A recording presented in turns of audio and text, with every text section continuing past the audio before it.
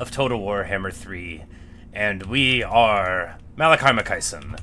So we're here. We just have our holdings here at the bottom of the World Spine Mountains, and you know basically the dramatis persona. You know, we've got Clan Angren Ascendant and Karaz Ankor sort of doing okay.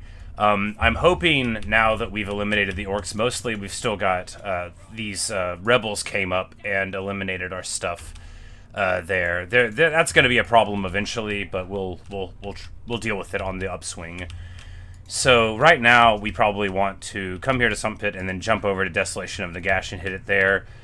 I have to assume that the Skaven are there. We're going to try to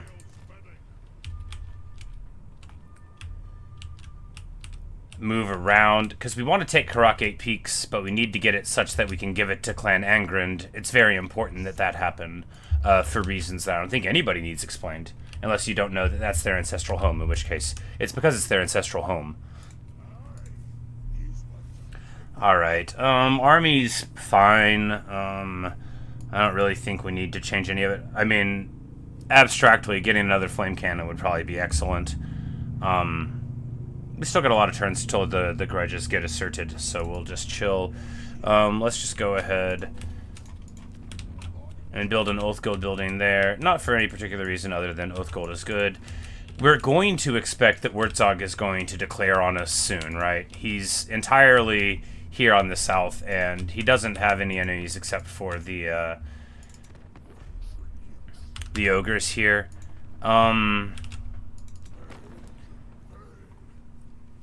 Yeah, they have trade agreements with the other dwarf factions, so we will also offer one and take some money for it. After a bit more Oath Gold, we'll be able to buy like a really good rune for the army, but let's just go ahead and end the turn. It'll be more Skaven fighting. Yeah, we'll probably go up to Sumpit, because the thing is as soon as we have to go to the Underway, that's like a whole turn where we're not fighting their armies anymore. Crocky G wants a non-aggression pact. I am not going to do that. After all, we don't know when we might want to fight him, so we're not gonna do that. A dwarf keeps his word, but a dwarf also doesn't, you know, just willy-nilly run into to arrangements. You know, it's very important to look over the contract well. Norgrimlane gets popped, but alright, now we've got Firewall moving and Vanguard for all the stuff, right? For even the Thunder Barge. Yeah, so while you can get Vanguard deployment from gyrocopters from this army thing, you can also just research it eventually. But it doesn't give it to the gyro bombers, so now we're going to be able to... It's going to be a lot more aggressive when we deploy, because we're going to be able to push out like this whole air force, like on a flank maybe, and just collapse it there while we have our Vanguard forces too. It's going to be very excellent. These Skaven heroes are a menace. There's not really a good way for us to deal with them. I mean, there's just not like, there's not a great way for us to deal with them. We're going to get a couple more Rangers maybe. No, we could just fill it out with a little bit. There, you know, it might behoove us to build an actual military recruitment building, but no, we're just going to keep on rangering it. Because we're going to expect to lose Misty Mountain basically immediately whenever we're declared on there. And we just want to hold on to the Karak. We're going to move up here now. Hopefully there will be alternate guys to fight. Might get ambushed on the way. Nope. Alright, yeah, this is just going to be a little thing here, and we will occupy it.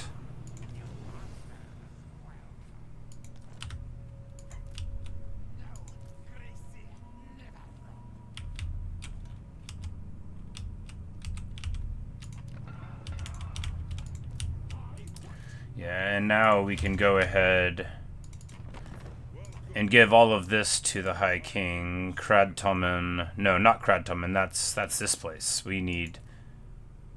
Yeah. We'll let him keep the money, because he needs it, you know, to rebuild his armies. Money goes a lot further for them than it does us. And then Spite Peak also, and that'll give him that whole one. Boom.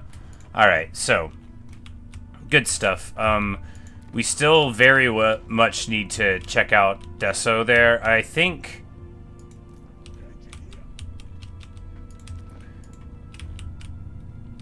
maybe we loop. Maybe we go here. Because, well, 8 peaks the thing is. I don't know. We'll think about it while we're on the end turn, where we want to go with it. Alright, so... what do we want here? Black powder, not really important. These are all like the ranged units that we aren't really using. This gives ballistic plating, so oh my goodness, that's amazing for iron breakers. This would give you basically cannons could shoot you in the front and you could still block it, and missile resistant stuff can't run. Yeah, so very cool. We can't get up there yet though, can we? No. We'll just take... so if we get this, we can get more grudge settlers in the army, so we'll just get up to tombs, I guess. No, we'll research this one, because then we'll be able to get the Slayer Oath, and that'll be good. And then we'll get that one later. I mean, no, I mean, it's sort of, none of these really matter too much, I guess, right now. Are there any of these that we'll care about? Campaign movement. Insanity.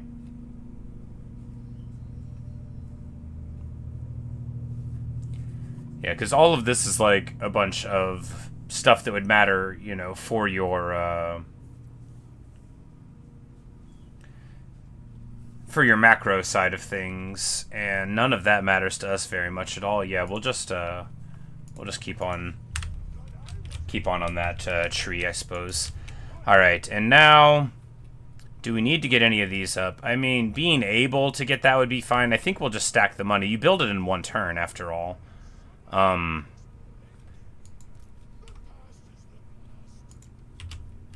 Yeah.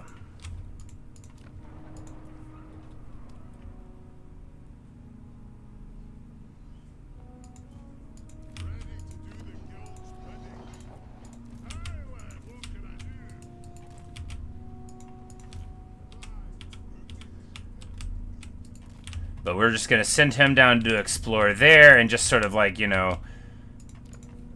Can we get anybody here? No. It's like we want to actually start like getting some vision, right? We might have to fight these Tomb Kings before too long. That's okay. We need to anyway. We need to fight somebody. You know, this Skaven War, hopefully we'll be prosecuting it to its logical, glorious conclusion before too long.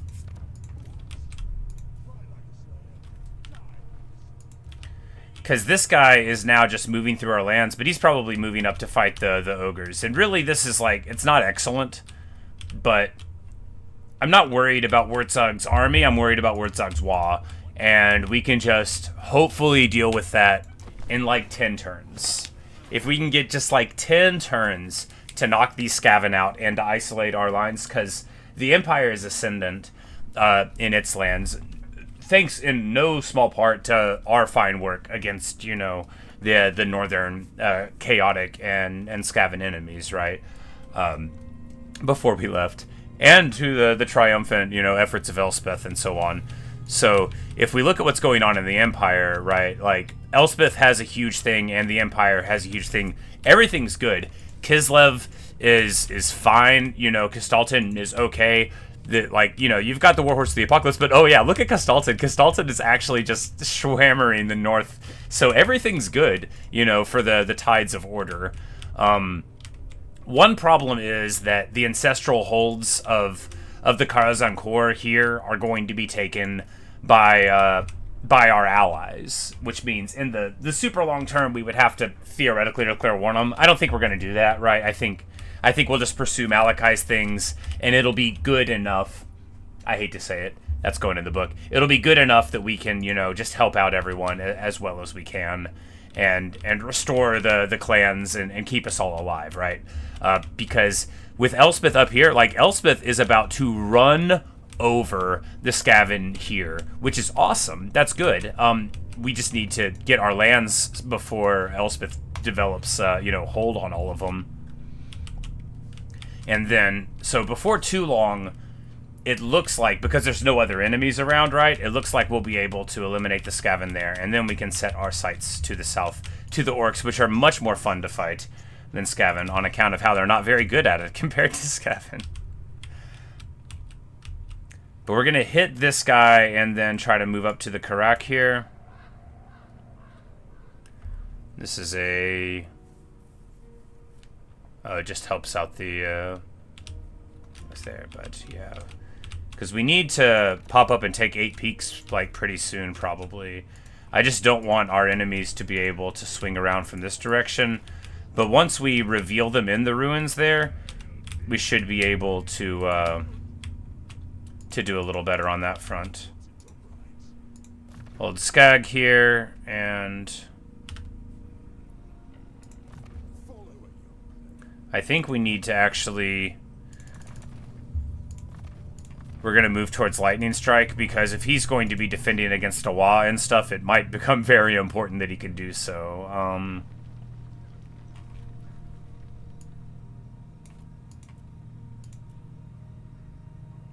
Yeah, he's got a huge complement of adventure units he has access to as well. Yeah, we can just keep his army basically at this strength.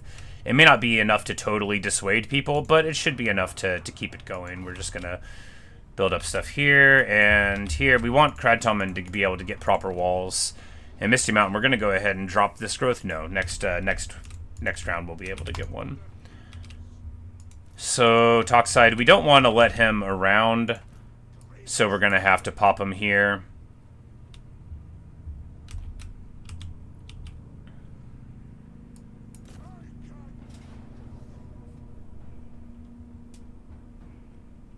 This banner's okay. I mean, 8% weapon damage, whatever. You know, it's fine. There are definitely better ancillaries that we have access to. We just don't like have them quite yet. We're gonna take the money and the oath gold, because the replenishment isn't that important. All right, and now.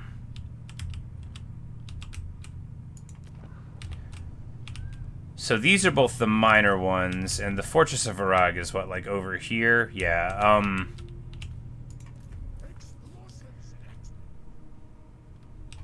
now we just have to decide what's more important. I think going up here and eliminating the Ironclaw as part of it is what's more important. So we're going to move back in this direction. You know, we're going to know that there's going to be another Skaven wave in that direction. Hopefully, with Karaz Ankor having these things here, they'll move over there and be able to, to deal with that. Perhaps we're gonna. Oh, you can get Dragon Slayers right from here, right? Of course you can. I know that. I read it. I read it when it happened. So we're gonna be able to send a couple of these. We're just gonna recruit a couple of these heroes, and get some scouting down. That'll give us a better idea of what's going on. And also, when you have vision, you give that to, your friends and allies, and that'll allow them to make better choices, hopefully. Can we go on an adventure yet anywhere? No, we're like a couple of things away. Form a trade agreement with Empire Kislev. We haven't done that? Oh, you have to do it since we get the arrangement. Well, it looks like none of them want to do it. But Great Orthodoxy we can do. Actually, no, I don't want to do that. After all, they broke their oaths, and so did the Ice Court. How about Whistland and Nuln? They haven't done that. And we will pay, man, a bunch. It's worth it just to get the thing completed. There we go. Anger in the Forest completed. Because that one gave us, that one gave us some money and oath gold, and that makes it worth it. We need to fight one more against battles with monsters infantry or whatever, and then we'll get access to the final battle here. So that'll be cool, which will give us this direct damage bound spell, which is fine. and 30% missile resist for the Spirit of Gringi, which is bonkers good. So, awesome.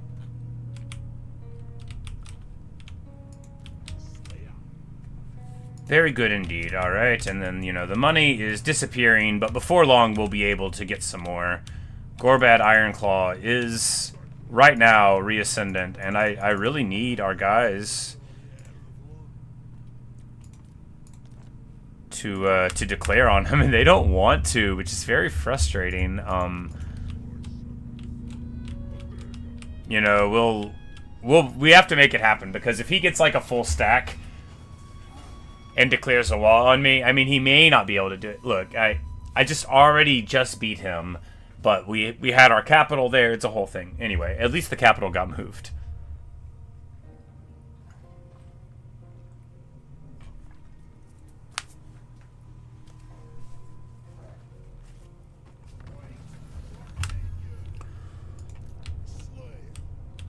Alright, and we can make it up to Karak, which is excellent. We're going to... See, assassins are, like, as the name implies, very good at doing assassinations, and we're just like some nice slayers, but we're gonna...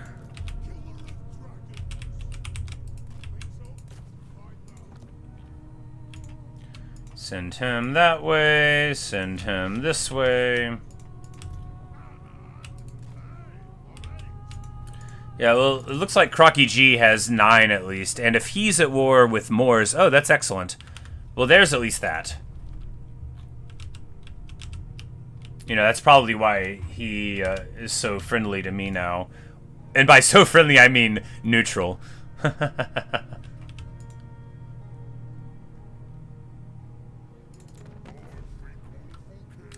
Wurzag is going to be a problem. He's got a ton of land. He's got huge weapon strength, and why is my capital lit up?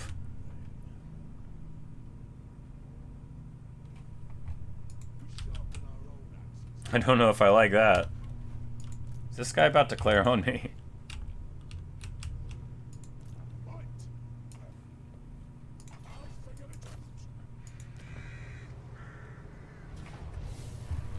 Alright, do they have walls? Yes. Alright, well this is... I mean, we could just auto-resolve it, but, I mean, we haven't done, like, really a battle this stream, so we might as well do one, right?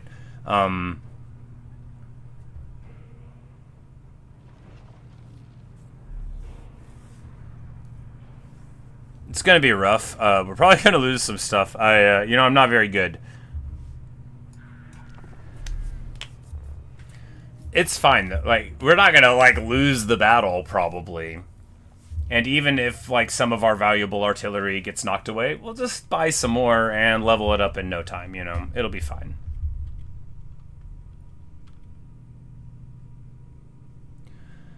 Now, of course, they have got good ranged stuff-ish. But what they don't have... Alright, so they have probably really good towers. Yeah. I don't think this is like a max rank place, which is good. That would be a problem. Alright. Right here seems fine. Limited amount of towers.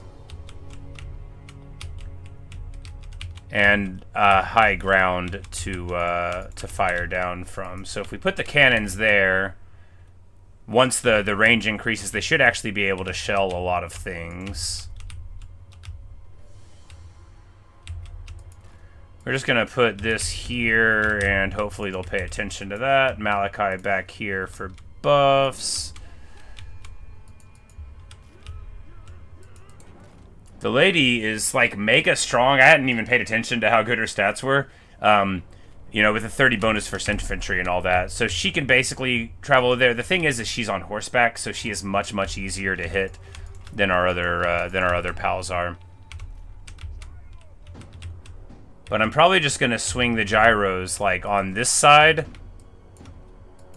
And we'll just run around, you know, we'll put them over here and see if we can get people to deploy on the wall accordingly. And then we'll just swing over in this direction. The Thunder Barge is basically there just to soak up some shots in the front.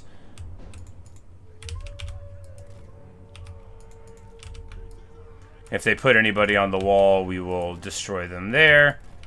And then we'll have these guys basically for backline defense, because otherwise the dwellers below will destroy us entirely.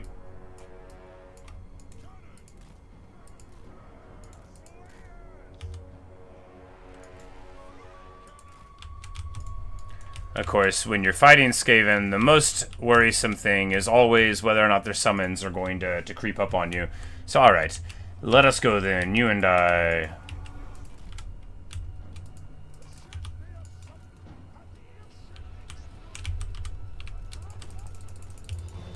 Alright, so they have a lot of things on the other side. Oh no, the damage. Like, whatever hit them there, that was a hard hit from the start. But hopefully now... So if you get a lot of their stuff to deploy on the wrong side, you know, like we did here, then we can probably be okay. We have 15 seconds until...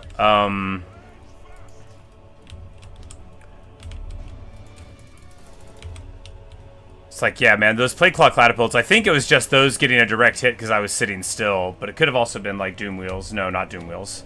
Couldn't have been. Alright, fortunately, the clan rats get summoned right on top of the Doom Seekers, who are going to be able to deal with it just fine. The Thunder Barge is damaged.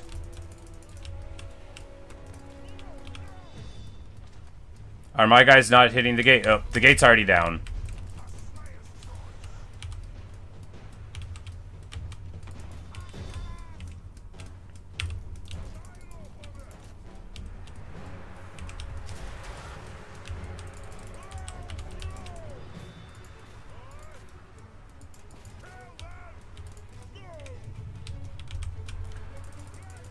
Because you just gotta, like, you just gotta try to dodge, you know, you just gotta try to dip and dodge.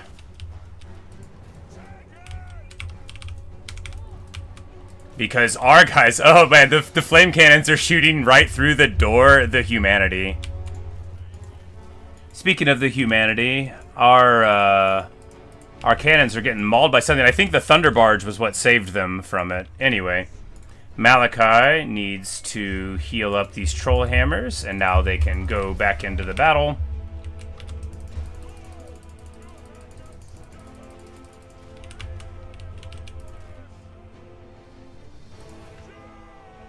The gutter runners are here. We want to start putting in fire onto this dude with the other one. You know, that's not very effective. We're doing this, like, super clumsily and bad. I'm terrible at this game, but I do like it. And, you know, enthusiasm and joy are more important for video games than being good. I will always believe that, no matter how untrue it is. You know what also is good? Dropping a super big ol' pit of shades right in the middle of these fools.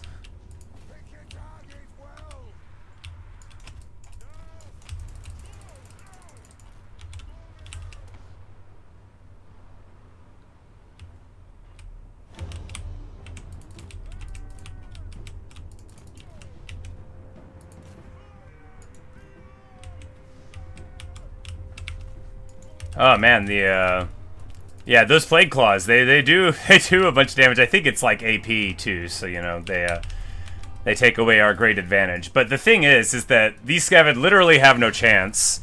They do have a chance of blowing up my stuff with summons while I'm not paying attention though. They can't beat me. They can't even get any HP off of my heroes. But if they put a summon on top of Ulrika, then they can get Ulrika shelled by artillery. Yes, they certainly can.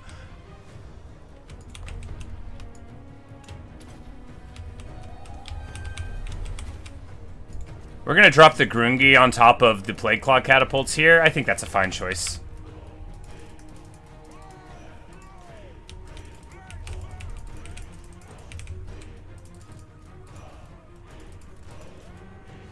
Because they have fire while moving now, which should make them, like, a lot more menacing, and indeed does. I mean, look at that. Yeah, that's awesome.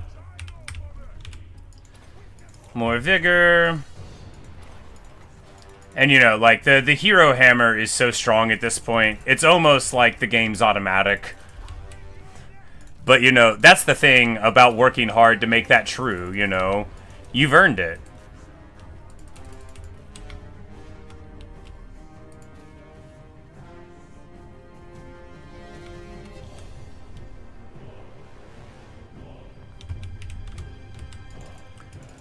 And the Spirit of Grungi is indeed putting the hurt down. Basically doing exactly its job. The hero core is super strong still. The Master Rune of Spite continues to be the best item in the entire game. Maybe. It's really good. It's almost like hard to overstate how good it is, even though I talk about it all the time. Just putting a Mortis engine on a small, essentially unkillable character is sick. It's nutty. It is the best thing that you can do. It's super funny to me that the dwarves even have access to it, honestly. It seems like the sort of... I mean, you know, you got to pay for it a lot, and, you know, you can only get one of them and whatever, but it's amusing.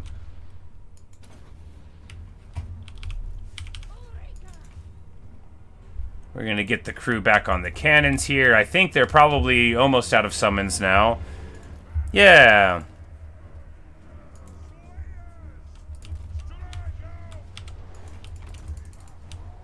Oh man, those things do like warp lightning cannons or something. Yeah, I think it's warp lightning cannon shots that are coming out of the towers. Man, Skaven's crazy. You know, we'll just keep them off the wall though. Yeah, we'll blow up the wall and then they won't be able to man the tower. That's good. Because Ulrika now, in the thick of it, you know, she wants to party.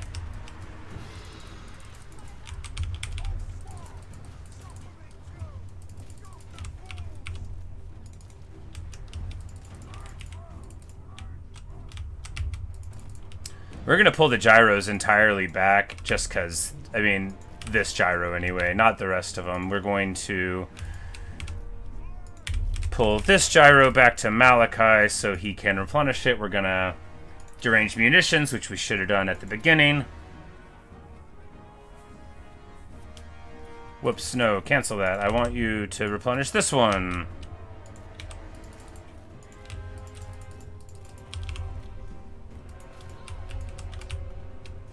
Because they've got, like, monsters and stuff. It literally doesn't matter. There is nothing they can do. We are too strong. I mean, we could lose a unit, though, due to unwise on-battlefield choices. That could happen. They are sinking in so much of their stuff to kill the Spirit of Grungi, which, I mean, is fine, but it's also, like, that's going to come right back. That's going to be fully healed next battle. That one ain't going to get hurt at all. These Plague Ogres fighting against Ulrika and Gotrek and Felix. Oh, get wrecked. They're already running. They're already running. Look at the bathing flames. Ulrika hot in pursuit on her horse. Gotrek hot in pursuit running on foot.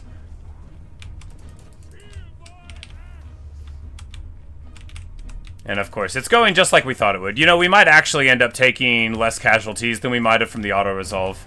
And this is more fun, after all. Even if we're bad, and we're just like... I mean, look, is this playing in a very cheesy way? Theoretically, yes.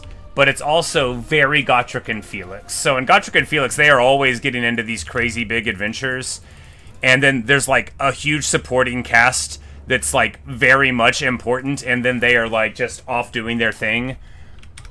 And, you know, like, there's a whole army with them, but they're the ones that storm the walls. They're the ones who get their names on the front of the book, you know.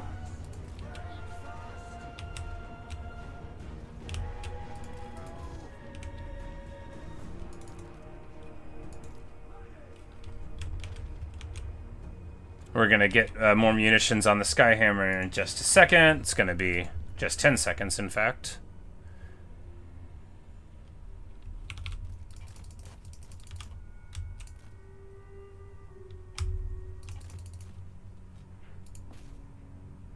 Pop these Night Runners real quick. Oh yeah, that's a lot of damage. This dude wants to get some, which is an incredible foolishness. Oh, he came within range of the cannons. No, those are troll hammers. Just as good. Just as good. We're gonna toss a big ol' harpoon into this doom wheel. He won't see it coming. They never ever do.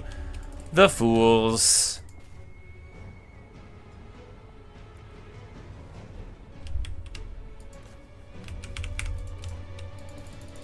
And they're about to get army lost. But yeah. So you see how you can do a battle when your heroes are at this point. Which, of course, this is a heavily modified hero core, you know. Garagrim has 48 ward save? What? You know, he has huge weapon strength. 48? How does he have 48 ward save? He does.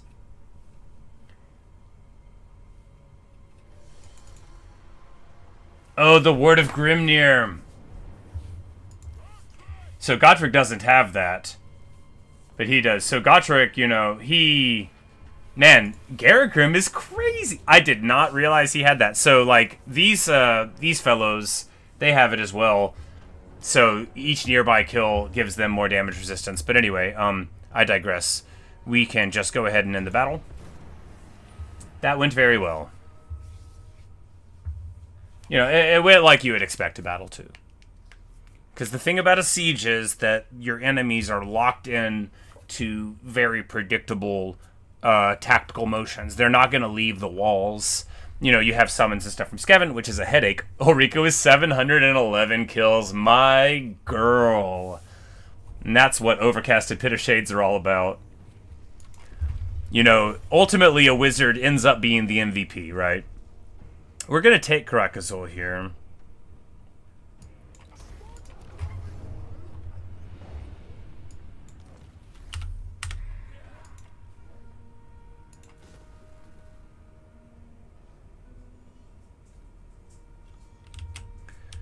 I think chop the Slayer building. We'll get some walls up potentially. Hopefully. We have enough for another max level rune or very good item. So the thing is that our hero core is so strong that I think improving one of the units would be more advantageous. All right, so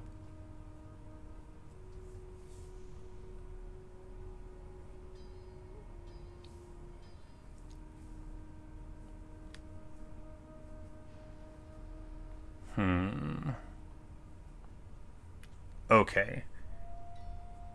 Maybe this is the one. So we can make something terror-causing, and it'll give it a leadership effect. Because we can just throw this on the Skyhammer, and then...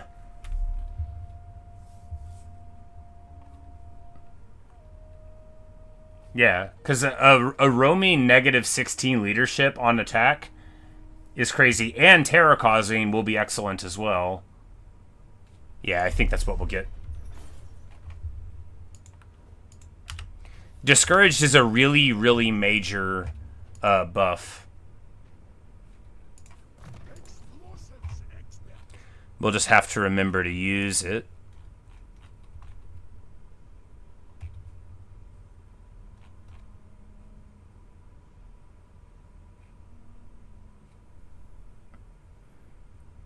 Alright, do we get rid of one of these? No.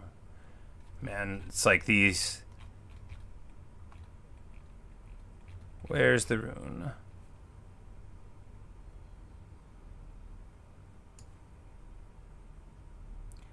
Yeah, I guess that's better. I mean, the money doesn't matter that much, does it? I mean, how much could it even be? No, it's fine. That's fine.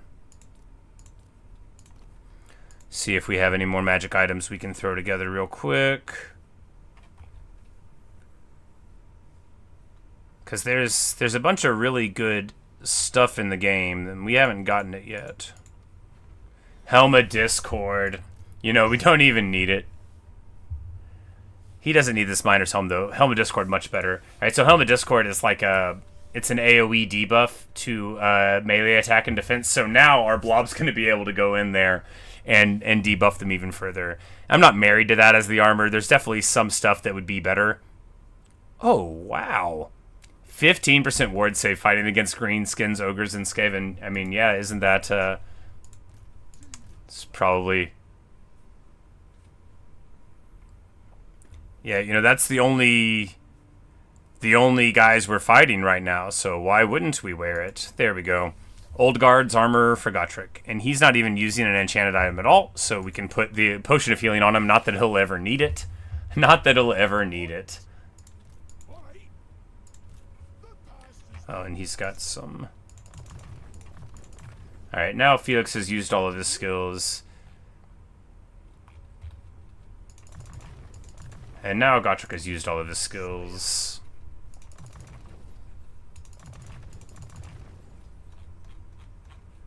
Oh no. Yeah, I was like, we could have done that wrong. Alright, now it's all better.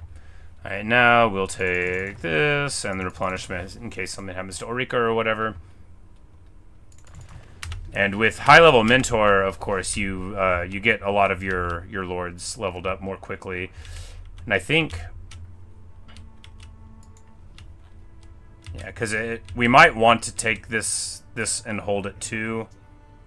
You know, maybe not.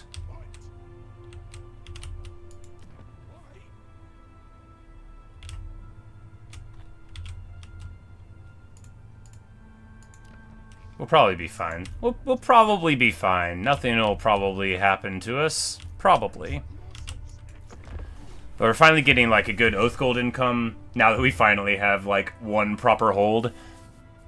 And there's definitely a couple more runes on there that are crazy strong. Of course, heat-seeking anti-large ammunition for your... She wants a non-aggression pact. Well, she's a defensive ally with the other clans, so that's totally fine. Yeah, we can be confident with a non-aggression pact. And I'm willing to consider her a defensive ally as well, since the other clans are. You know, when you have the approval of all the other dwarf clans, Malakai is willing to do that. You know, because they're not gonna turn around on that, right? Right?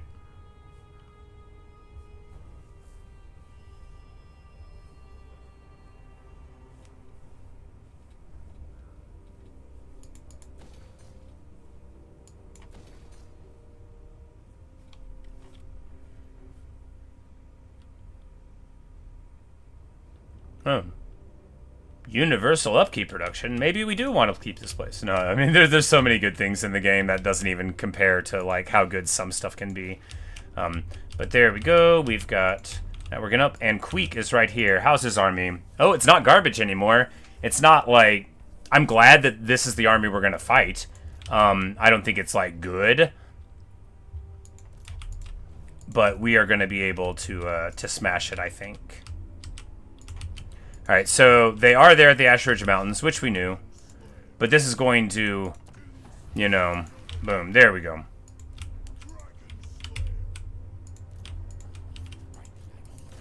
And they're here too, yeah, kind of figured. But hopefully Grungi will, like, go over and push the matter there. And that's the point of these scouts, is, you know, we all know where they are, but...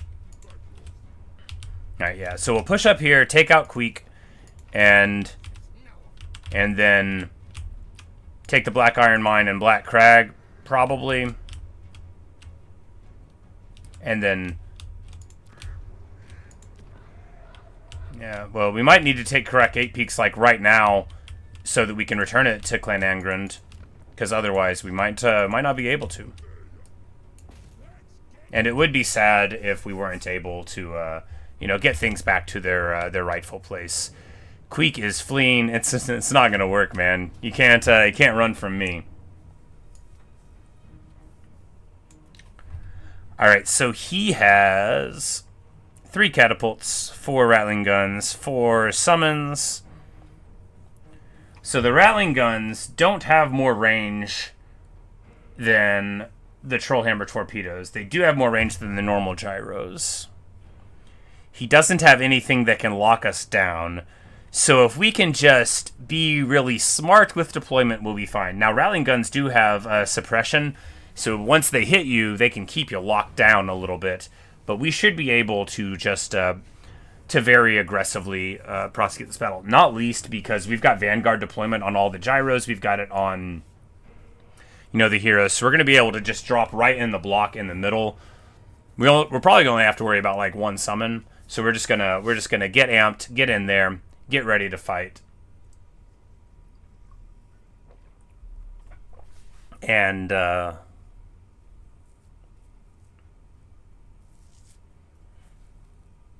get slightly closer to dealing with these Skaven. I mean, like, look, anyone who's played Total Warhammer on any difficulty knows that Skaven are a nightmare of Whack-A-Rat.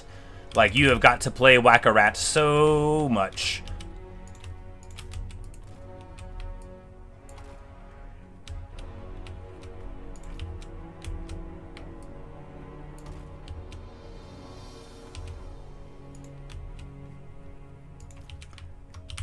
And you might think, why this orientation? I don't know, man. Why do we do anything we do?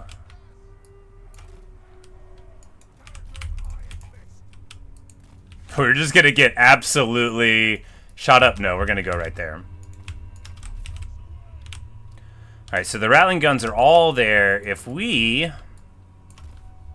Yeah, we could deploy on this side and then just charge up and shoot the guys before long. Yeah, this is fine. Yeah, this is good.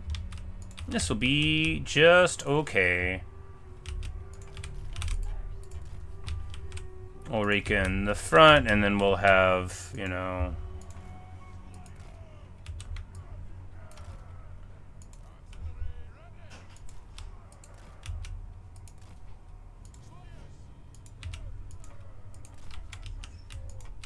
Alright, yeah, we just need to remember that the summons will be coming in. And we can put the Thunder Barge over here. Like, their missile resist is 70%. 70% missile resistance with 95 armor. Yeah, we could just let them shoot at us, right? We can just stick over here.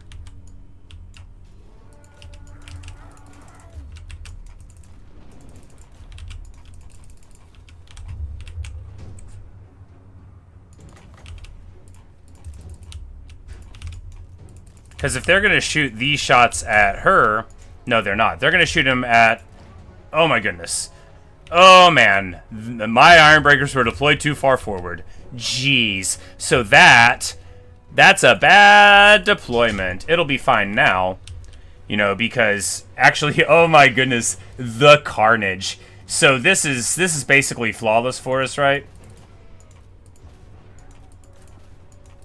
Because first they have to reposition, and then we can run overhead. The Thunder Barge only takes like 1,000 off of a Rattling Gun. My goodness. The absolute humanity. Yeah, we're too strong now. We're just gonna pop all the buffs. Yeah, this is amazing. This is everything you ever dream of when you play Warhammer.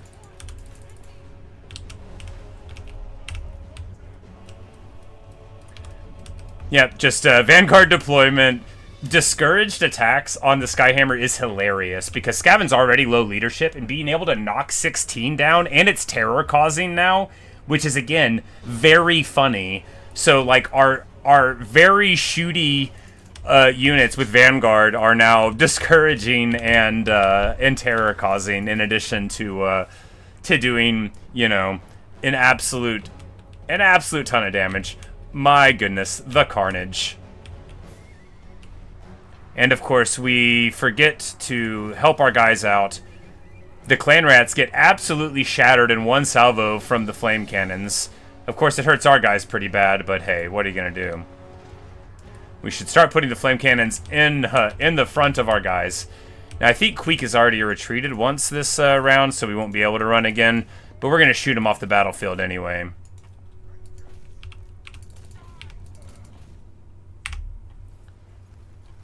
So this is how Ulrika rolls, right?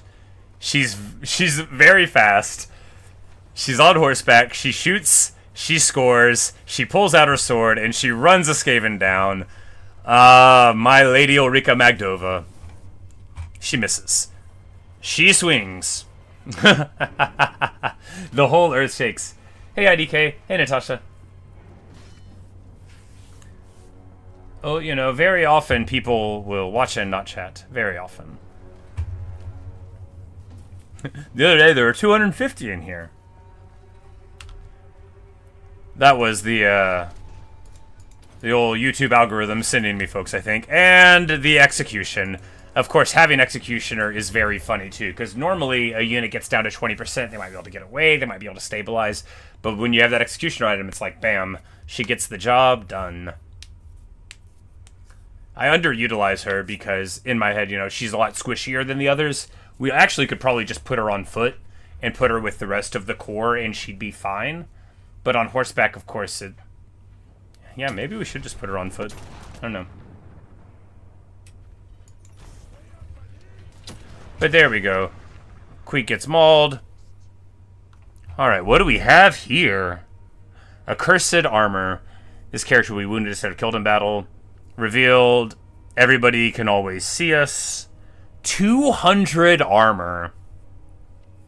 50 speed, negative 20 melee attack, 20 physical resist, and that's it's kind of awesome, right?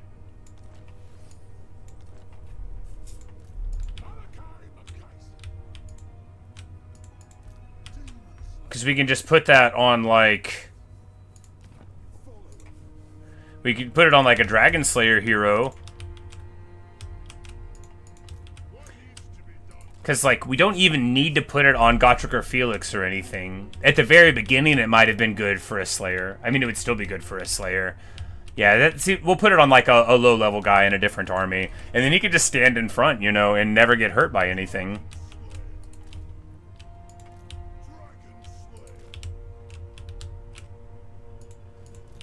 But we have a dilemma there to interact with, I think.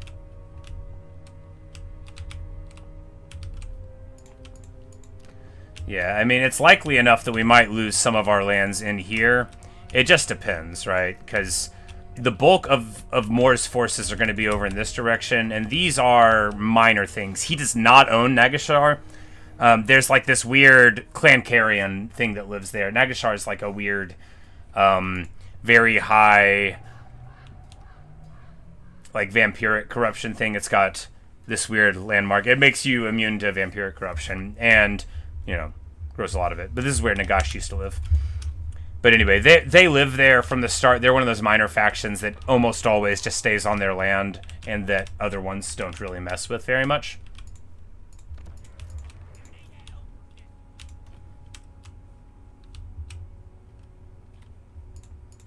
I mean, ultimately, we could make an army here. You know, we could start playing the game properly and, you know, making more than one army and going to press our advantage against our foes.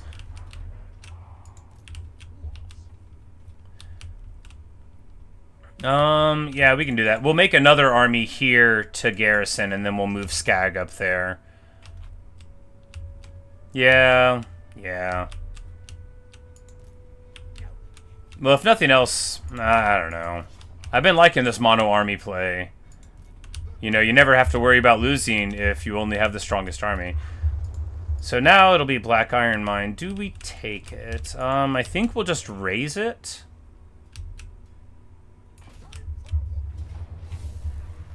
We'll encircle it real quick. Can I give it to someone if I don't raise it? We can do it after we take Black Crag if we give it away.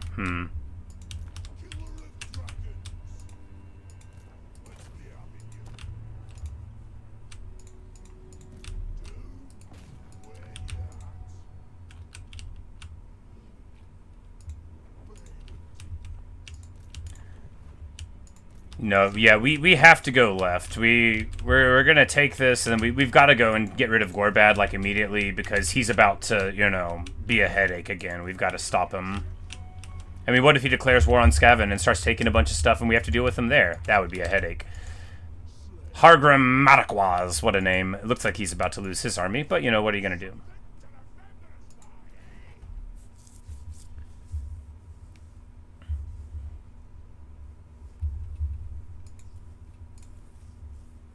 But, you know, we have to eliminate clan wars and get 8 peaks for that grudge to be satisfied.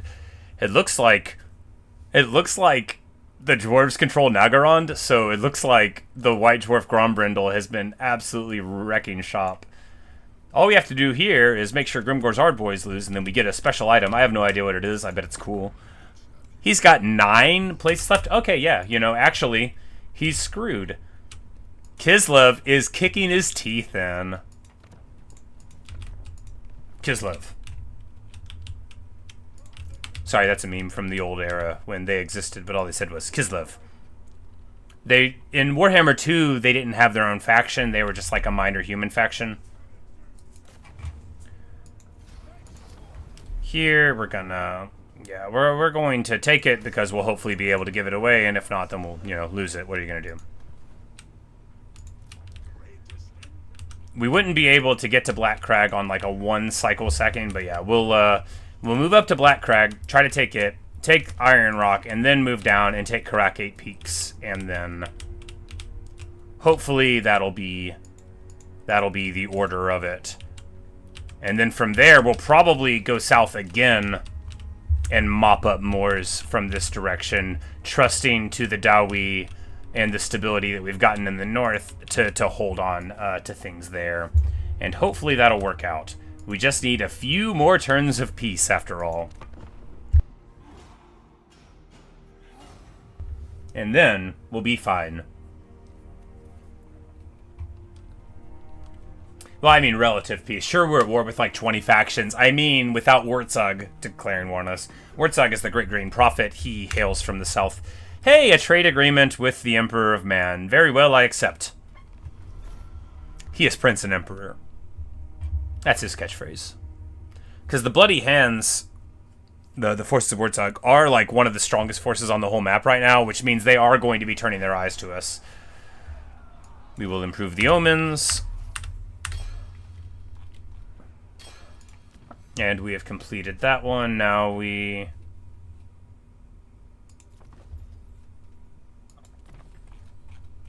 Yes, we recite the ancient grudges because there's nothing better to do. No, there's got to be something better to do.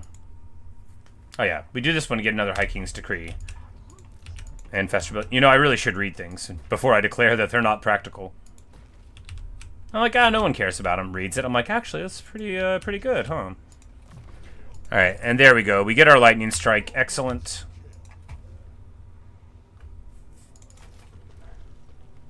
Maybe we'll just fill up his army with miners, and then that'll threaten people or whatever. And then, you know, because we might need, like, a tertiary army over here before too long. Actually, with our scouting, we might have turned the tide. This might be, like, just, like, what you need to do against Skaven is just, like, be smart and scout so your enemies can deal with them. Or so your allies can deal with them. Because sure, it costs some money, but look, by exposing where their lands are now the dwarves know. So Rel is going to be trying to build up. We'll probably be able to hold on to Karak Ankor, probably. And this would be a good time to develop a little bit more land of our own. Yeah, we're just going to have to wait for that dilemma. No, we can hit the dilemma and then backtrack this way and probably hit Black Crag next turn anyway. Yeah. Alright, so a caravan from Grand Cathay has arrived, appearing to come in peace, but the guy seems mad.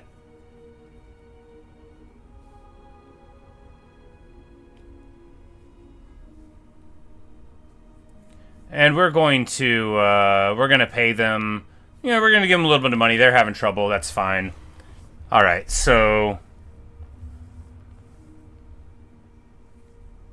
And he offers us a choice of gifts. So Talisman of Preservation is obviously what you pick, because 18% ward save is the best.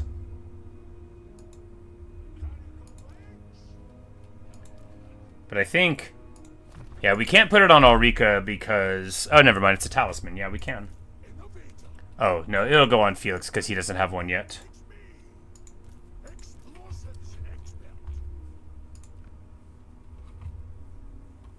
Yeah, so now Felix will have 18% ward save, which, you know, it's not ideal, but it's good. Yeah, we've got 3 talismans on the front line now. Oh, man, it's about to get absolutely hilarious up in here. And we pull another talisman, which we can throw on Ulrika, which is excellent. Taking her up to 38 ward save. My goodness.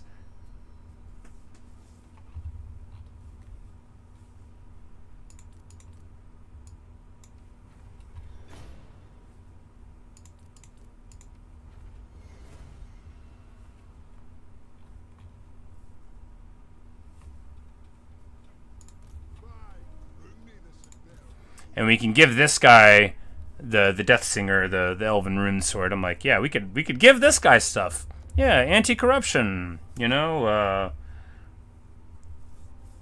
Yeah, why don't we give him this? He can be the armored slayer.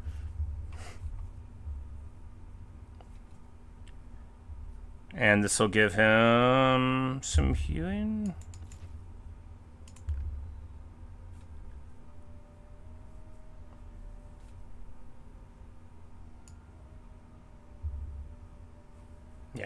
Yeah, the healing's more important.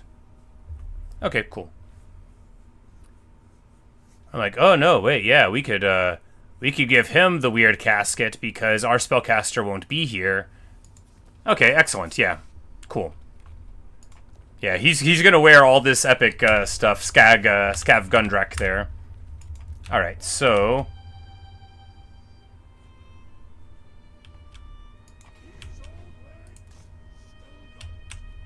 hopefully we'll be able to hit Black Crag next turn. We're in March stance. That somewhat theoretically leaves you open to being ambushed. I'm not worried about our army getting hit.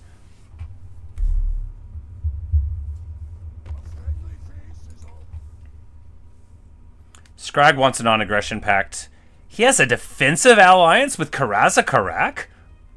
I don't want to give him a non-aggression pact anyway. It's possible that we might want to have to fight him, but I don't know. I don't know. I mean, we've already given him military access. Yeah, you know, a non-aggression pact is logical. We've already given him military access. I don't remember doing that. I wanted him to have it so that he wouldn't have to offend us to walk across. That's the thing, because if you don't give a faction military access that needs it, they might just declare war on you in order to get it, right?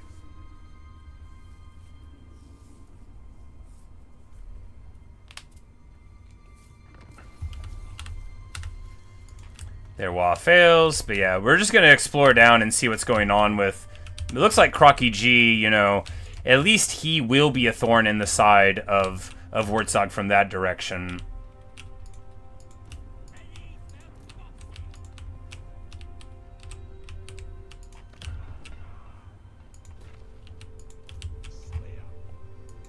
Can I get to Black Crag? Oh, yeah. Excellent. Perfect. We just auto-resolve it, of course.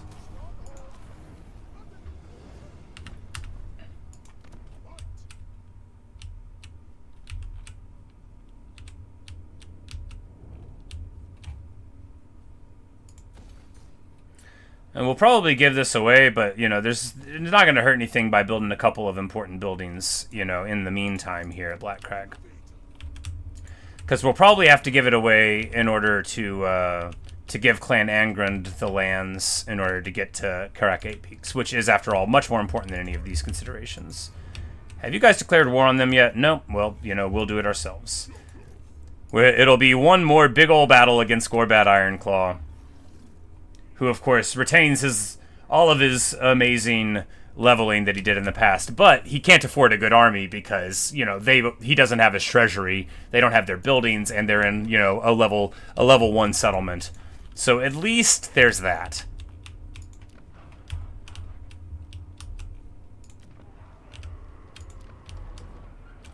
I'm like, though, I might need to...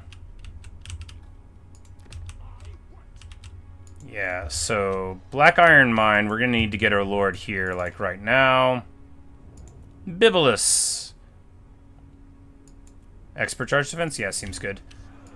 We're going to get a lord here right now. Because if we want to hold on to this, then we need to start trying to hold on to it, right? Spirit of Grungi is in the neighborhood. If we take 5 gyros, no, we'll need at least 1 cannon, right? Yeah, you gotta have 1 cannon to force him to come to you. And that'll be there. And then we'll just take these, and we'll be able to, yeah, we can get grudge units. You know, why don't we just, there's only 4 turns till a grudge. If we take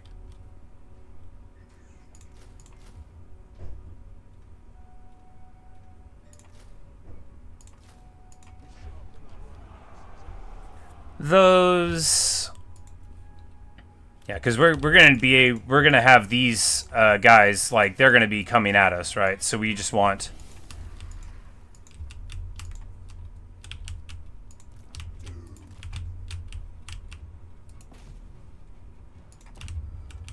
like, at least these ogres have 34. Okay, well, I say at least they're doing okay.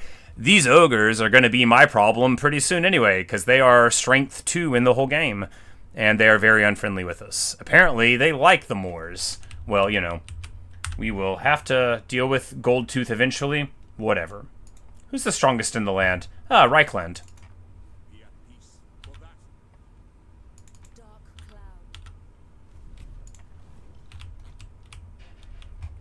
But we should max out the grudges again. And accordingly, let's go ahead and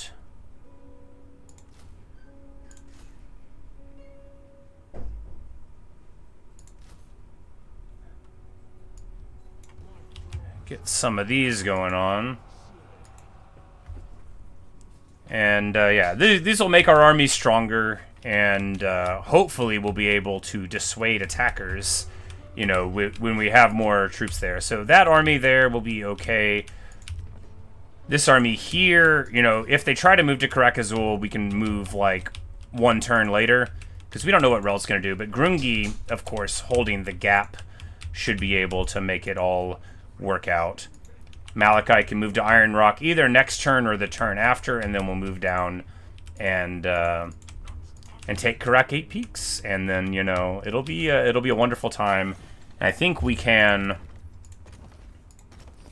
actually do the Skaven Legendary Battle now. We've gotten enough for it. How do we get the Doom Seeker bonus? Oh, we have to fight this guy. Well, you know, we'll do that. But what's holding us back here? We have to do 2 more. We have to have more gyros, fight armies, corruption, or against them. All right, yeah, so it's not going to be super automatic to do. Oh, you can fight Vampire Coast or the Tomb Kings. That's all right then. 1 more for the corn fight. It looks like, well, we would sure have to travel. We would sure have to travel. You know, that's the point of the adventure. You know, you're not supposed to be able to do them without even going, but I was trying to. It'll be fine. Maybe later. You know, we don't have to do every single adventure in one stream. After all, that'll let me do another campaign right after this one.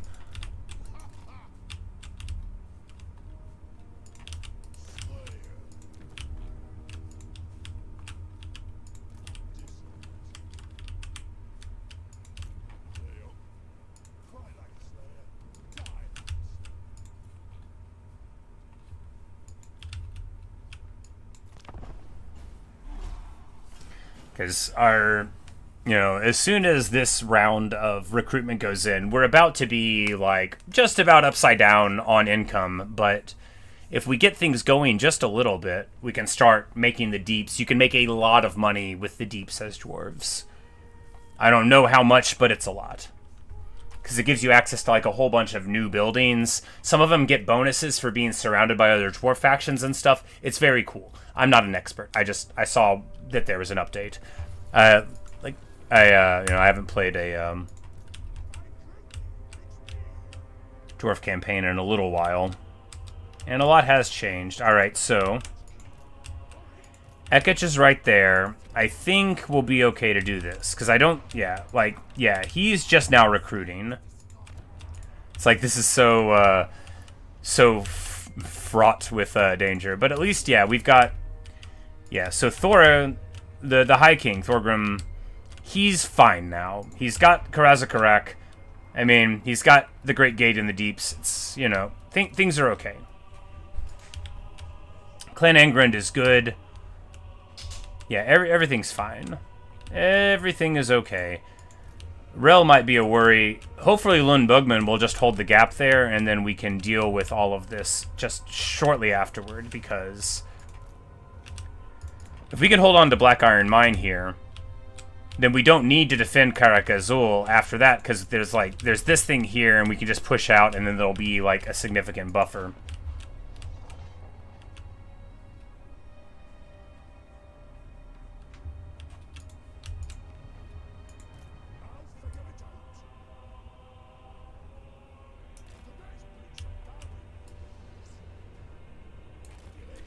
And then we just move to ambush. It probably won't work, but it theoretically could.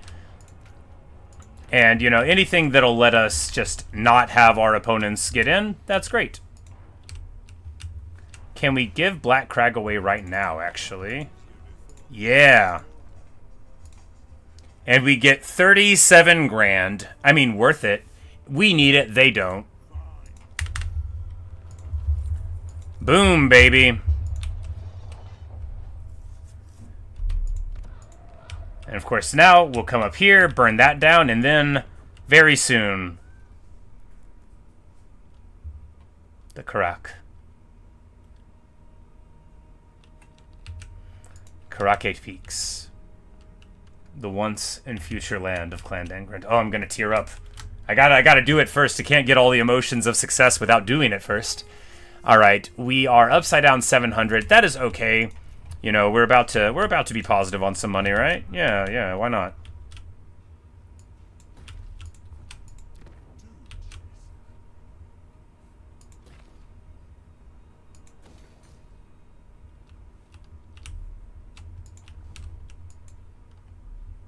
Oh, so the battle to fight the scheme is just right here.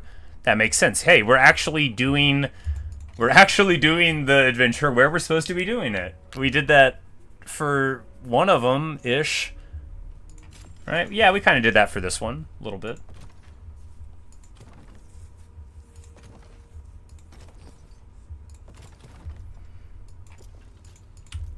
But we don't want to do that Skaven scheme right now, because we're about to have actually quite a large fight here against these orcs. It's actually going to be super easy though, because it's just like a ton of goblins and trash. We're just going to run in and put the murdering on. Oh, I couldn't be more pleased.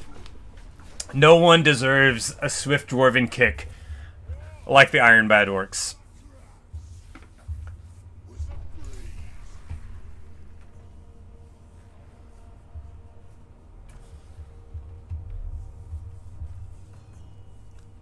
Wait, after I discovered it, did it go away because we didn't look in a while? That is super annoying. Warzog demands money or he's going to declare war. I'm going to give it to him. It's kind of shameful, but I don't want that war right now.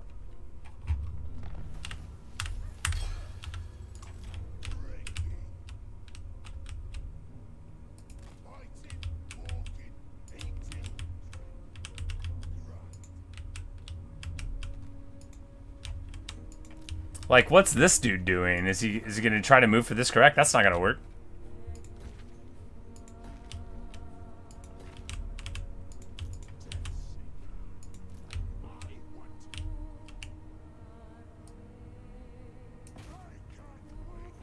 And here we go. It's time for a huge battle. Okay, so there's gonna be 1, 2, 3, 4 arms. We could lightning strike it, and then that would, like, get rid of those. However, you know, is that glorious? Is that epic and cool? It's not. You know what is? Alright, so the Wa army has 2 lava Arachnarok spiders. That's going to be fun to fight with Gotrek and Felix. What is fun is that they have a very, very limited amount of ranged units. So limited, in fact, that we can pretty confidently say they're not going to be able to get to us. The problem is, they're so wide that our artillery, you know, it's, Look, it'll be fun. They're so wide, it's going to be very difficult to defend our land, but it's going to be mega difficult for them to make any headway across where they're trying to come in. So we're just gonna see how it goes. Look, if we lose because we're cocky, then we had it coming.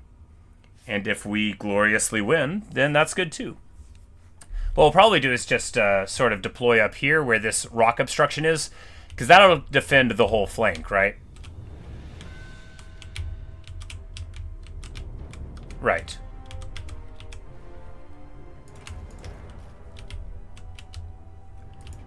Because the thing is we can just have our gyros over top of them, and they'll melt all of them, like, immediately. We can just have the Thunder Barge in the front. That, like, no one can stop us. You can't stop me. Don't try to stop me.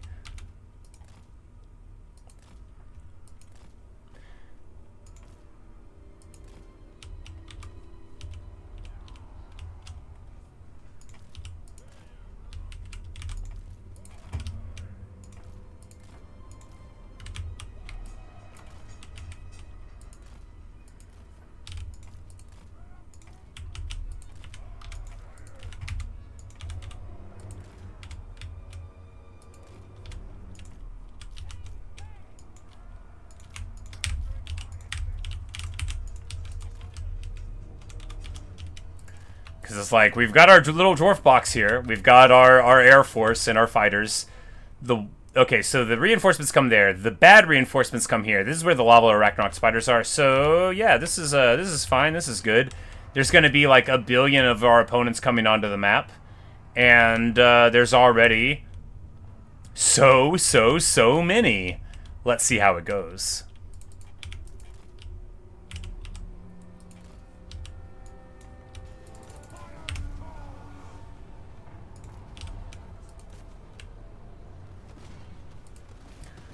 Roglod's armored orcs are these ones. They're the worst of them, so we're just going to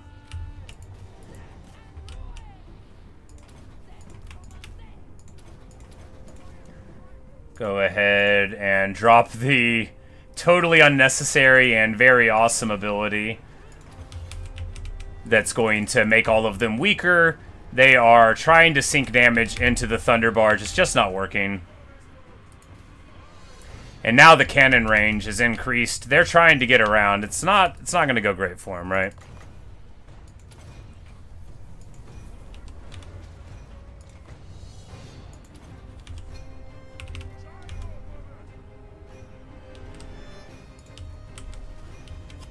What we're going to do now is pull the Skyhammer Squadron over this center thing and just nuke them. I always forget to do this. The Skyhammer bombs are so strong.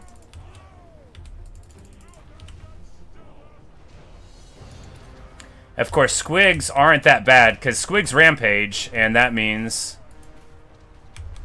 that if you do a little bit of damage to them, well, they're going to get right back where you want them to be, which is fighting you.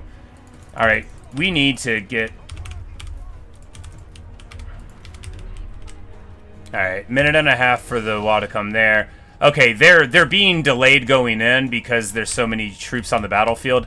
That's the thing, is that it won't let an infinite amount of troops come out.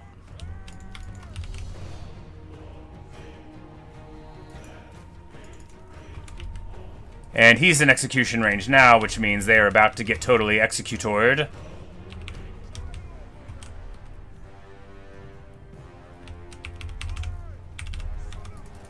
Yeah, I'm like, I shouldn't have been worried about this. It was a bunch of low quality stuff, and that's the thing, is we are high leadership. They are not. We have a lot of terror-causing beasties and baddies, and they don't. They don't have anything that they would need in order to deal with us. They don't have the ranged units they would need to punish our Air Force. And if you let the Royal Dawi Air Force do this to you, well, you get everything that goes with it. Lava Riders here, and the spiders are going to come in, and they may not even live to see Gotrek and Felix, right? Yeah, they can't even get across the map. Like, we spent so much time worrying about our front line. And Ulrika is just putting the murdering on, because she's terror-causing. You know, she's got 125 armor, 38 ward save, and 10 physical resist. Like, what are they going to do to her? What are they going to do?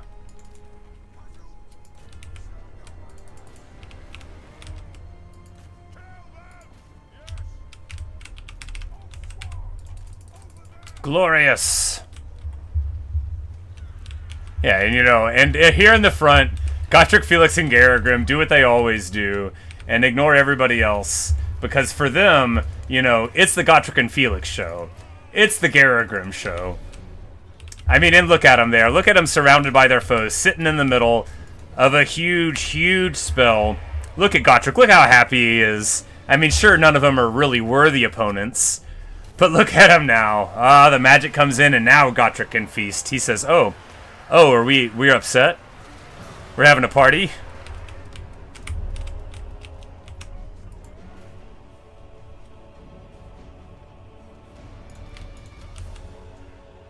And now the Trollhammer torpedoes, did you see that? Did you see how when the gyros open up on a single target, they just melt?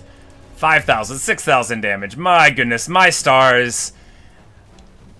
My absolute murdering. Oh man, what a performance. Yeah, they haven't got to the front lines and they never will.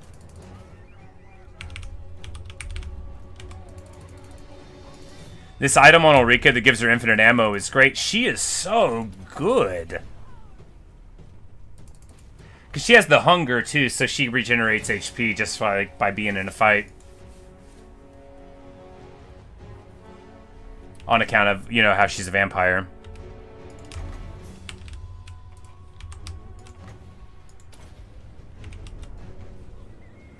Throw a Melkoth's there, throw a sick Pendulum right there. They're all going to walk right into it. Just watch them. Nope, they're going to try to turn. They're better than I am at the game. I would have walked right into it.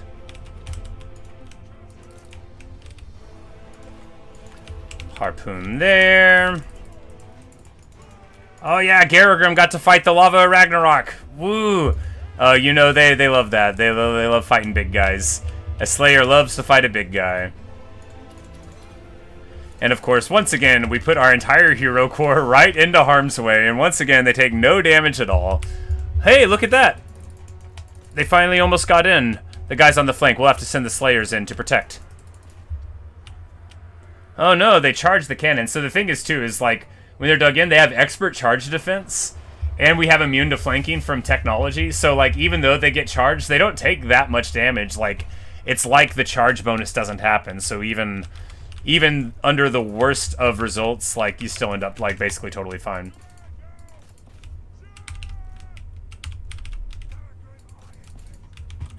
But anyway, these fools are all running for the hills. It's only a matter of time before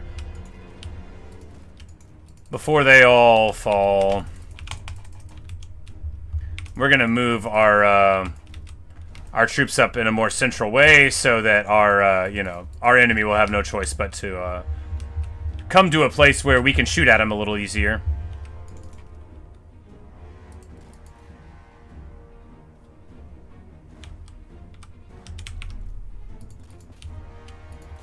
Yeah, because these fools are still, you know, still coming onto the battlefield. Oh, yeah. And Ulrika, of course, still has entirely full ammo. She has 530 kills right now. Who knew when you started the campaign? Gotrek with 2,800 value. Garagrim with 1,300. So Gotrek, you know, he really benefits from having big baddies around, and often the armies I fight only has one or two of those, whereas Garagrim, you know, he likes the grindier fights, because he gets stronger the longer the battle goes, you know. He gets tougher the longer the battle goes. Gotrek doesn't have those abilities, which is fine, you know. Not everybody needs everything, but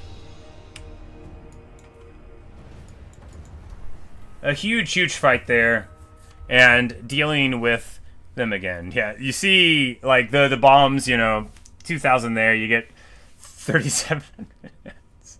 Yeah, you know, a lot of damage on our core, so it's like, you know, you have your Air Force. No wonder people want to just lean into more of the Air Force, right?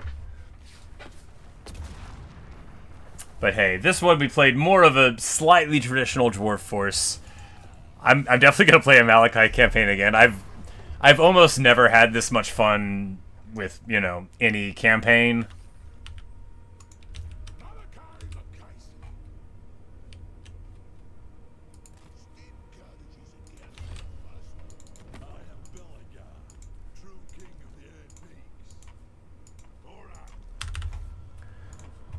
And we give him Iron Rock. And is he still not at war with Clan Moors? That's actually amazing. That's actually so amazing. You know, we don't need him to be, because that makes all of these lands unassailable from him. And, yeah. You know, things are good.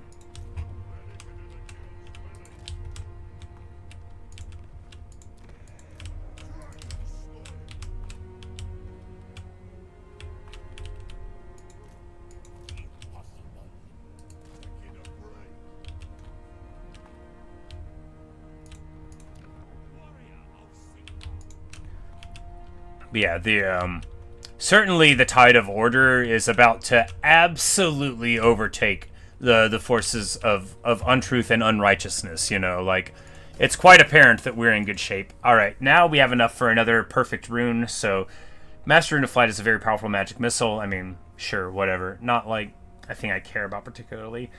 30% weapon strength. Now we're talking. But maybe...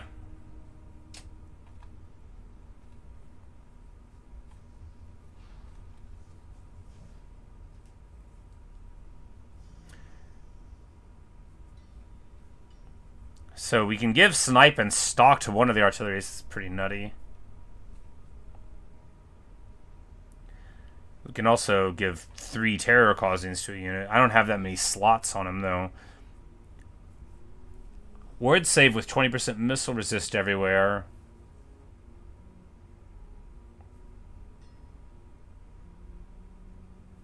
You know, if we put that on the Thunder Barge, I bet it would have like 80% missile resist.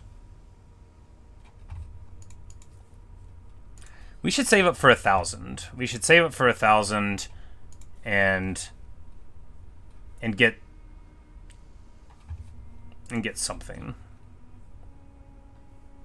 We should find out how to get carved obsidian, save up for 1,000, because Horn of the Ancestors gives you a summon, and that's, you know, good. Yeah, we'll save up for 1,000.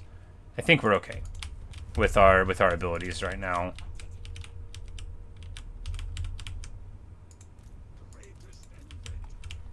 Because Legbiter will probably, like, move down and fight us again.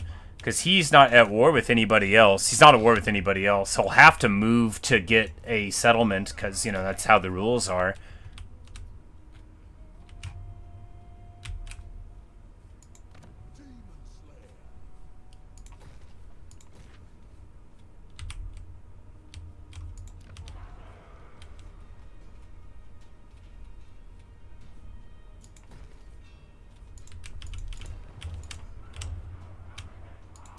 The Karak's doing fine. Old Vikram Dringer here. That doesn't really seem a very dwarfy name, but I guess it is. I guess it is.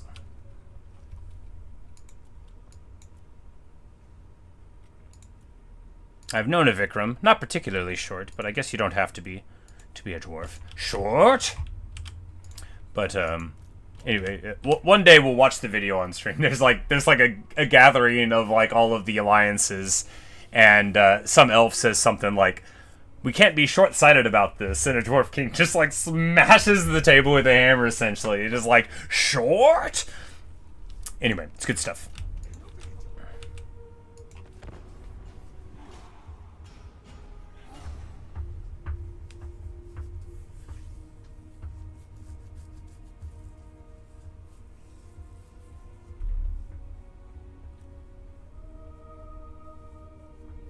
Alright, so Queek's right there, but again, what's he gonna do about it? Haha! He's trying to move underground. We're just gonna auto-resolve it. There's really not a point in doing the fight. We will take the execute and loot. Exalute. So Queek will try to get to the Karak, which, you know, will make it an epic fight whenever we take it from him.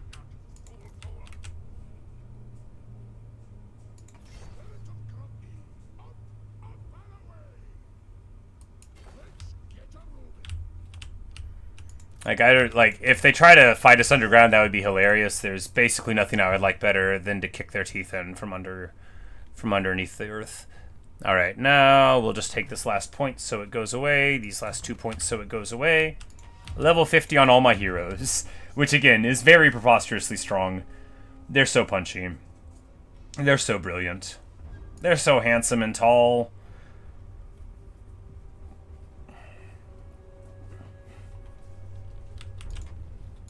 They certainly get the job done.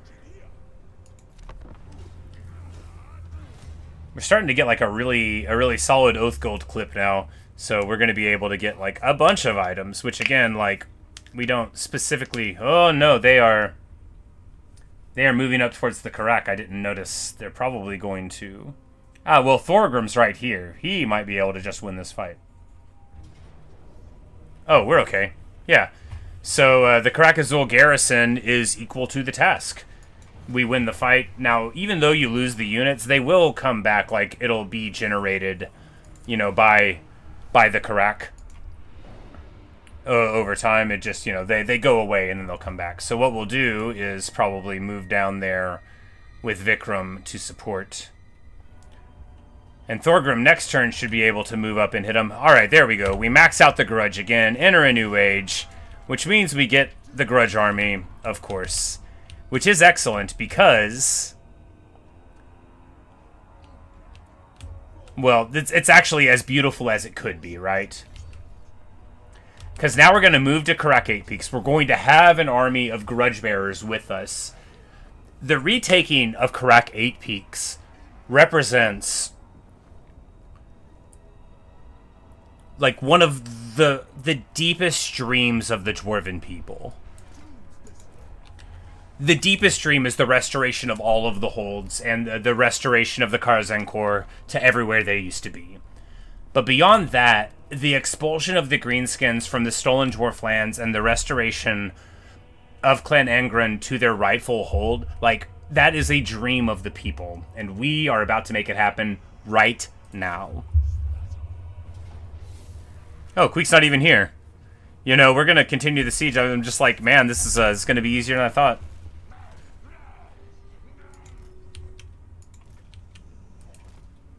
Where did Queek go? He scurried off that way. You know, that's smart. He knew where the writing was at. He also... My goodness, this dwarf army. A bunch of ranged units. 6 freaking flame cannons. Oh, man.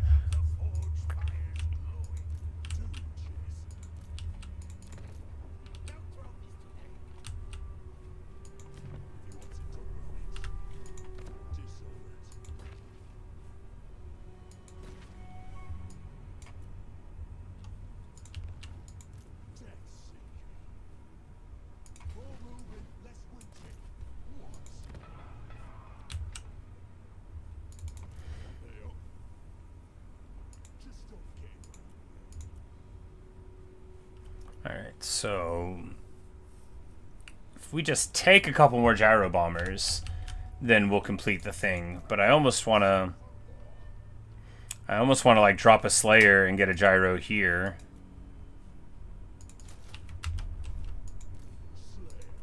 No, we can just, yeah, we can just fill up this army with expensive stuff. Right? Why not? Maybe because we don't need to? No, we can just adventure unit the stuff that I don't need, you know, to definitely have for the other armies. So we can get another... I mean, we could put 2 Thunder Barges here. I don't think I want to take that many in the other army. Maybe I do. We can get 1. 2 gyros just because it's easy for me to get them. Oh, no, just 1. And then, oh, yeah, we'll do a little, yeah, that'll be okay. And hopefully that'll be enough. Because it's just going to be... This guy's army got wrecked. This guy's army got wrecked. Thorgrim's right here to prosecute the fights. And Skunkrich, yeah, this will be plenty of an army to defend here. All right.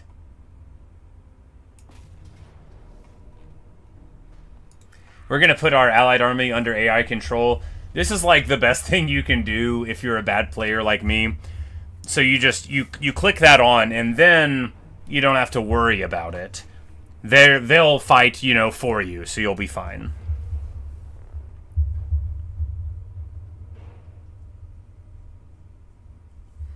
I don't even think it's like a special map, but look, even though this is just like a basic garrison, And even though we'll probably take a bunch of damage from towers, we're going to do it because this is the taking of Karak 8 Peaks. It's the meme. Techo says the S word. Yes, it must be. Yep. Because that was like one of the main like video promotional things, you know, like one of the trailers for the game. And it's an awesome video. It's very cool, and like I think, you know, like it really like stirs the Warhammer spirit, but it's also like a very meme thing because they just like yell short, you know, like that's how it goes. All right, so if we go over here, this will be the least.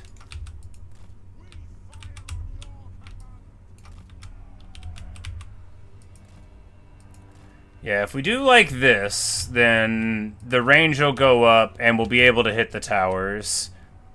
Because I don't want our Air Force to get mauled here. You might be saying, does it matter? I mean, it doesn't. It doesn't matter.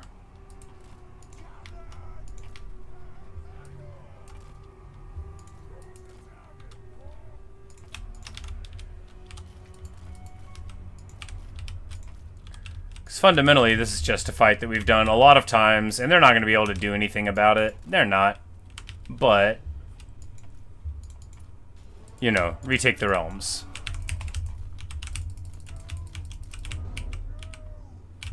Oh, I left all of these guys over there. That's bad.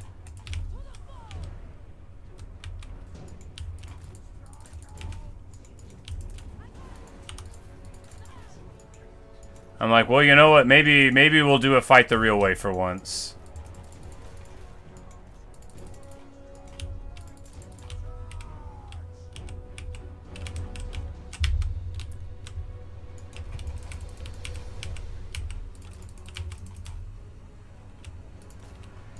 Yeah, it looks like they couldn't determine which side was more dangerous. Oh, and they wanted to get against these defenders too. Yeah, they're in for a lot of trouble here. We're gonna actually do a siege right.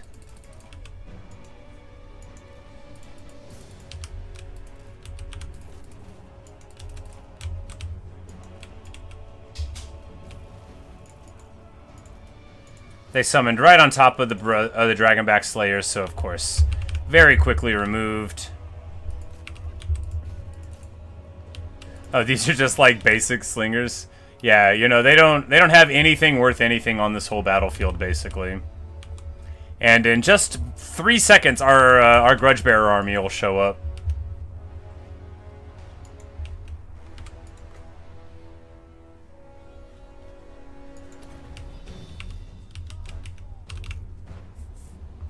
This is really all.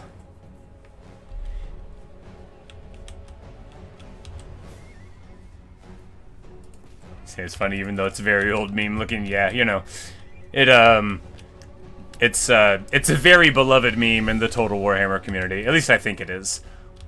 I don't watch that many creators. Really, I just watch Turin, and then I watch like sometimes like if one of the guys that is like a tournament player is doing a stream, I'll watch them like doing practices or whatever. But you definitely see the short meme a lot. It's a beloved meme. Alright, but yeah, now all of our forces are just swinging in, so they basically are not going to be able to do anything. We're just going to run right for the hold, you know. The Skyhammers hammering from the sky. We're going to drop the Spirit of Grungi right in the middle of them, because who cares? Not me. It is all heavy metal all the time here. And of course, we do know that the summons are a worry, so we're going to get on them. Our artillery doesn't do anything. Gotrek and Felix just charge in to take the top thing. So in a siege, if you take this key building and then you can take the victory location, and then you'll just win the game. Like, this bar will fill up, and you'll get enough victory tickets, and you don't actually have to defeat the army at all. In the past, maybe in the present, there were some like very funny, cheesy things that people did.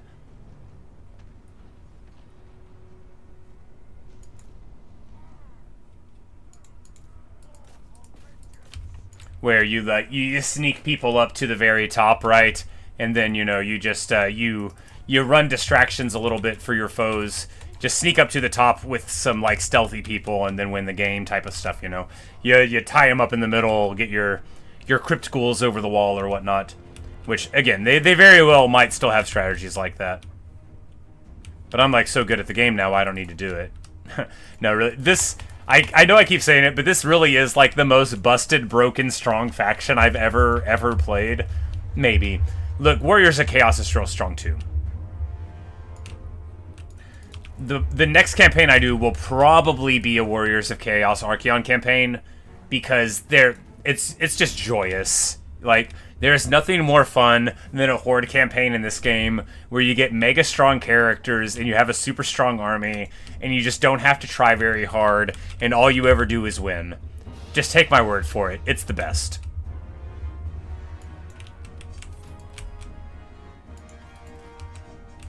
We're going to leave Garagrim on that point, and Gotrek and Felix are going to go to retake the top point here.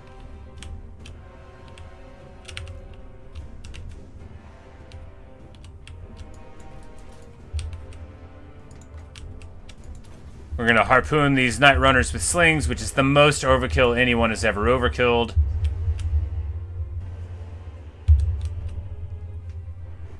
Boom, baby.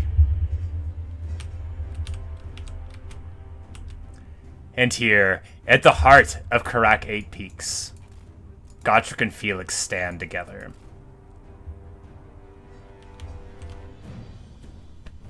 Oh, my heart.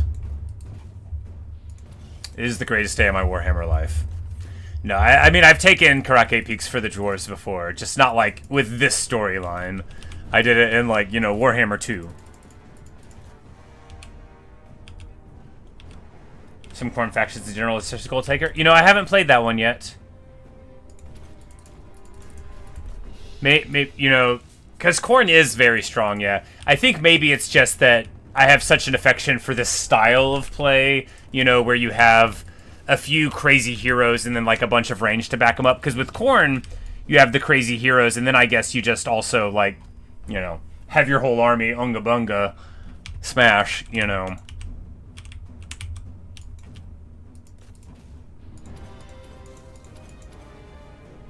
Garagrim Iron Fist doesn't actually, restore his own HP whenever he's doing this, but, what we can do is move all of our people onto the point to support him. I'm like, okay, there we go. There's the army losses. And do you see that? The Skaven flee. The realms are back, baby.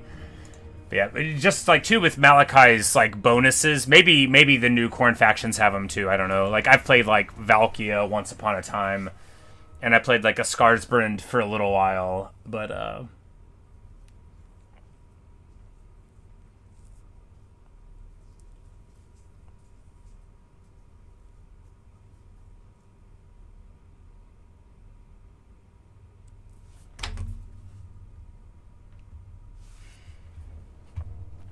actually these Thunder Barges do work. Maybe I should get another one.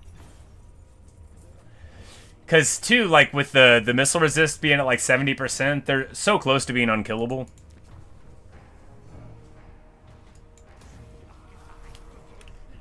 Heyo! Did you see that? That's Doomsinger. We've already got the other one. Doomsinger and Deathsinger. Alright, so now we need to get a hero to wear the other one there in the same region. Biter and Beater. In terms of being overpowered. Okay, yeah. Because, like, the campaign mechanics of, like, these adventures and how much stronger they make your individual units get, like, it's awesome. I really love it. I think, like, it'll always be fun to me, And you can play in such different ways, like... I didn't even really do the Chaos War. You can immediately go beeline there and then, just play entirely gyros. You can play traditional Dwarf where you just lean on the cannons and then, like, go to literally fight all of the elves, And, or, here where you just fight the Wood Elves. There's so many different ways to play the campaign. You could play it like I did, where I basically like, took a pilgrimage down here to save the Dawi, and look, I regret nothing. This is the best result we could ever hope for. I mean, it would be better if Karak had held the whole spine there, but what are you going to do? Hey, at least he got Fallen King Mountain.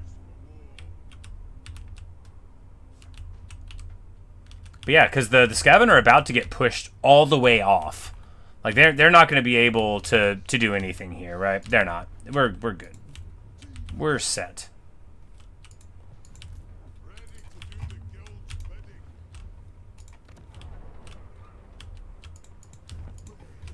And that is going to put us in a magnificent position for whatever we do next, which might be, like, do the adventure and declare the campaign won, for all I know. I don't know. One on a Dwarf Lord, one on a Runesmith or a Rune Lord. Yeah.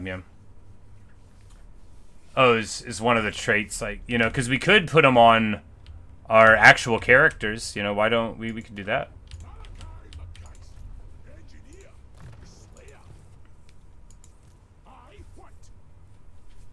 Because he doesn't need Karagul. You know, actually, I like this. I do like this. Because we can put Doomsinger on him, and then we'll lose the Executioner. Actually, don't love that. I don't love losing the Executioner. It's fine. It's fine. Because I do like the idea of Ulrika and Felix having charmed elven swords. I like that a lot. And this will double dip on their regeneration. And yeah, and then we'll possibly get the thing. So because we can't get a Gandalf, indeed. Yeah, but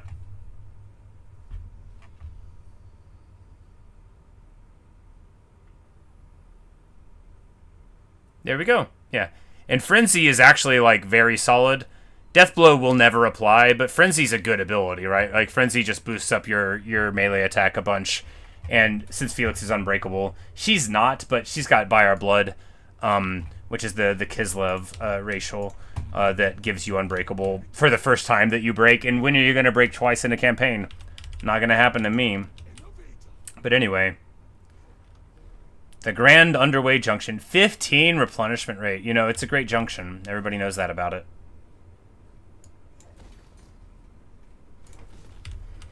But, of course, Karak 8 Peaks is not mine to live in.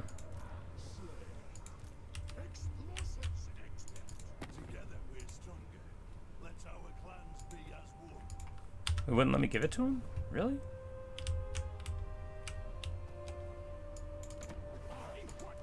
Oh, because I'm garrisoning it, maybe.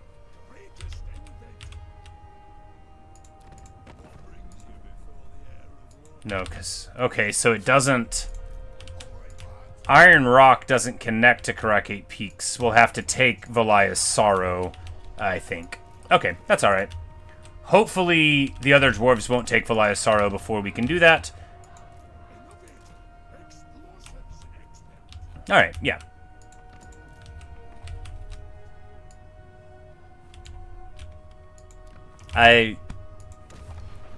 Look, I really like Warhammer Dwarves, and this just feels really good.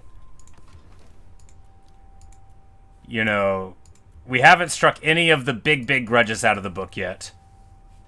And I don't think we will, because I don't think we're going to be able to... Yeah, we're not going to be able to dislodge the Empire. They're the strongest faction in the world, and they're all of our allies' friends. They probably wouldn't even go along with it if we declared war. So we're not going to be able to restore that network, I don't think. But we are absolutely going to be able to destroy Clan Moors and ensure that dwarf factions control the following settlements. And that great legendary grudge is one that I care more about than all these other ones, I think.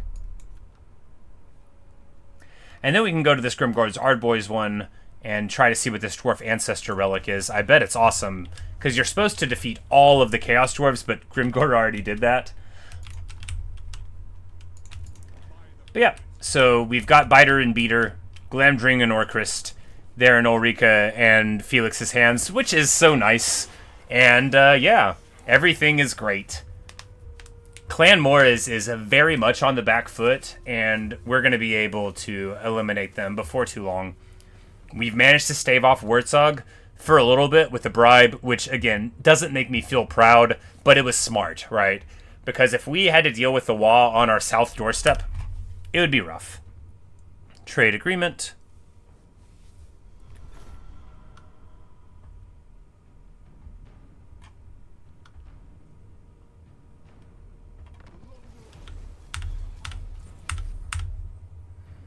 And, oh, okay, we already got the trait.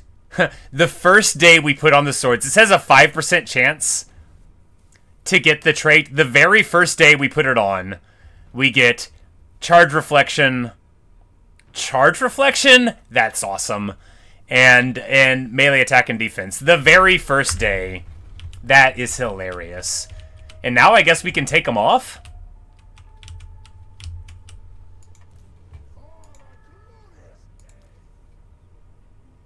Felix at 95.99, like a boss.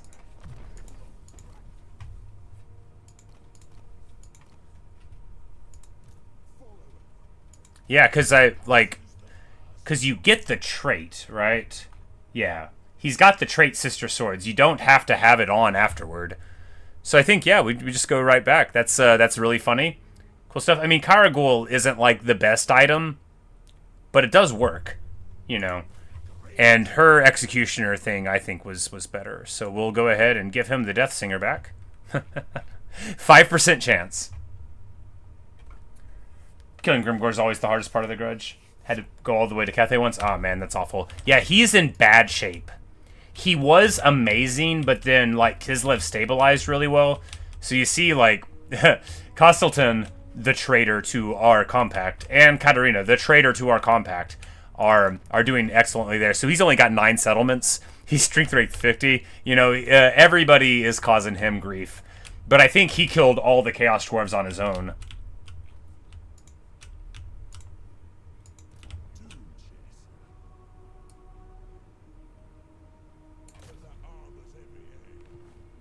Oh, sweet. Valiasaro wasn't actually there.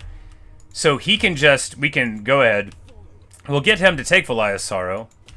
Now, we can give it to Snorri.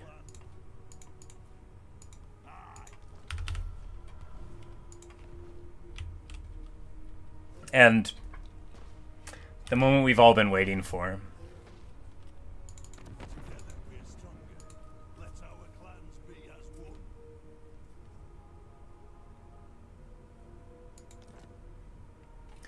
You see,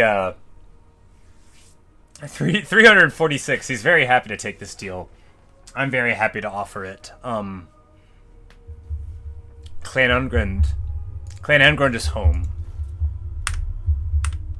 Belagar Ironhammer once again reigns in Karak 8 Peaks. And I have never been prouder of anything I've ever done. This is good stuff right there. This is what it is all about. Retake the realms! Ah, man, look at it. Look at it. Belagar controlling the whole spine there. Belagar ascendant through the middle. Belagar in control of Karak 8 Peaks.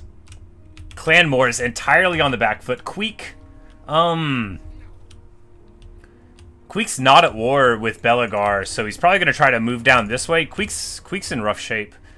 I don't even know if he can win against Josef Berlikson here. We're just going to move him in that direction. But we need now to go right here. And now they can't go anywhere. What are they going to do? Well, I've got an idea of what they can do. It involves my fist, their face, and my axe. Alright, so he either moves that way, moves down. I think what we do is just move up here and go to ambush. And then if he tries to move south, we just pop him there. Because his army is very weak. Like, it's beat up. And we have a decent army. It's not amazing, but it's fine. We can probably just auto-resolve the victory, honestly.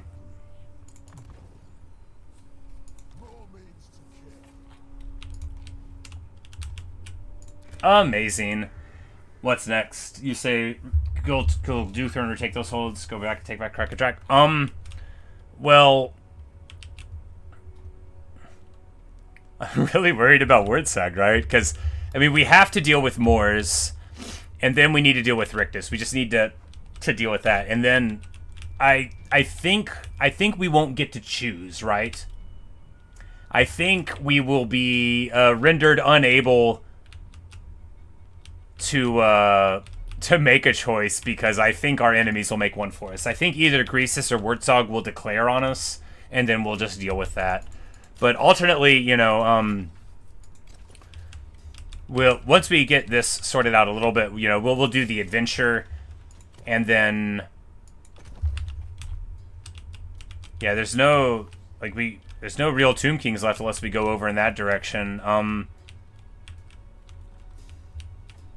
What are the victory conditions, right? We have to get rid of Warhost the Apocalypse.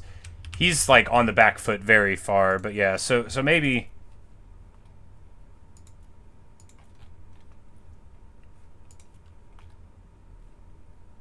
yeah, maybe we would just go in that direction. But I think we'll be forced by the outrageous tides of fortune to a task rather than getting to choose. But I mean, if Wurtzog just lets us do our thing here for a little bit, because he's gonna entirely eliminate Scrag the Slaughterer before too long, right?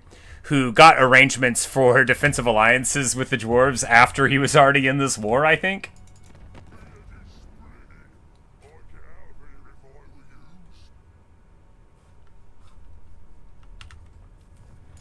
But it's gonna be a conflagration when it happens. All we have to do is make sure we hold on to some of our lands. I mean, we don't have to, but I want to. Alright, this guy's going to be able to run down our foes as we are like, no, we can press the fight right here and do the fight today? No, it won't make it.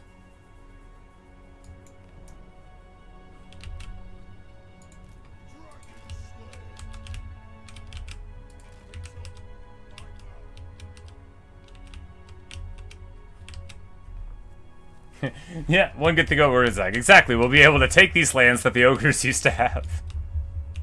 Unless the Empire of Man takes them first. But how much does Moors have? Moors only has 5 left. Alright, good deal. So that'll be 1, 2, 3, 4, and 5, I think. Yeah. Good deal. We might be able to get Moors entirely eliminated before it is time to go have tea. Savage Orcs very susceptible to gun. Yeah, because they've got the physical resist, but you know, once you got your magic attacks.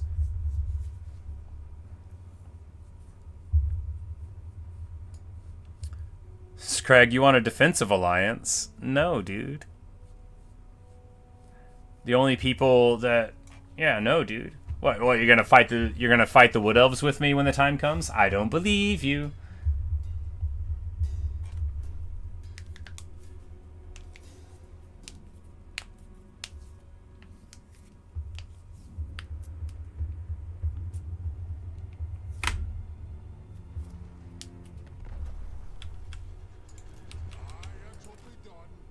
Lundbugman, that's the name of a lord. Lundbugman is a name they give to people all the time in Dwarfland.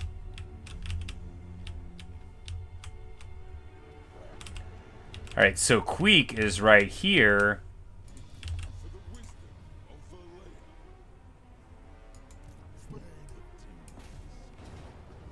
Decisive defeat? Well, I don't want to do that then.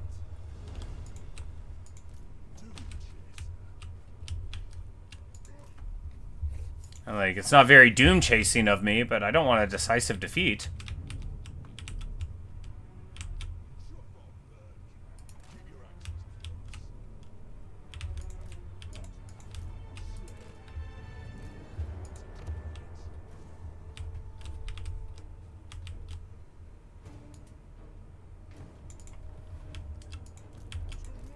Alright, now Malakai here.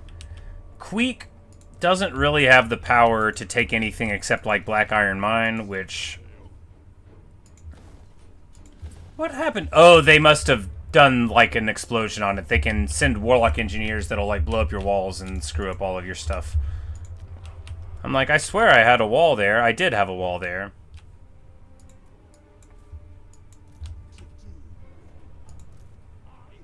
But they're going to try to run away. They're even going to succeed in running away.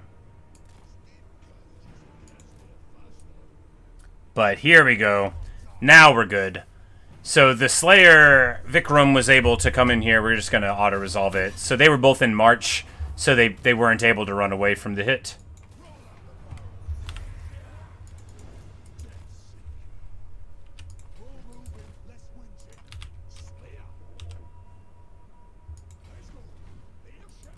And we need to make sure that we can get to a battle next time. Or maybe, no, we should... we'll just see how it goes. We'll either go underground to Desolation if we can't get to a battle right now. Because we need to pop Desolation before they sort of, you know, can regroup there. Oh, Karak drawn! That's right. That's probably where they're at. That is so annoying. Well, if we just go up here, then Thorgrim will go and take it. Like, I sure wish that, you know, I should have had Clan Angren join the war against Moors. Yeah, there we go. They have accepted the offer. I don't think this is going to lead to Queek steamrolling them because I think, yeah, he's not going to be able to take any of these lands. They're fine. They're good, and they've got plenty of armies around. You know, if I would have done that before this, we could have gotten their support in these runs, but, you know, it's all good.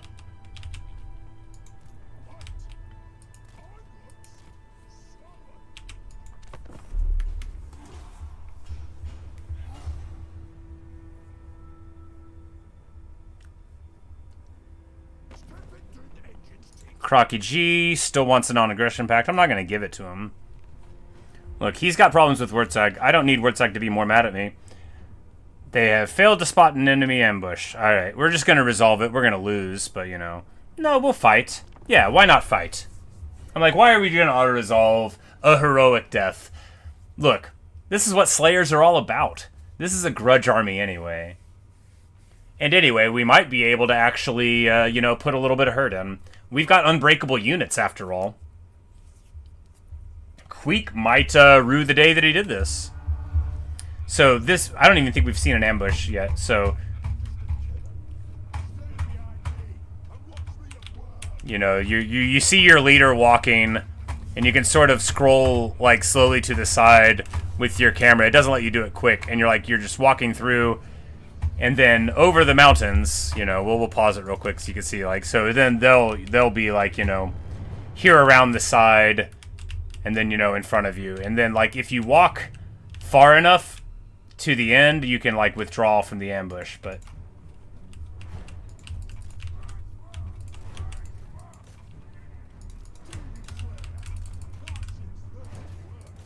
But there's a help at A-bomb, so we're just going to move on to that, right? We're going to... try there, we're going to roast there, we're going to lose all of our, going to lose all of those guys immediately. But these Slayers are having a party, you know, this is just what they wanted, this is what they woke up for. Help hit A-bomb, you know, they do heal, but if we keep the damage on them, then we can probably get something going on. And hey, you know, if you, because what we're doing here, you know, these Warp Lightning Cannons, I mean, those are out of commission, right? No, they're not out of commission. We just couldn't see them.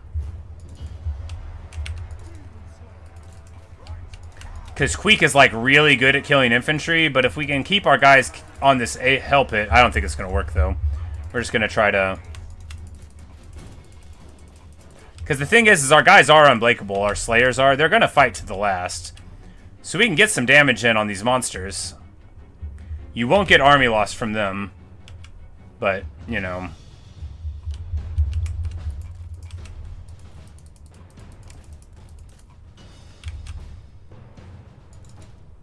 And they you know, they have like very boosted stats whenever they're low. You know, they get stronger and stuff, but you know, thus to the grudge bearers.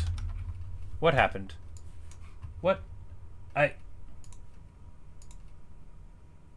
What on earth? Did that... Where... Am I still... Are we good? Was that showing the whole time? I lost my window. Well, anyway, I don't know... Yes, finally a worthy battle. I don't, like, I lost my tab for it somehow. I don't know what I hit, but anyway, I hope that that was all on screen the whole time. Yes, a good, quick-filled battle. It was a battle. Yeah, you know, you can't do too much when you're ambushed, vastly outnumbered, and so on. And they were grudge bearers anyway. Look, that's what they want. And Queek, okay, yeah, that was actually excellent. We did get both of the big monsters out of Queek's army, which makes him much weaker. And Hargrim Matakwaz is 100,000,000% going to be able to just kick his teeth in now. So, you know, our sacrifice was not for naught. Not for naught. You're allowed to talk that way if you want. People find it annoying, though.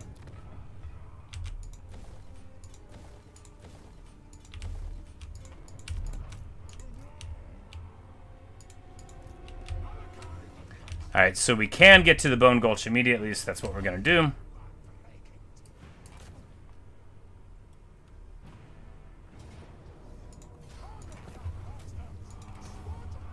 What's this building? Dragon Graveyard. Idols and Gemstone. Oath Gold Portrait. I mean, it's pretty sweet. We're probably going to give it away, though. Just because, you know, it's not really a part of our expansion plans here.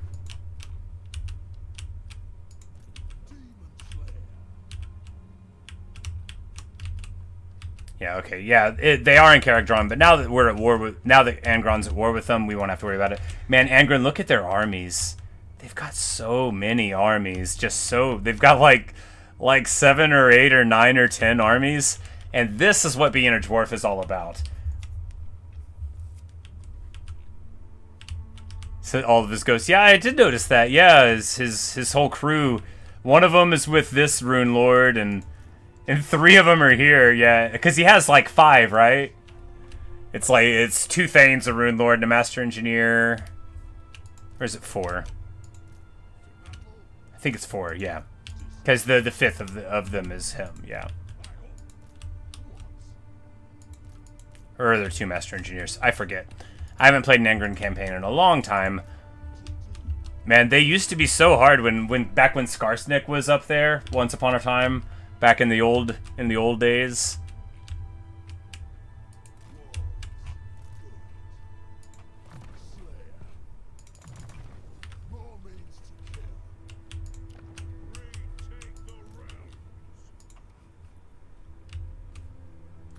Alright, so this army is fine.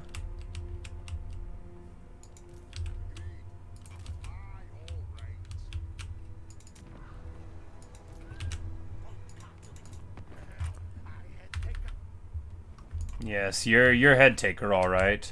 We're about to see a wonderful performance here.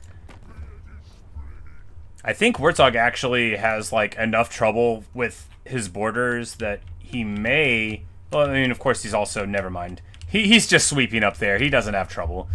But when he declares war on us, I think he's going to have some trouble, though.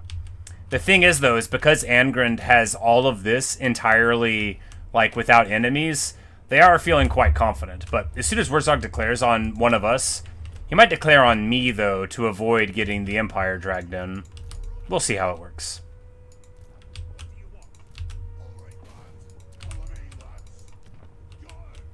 And in just a few more turns, we're going to be able to get our level 5 main building there.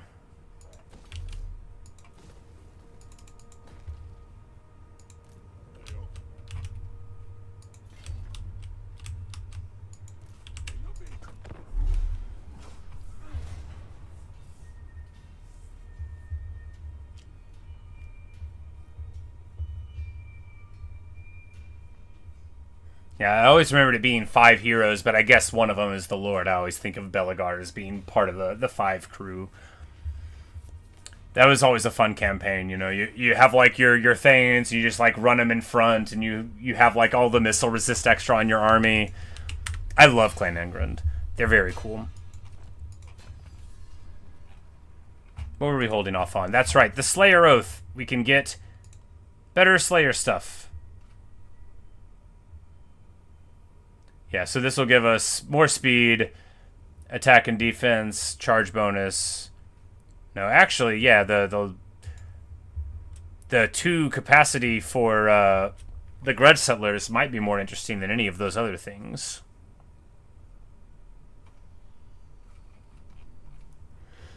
Yeah, because if we can get 2 more Grudge Settlers per army, yeah, that's better. That's got to be better. Because we can just take 2 more awesome, you know, anythings. There's a lot of good Grudge Bearers. Plus, the other armies can definitely use them. Alright, so Malakai here. Yeah, we just need to grab Deso.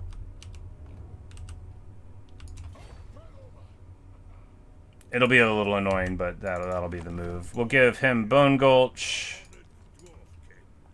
in return for some money. Because he's doing alright, he can afford it.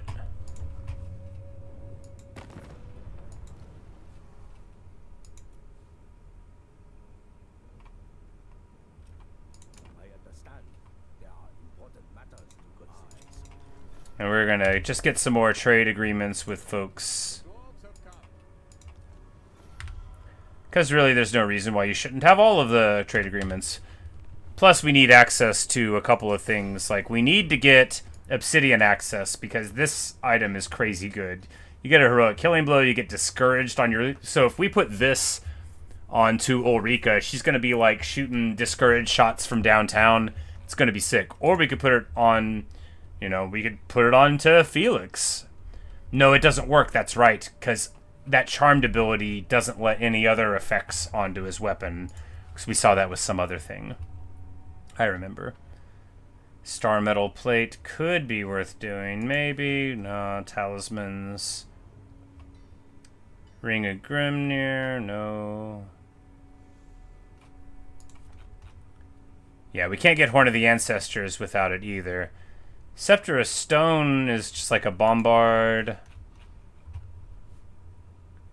If you can get Zora Negron, they have Obsidian there. Okay, yeah. Maybe we'll just head over there for it.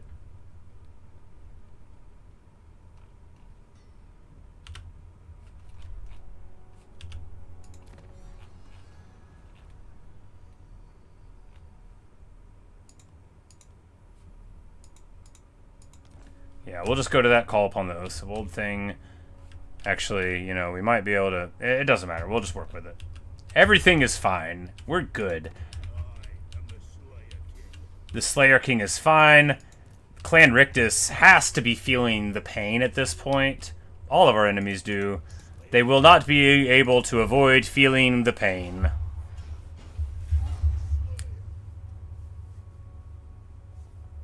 Queek Headtaker is just, like, out there. And that's, like, the best place for a dangerous faction leader like Queek to be. Out in the middle of nowhere, very far away from lines of reinforcement or other armies, because he can't do anything. What's he going to do? He's going to come down here and fight Skak, Grungadrak? He doesn't want any of that. He does not.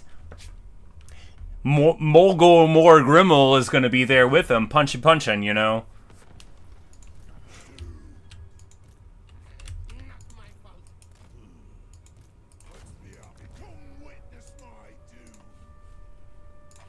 And we can put the other sword here. We will go ahead and see what else we can put on him. Yeah, we'll put that on him. Yeah, we'll put that on him. Even more bonus first large. Why not?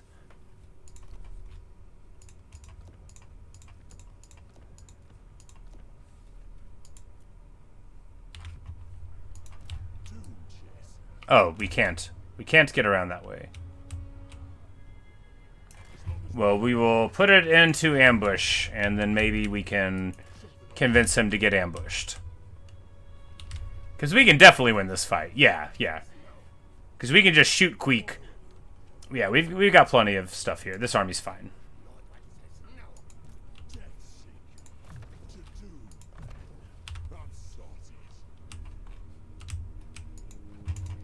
We'll have the top building before too long. Yeah, we definitely need to want to get this. Hopefully we can give Desolation of Nagash to our ally, because I don't want to hold on to it. And you don't want to take Nagash. It's just a big headache. You gotta, like, you have to leave an army there to deal with constant revolts if you take it. I don't want to raise this because same problem, you know, they'll erase, you know, just random stuff. Ambush is dangerous against Skaven because if it fails, they can retreat and then ambush you. Ah, yes, you know, I should have thought of that.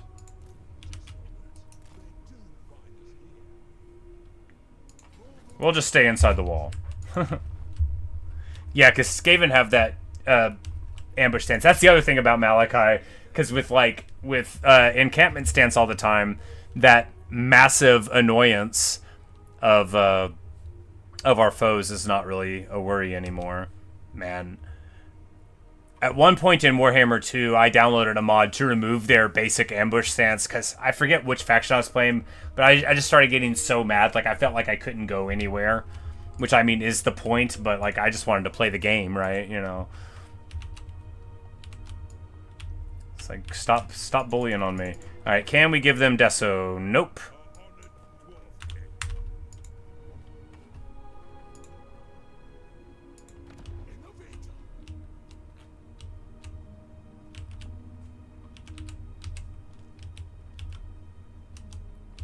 Well, I guess we can just take it and then hold it and just not build this building?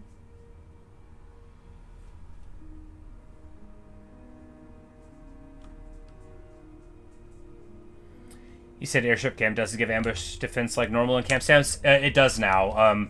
If you remember, there was a patch like a week ago or something, but that's now part of it. So now, yeah, ambush defense stance 75. But I did see that in the patch notes. It definitely did not always do so. But now it's an ambush defense chance that you still don't have a movement sacrifice from. And I love an in-camp stance without a movement penalty, right? Because then you don't have to worry about attrition. You can regenerate your guys no matter how awkward the movement is. There's just so much about replenishment that becomes wonderful with that. Like, I desperately want a vampire campaign with an in-camp stance without movement, right? Like, that would make me so pleased. I know it's, like, not the point of vampires. If we don't play Archie next time, I might just play vampires. I love playing vampires because, as I say all the time, I'm very bad. But, you know, when you're vampires, if you just play Vlad, it doesn't matter.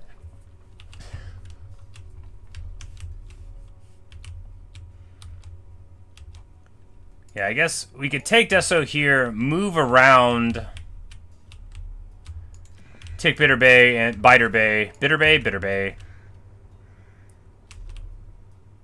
But I don't know if they even connect. I think you might have to take Nagashasar. And then we can hang that on Thorgrim, and hopefully he'll be fine. Queek wants to go to Kradtamen, but he might have made a mistake here. Yes, he has made a mistake here. We're gonna fight him. I'm gonna save it first. No, I don't need to save it first. I'm used to doing that from single player anytime you fight Skaven, because you can, like, make huge mistakes, but this is going to be funny. No, it'll be fine. Do I have Vampire Coast? Yes.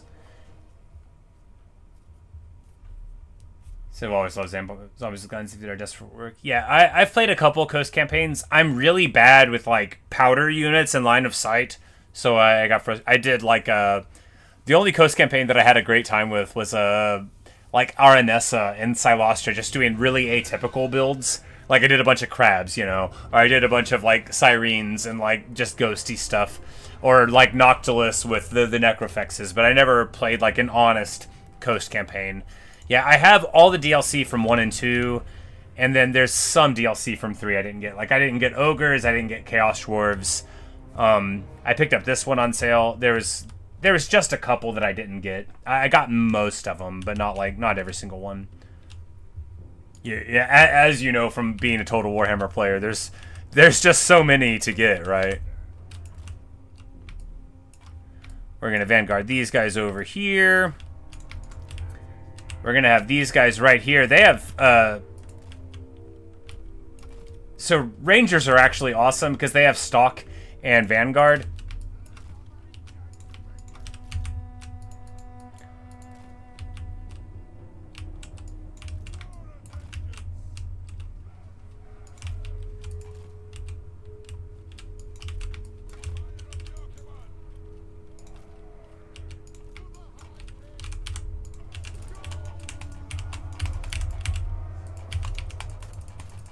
And now, the glorious overpowered bottle!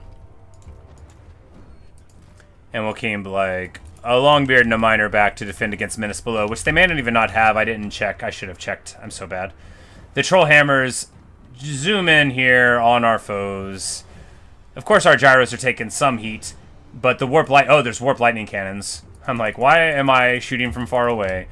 We can fire while moving, so this is the real strength once you get the technology right.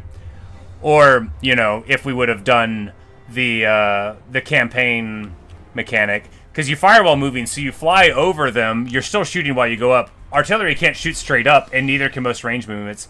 Also, you can do this, right? You make them stack, and then you can just fly over top of whatever ranged units are trying to shoot you. Drop your bombs, you know, do your thing.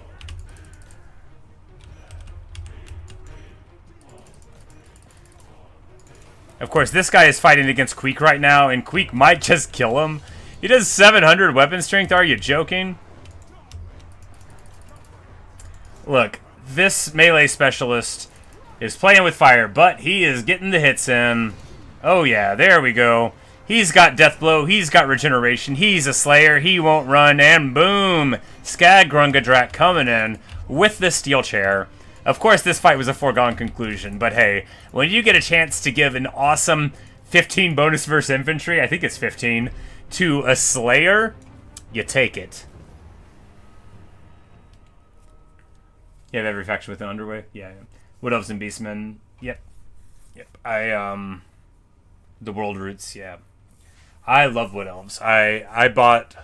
Back whenever I first got Warhammer, when I started watching the competitive, I was like, I need to get all of the DLCs so I can, you know, have access to the full competitive rosters. As I may have related before, I'm like really into watching competitive Warhammer play. Total Warhammer. I have never played a single multiplayer game, not even one, across Warhammer 1, 2, and 3, games where I have more than 1,000 hours total through the series. And I've watched more than 1,000 hours of Warhammer play, and I haven't played a single game. Maybe I'll get around to it someday. I want... Oh, it's 10? Still, 10's amazing, you know. That's a... Bonus versus infantry is just good. Bonus versus whatever is just good. And now, of course, Skag-Grungadrak put the money in the bank. Of course, he has his lower... Oh, that's right. He has 215 armor and only 21 speed. But it lowers his melee attack. That's fine, you know. Because with 200 armor against most things that aren't Queek, he's not going to get hurt.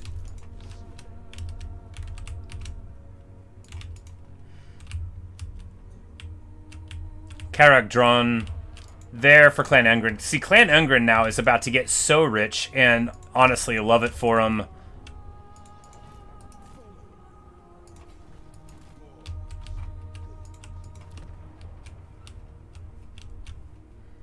In just a few turns, we'll finally have a level 5 settlement. Right now, I think... Yeah, we're gonna move here to take this. Probably just lightning strike these guys off, because I don't feel like fighting another big Skaven battle that doesn't have, you know, story implications.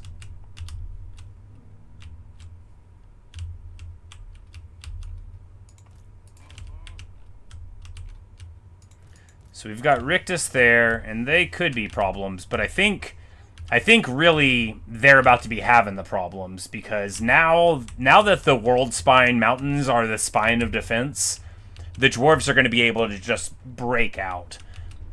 And every single turn that Wartzog spends not fighting us is one that he's going to have a big headache trying to deal with us. Did these rebels? Or is this Response? No, this is Alberic. Alberic's down here? Bordelot's Aaron? I thought Bordelot was up here. I guess I'm in the past. You say you mostly use Striker when you play Wood Elves? Yeah, I actually have not played a long one of hers. I've only played like 10 rounds or whatever. Oh yeah, everyone gets mad at you when you have the donut. I've played a couple of the earlier Lords on Wood Elves, and they were fine. But dude, when the sisters came out, mwah. Because, you know, the Forge of Daith was great. Like, I loved ranged characters. I loved the kiting. Like, it was a lot of fun. Alberic starts in Lustrian now? Oh, okay. You know, the more you know. I am going to be right back. I'm going to take a little short break, just like a couple of minutes, and I'll return. And when we do, Malakai will fight these guys, and then we'll probably do this Skaven scheme quest battle also. But yep, I will see you guys in just a couple of minutes. And if you're gone by the time I get back, well, perhaps I'll see you later on. But yeah, BRB.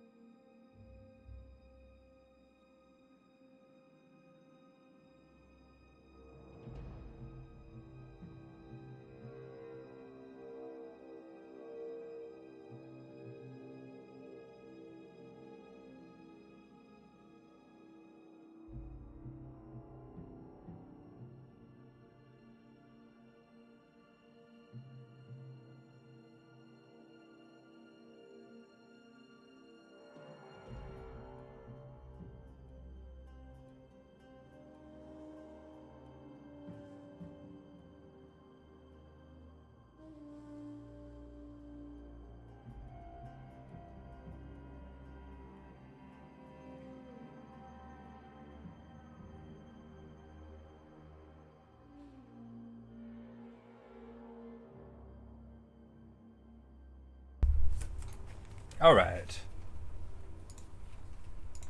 Alright. It occurs to me I could have ended the turn while we were doing that, but it also occurs to me that I can talk while we're not doing that instead.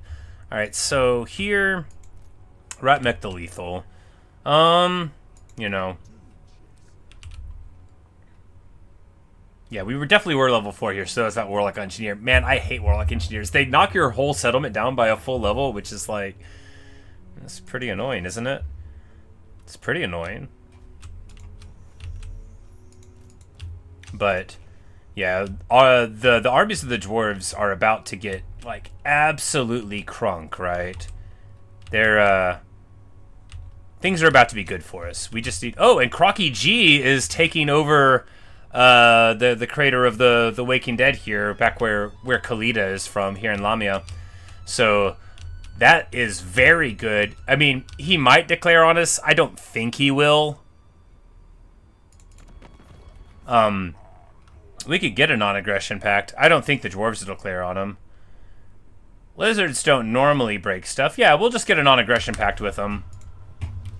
And that'll at least give us a little bit of a warning. Lizards will do whatever, but he's not like a jerk as far as characters go.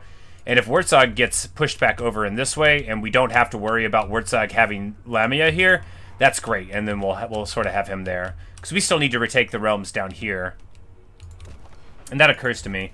So Thoric Ironbrow lost his lands, so we can confederate him, and then he'll be added to our Lord pool, and we can just have him run one of the armies. And I think it, like, increases the price that it would need you to do to get the other people. But we can,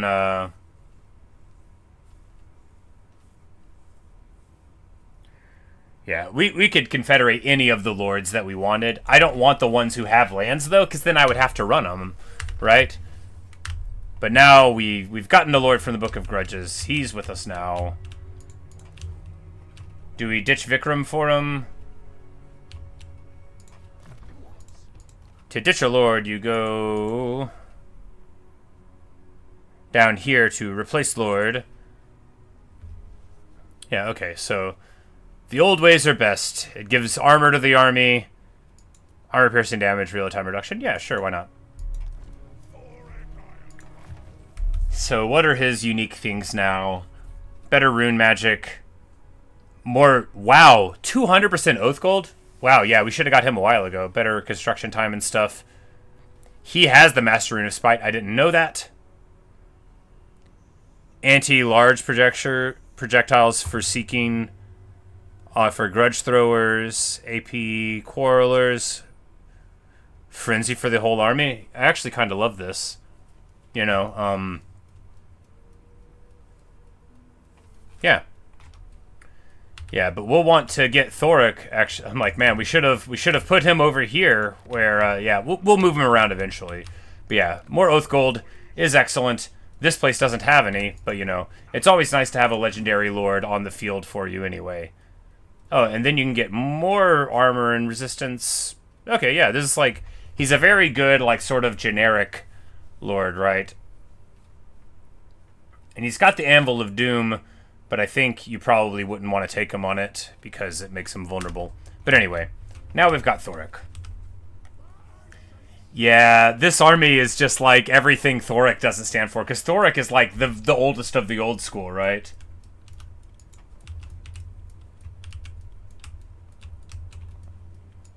He's like the classic guy, you know, because he's all the way down here, like where the Hall of the Longbeard thing is at and whatnot.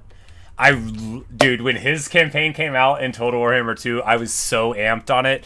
Because you know how the forges were missing. Yeah, Quarrelers, Grudge Forges, yeah. The dwarves were missing the forge, you know, and then, like, when Oath Gold got added in and you could go around and sort of, like, you know, you do his little quests and you get, like, the cool items. Oh, man. Like, when they put in the item to give regeneration, the old guard's tankard or whatever, and I'm like, I can put that on a Thane. Oh, dude. It was all over. That was all I ever wanted to do. But the Grudge Thrower, and yeah, and 50% AP. He's actually not a little old, but he's a true believer. Like, oh, they get Super Vinyl Records. Well, you know, I do own vinyl records.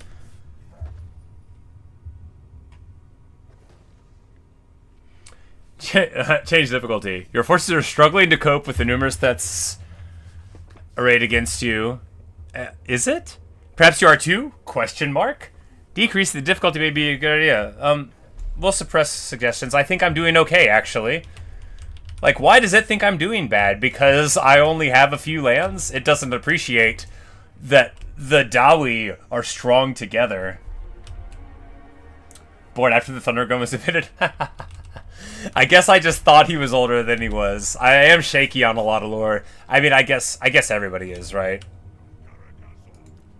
I mean, there's so much stuff in Warhammer.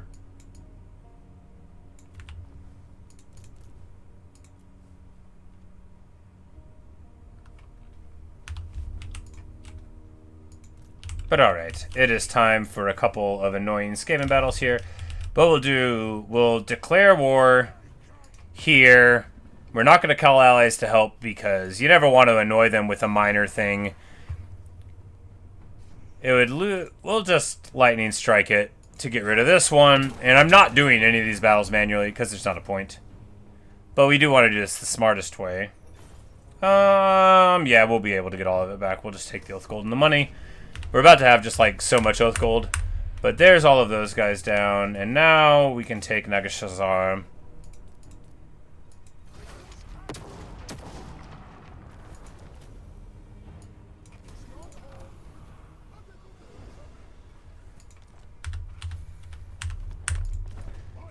And it's like, it's a terrible province. Nobody likes it. Anyway, we're just going to give it away to Thoric. Can we do it now? No, we'll do it next turn. Not Thoric. Thorgrim. They are not the same. I can't tell them apart.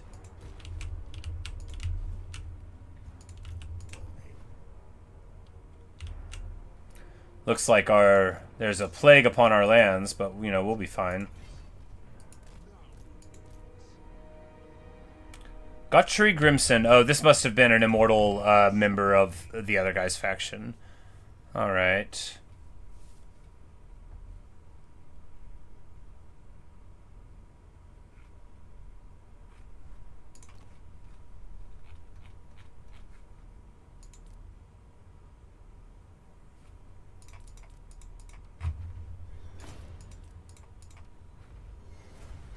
Obsidian Blade is like an okay item. Like 100 AP damage is good. The thing is, though, is that when you get to the rare tier of weapons, it can be like really, really good.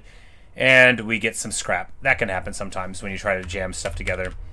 But you know, you've just got to try. We're gonna put him over with Thoric because, you know. And wait, that say increases AP damage by 10?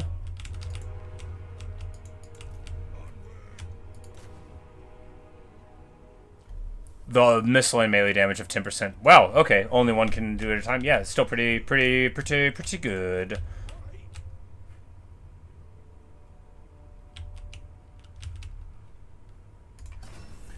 Alright, we should get character runes because we have so much Oath Gold now. So what do? We get this one.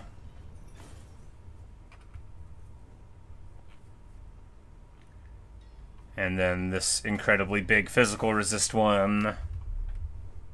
And armor. Yeah, and then, lower normal damage, more AP damage. I mean, it seems fine. 25 more attack also seems fine. We're just, like, throwing away all this Oath Gold. No, we're getting a lot now. Alright, so... Gotrek, does he have any spots left? Yeah, he's got one. Alright, so we give him... We could give him more armor, but I think we just go for way more damage. Yeah, good stuff. And then Garagrim can take the armor, go to a bunch of armor. He's actually going to get... Yeah, he'll be wonderful here. Garagrim will be very smashy indeed with those new runes.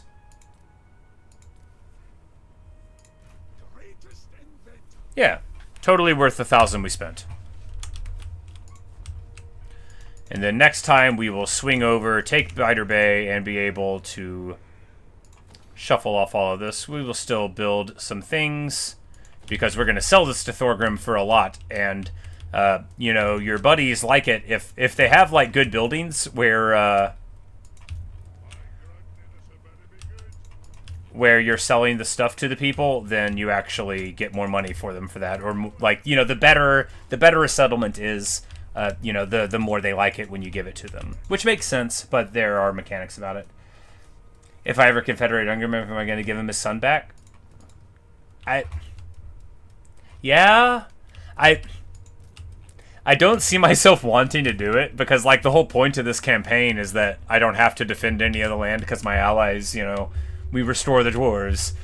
But, you know, I don't even think I want to take more than, like, Karak here, and then Karak Azul, I think. And then, you know, we might, you know, we very well might go back and, you know, for the very end, you know, just retake our proper home. Obviously, we're not going to, like, abandon Krakadrak forever. That would be not ideal. But, you know, but if Kislev takes over it or something, then... Maybe that'll be the play. Yeah, maybe we'll deal with the Skaven thing and hope that Wurtzag will stay, you know, fine and, you know... Because even if things get totally hairy, we can, you know... This is a big group of dwarves. Like, it would take a while even for the worst of the Orkwogs to get over that. But it looks like he's running over Alberic there. But, yeah, you know, it's, we'll see how it goes. We'll see. I need to fight this Arkstorm the Experimenter.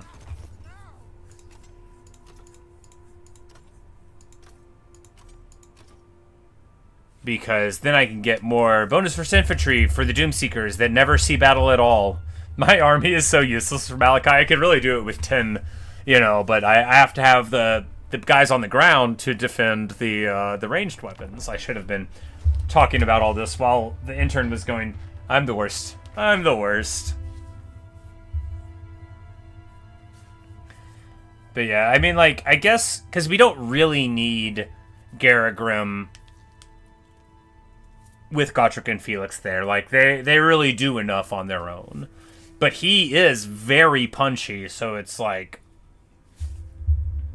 I'm really, though, just losing him from the setup would free us to have, you know, what, another Gyro Bomber or another Thunder Barge or something like that, which could, in its own way, be, you know, equally awesome. And that would be, like, a great core to throw in, you know, with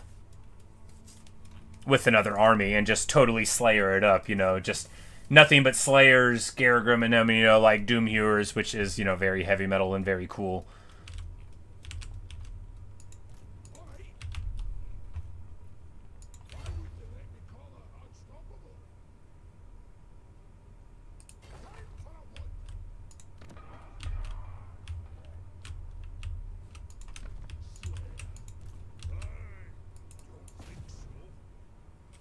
I'm like, you know, that assassin would probably wound me. They're a lot better at assassinating than I am at not assassinating. Rel is there. Rel, I mean, that could get sketchy. I mean, it could.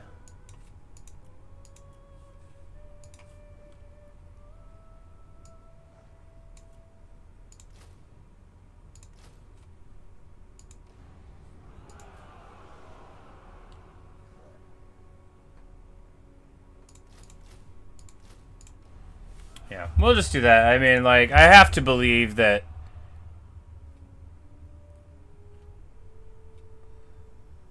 We want... Yeah, all these are good. I have to believe that with 14 in the garrison in this, we can win an auto-resolve here. But he's probably just going to move here to Sump Pit and cause trouble there. But Thorgrim should hopefully move up around the edge there. In any case, you know, like, this is going to be the last hurrah of Moors. Because I want to say that they've only got... these 3 left? Yeah, they've only got these 3 left. They're not going to be able to do too much about it. And then, of course, it's Greasus and the Ogres. But our army would love to fight some Ogres, right? Like, Gotrek would love nothing more than to be up against a whole bunch of Ogres. That would be like peas and carrots to Gotrek.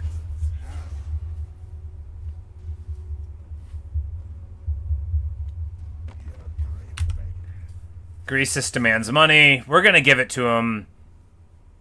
Oh, he's already at war with all of the Mantide. We're still gonna we're gonna give them a little bit of money. Look, it's not ideal. A little bit shameful, but paying the ogres to go away is itself a grand tradition of all of the people of the old world.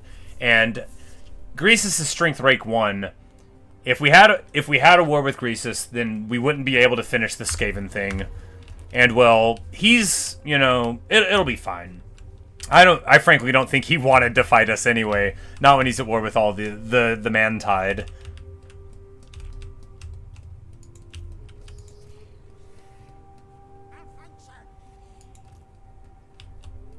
Alright, so Thorgrim is going to deal with this problem. He's probably going to win the fight on his own.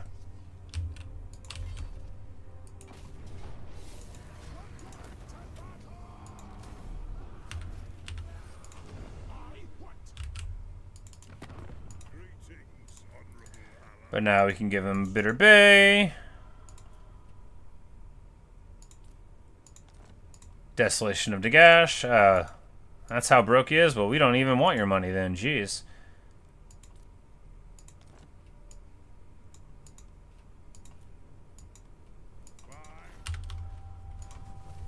Boom, baby. Alright, now... Perfect. Thorgrim's got Karaz Ankor in the Pillars of Grungi, although not Mount Squighorn. And he's got a big thread of lands here that will, you know, keep him focused. So even if Wartsog moves up, then he'll have this, which is so far away and hard to crack into. And look, like, Nagashasar, it's not a good place to be, but it's not terrible either. And this'll be a nice little secure area for him. Because, of course, the war with Greasus will be happening sooner or later. We can tell because he's, you know, threatening us that it's not gonna be a peaceful way of saying things forever.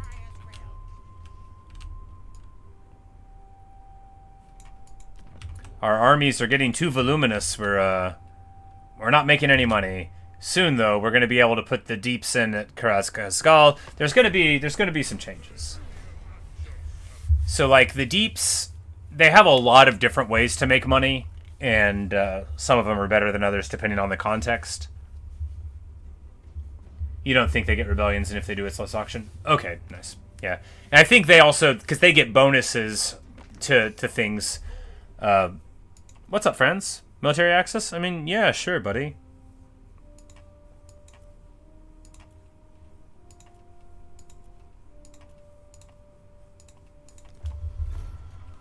After all, you're the strongest. Yeah, I think they just get, like, bonus to public order and stuff. I remember wanting, whenever I first played, like, Warhammer 1, like, wanting to be able to, like, essentially, like, public order bomb my opponents more. Like, I wanted to be able to sort of, like, diplomatically cause the problems. The Wa failed. Well, good for them. So, yeah, the Ogres fell, like, all the way back, but that means that they have lower supply line distance. And Wurtzag, this, like, it's a big inconvenience for Wurtzag to move all the way up here. And he just got these lands very recently.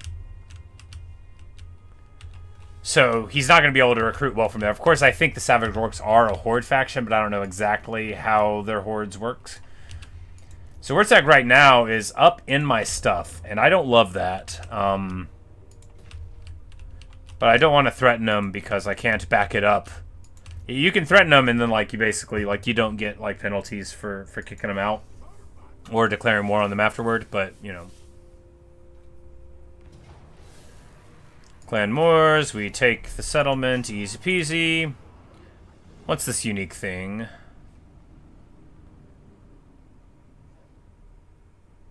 Oh, sure, it's fine.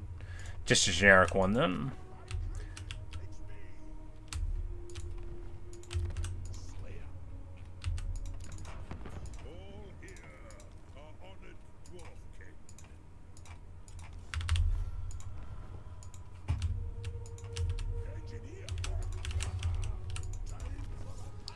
Alright, research.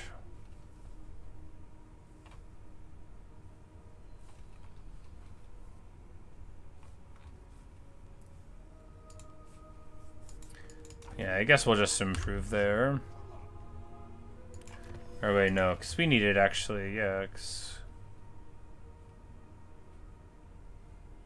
campaign movement range. That's better than any of those things. What am I doing? Alright, banner runes, no, character runes, yes, any of these that we want. Yeah, I mean, we can just get this rune and give it to Malakai. Even if we barely ever remember to use it, it's still, you know, he's got rune space.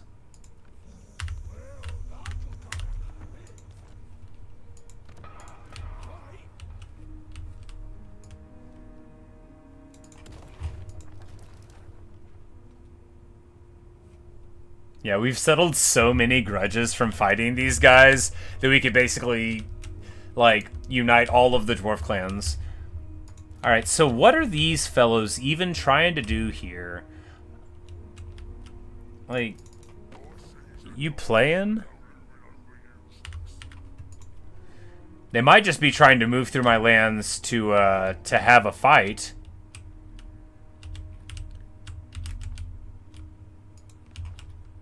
Oh, there's an ogre.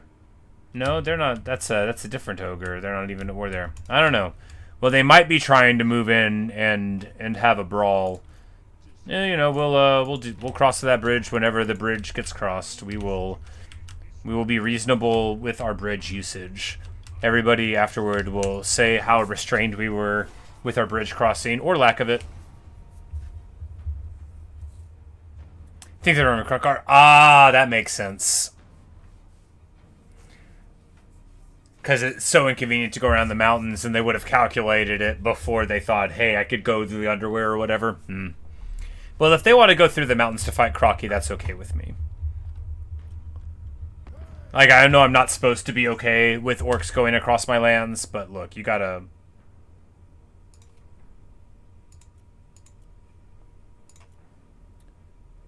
You know, she's in a defensive alliance with the other dwarves, so I will enter into a defensive alliance with the Lady of Wissenland and Nuln as well. Elspeth von Draken, welcome to the Compact. May you never betray me, as those dastardly Kislevians have done. I mean, they didn't actually exactly betray me. What they did was fail to keep their oaths. And now look at them. They're fighting the exact people that they would have been fighting. Maybe they think they're smart because of it. I do know that if they don't have oaths with other dwarf clans... No, fighting Kislev is mega annoying because they all have Unbreakable for the first time that you break their leadership, which is so much more annoying than it sounds. Because it's like fighting against, you know, undead, but worse because they don't crumble.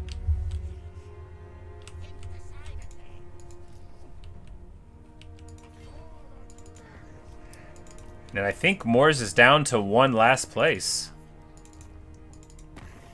Yep. Amazing. At last. Clan Moors has come and gone. Their raiding days are over.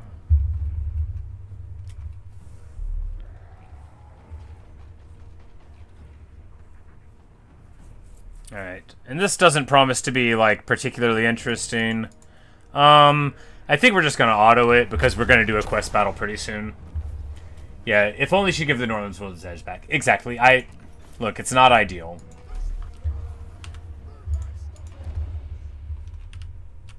Because she won't. They absolutely won't. And then the Empire's got the other part of it too, you know, so it's like... Look, I had gotten it and given it to Karak, and then he couldn't hold on to it, and... Look, I'm not trying to blame him. After all, he's already taken the Slayer Oath. How much you gonna kick a guy? He's already taken the oath, right? You know, let him take his time.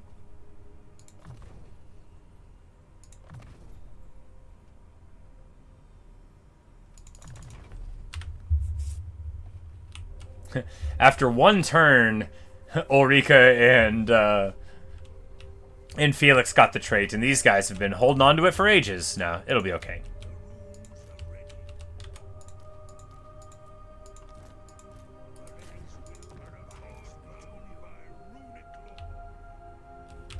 Rune Lord with a bunch of war machines.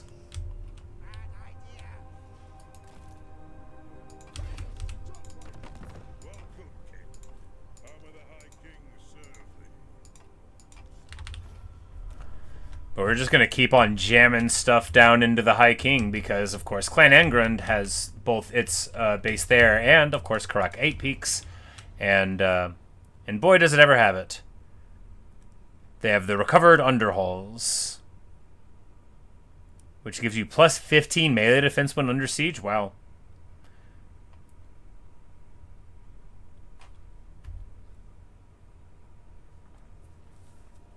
Empires with Wars with the Empire aren't forever wars. He once fought in his Belagar for reasons you don't quite remember. Took 3 settlements and then peaced out. Okay, yeah. That is right, yeah. I would need to find some way. I would have to, like, arrange with one of our, like go to Greasus and declare war on them through Greasus so that my dwarves don't go, and then not call them, and then take over real quick. Give the lands immediately to my allies that aren't at war with them, you know. You know, if we'd just been playing on, like, normal difficulty, then I think the Skaven wouldn't have been able to ball out so hard, but, you know. I wanted to see how I could do with it. It told me I started with Gotrek and Felix, and I was like, hey, why don't I try to play? Plus, it'll be more interesting, you know, if I'm playing on a harder difficulty. Because really, if after we had taken the Northern World's End Mountains and given it back to Karak, if Rictus hadn't rolled over him, I mean... We'd have all this land that we're moving towards now, and we would have had it 20 turns ago. But of course, you know, the dwarves were in bad shape. Not Belagar, but all the other ones over here were in bad shape before I showed up. And now look at us. Getting those gemstones.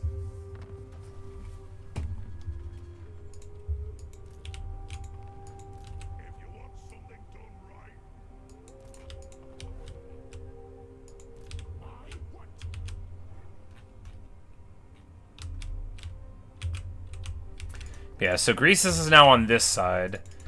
And he is at war with the Order Tide, but not any of the Skaven. But we still know that this now, until he declares war, is safe, right? Safe in that it won't be populated by Skaven. And Rictus is on the back foot majorly. How many... They can't have more than... Oh yeah, they got 10. I mean, it's not, like, almost none, but...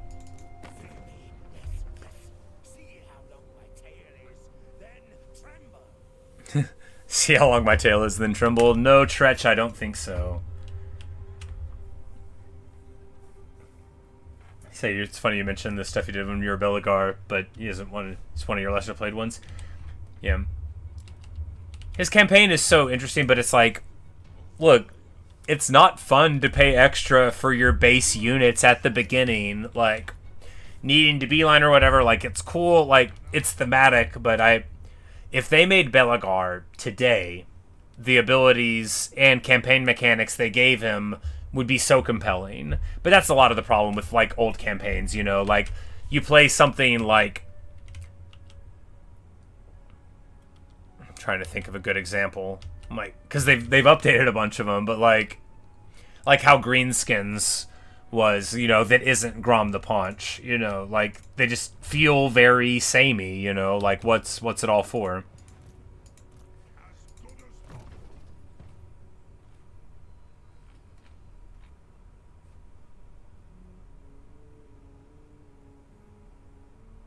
Rune of Hearth and Home gives you a Vigor per second and ITP. Rune of Negation, that's the ward save one, right? Like, which one of these hurts people?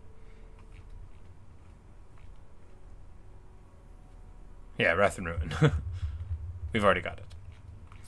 Alright, getting to... yeah, we're going to take Mason, because that's more important here. Yeah, we'll just run Malakai over here to the left and deal with the Skaven there.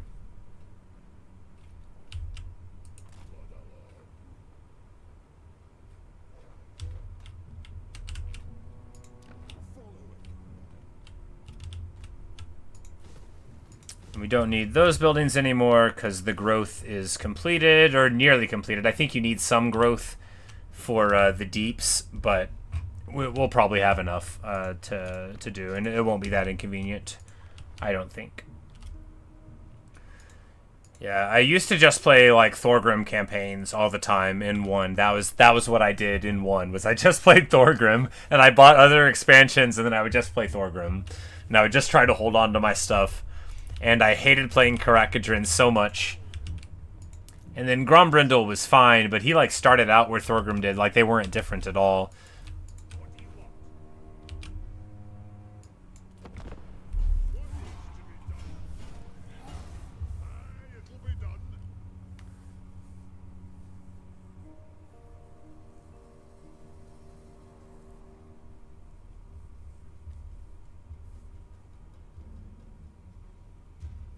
But it's so interesting, like, if you've been playing Total Warhammer for a while, like, the timeline of how some campaigns went from, like, barely working to now they're excellently done, and, you know, like, because 3 updated so many things. Like, Warriors of Chaos, like, Archaon was, I mean, you could play them in the past, but, like, when Chaos worked exactly like every other faction, you know, it didn't make sense and it felt meh, you know, but now...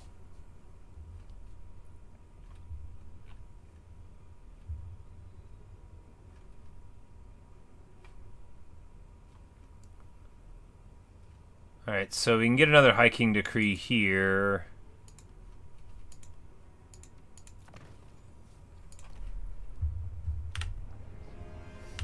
Alright, and then now Skag. Oh, and it's... That's so funny. That is nuts! So, interestingly... Skag got... No, they both got the trade. I was like... Do they not both get it? That's amazing. Like that I did it earlier, but yeah.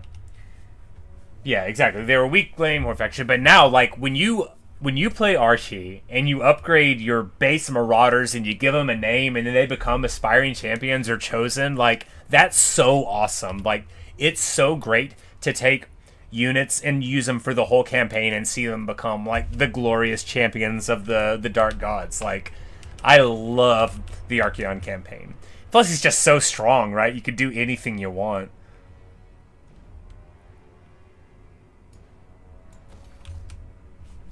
We're going to go ahead and build the deeps here. We're not going to lose Karak's Gall. We won't. I don't think we will.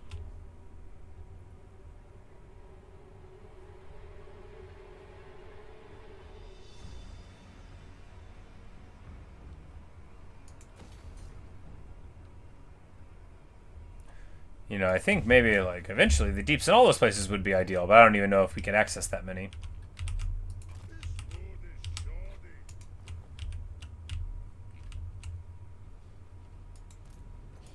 This guy just keeps on acquiring grudges. Alright, so Rel is trying to attack our land. I'm sure. Yeah, so it's war.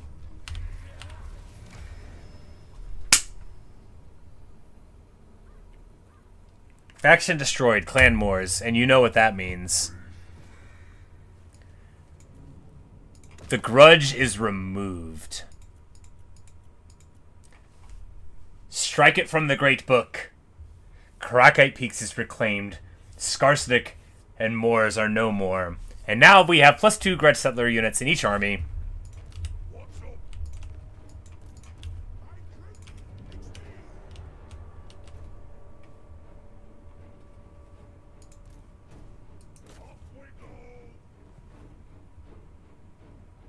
Yeah, we'll do nothing. We'll let them. I'm not going to spend the effort to grab it, you know.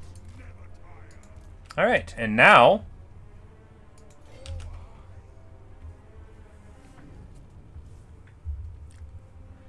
Now it's time to go.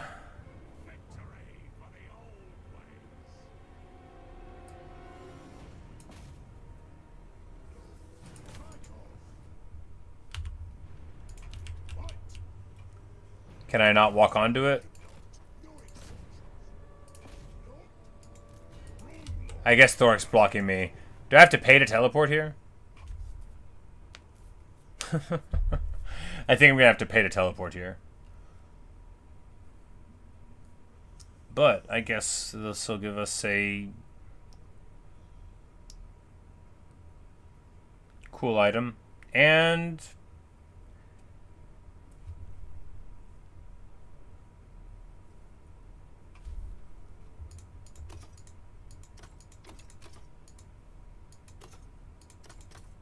yeah, well.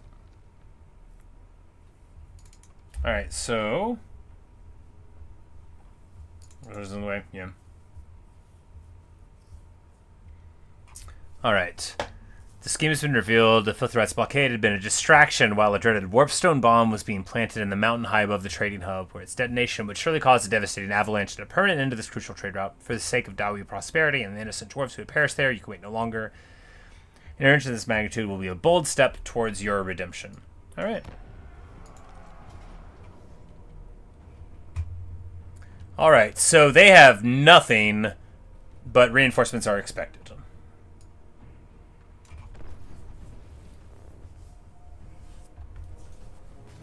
It's a quest battle, so we'll expect shenanigans. Obviously, reinforcements are expected, but we'll see how it goes.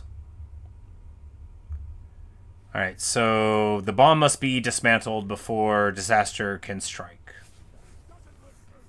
This doesn't look good. We've got to get over there.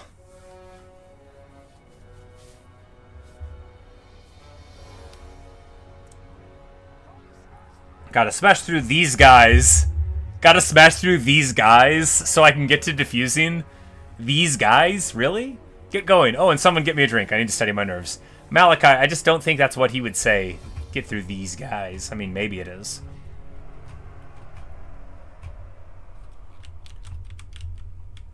Alright, so... This is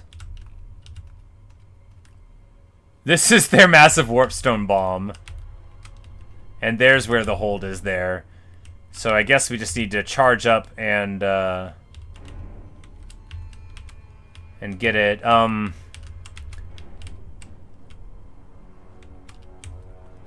Alright. Like, yeah, we just move everybody up.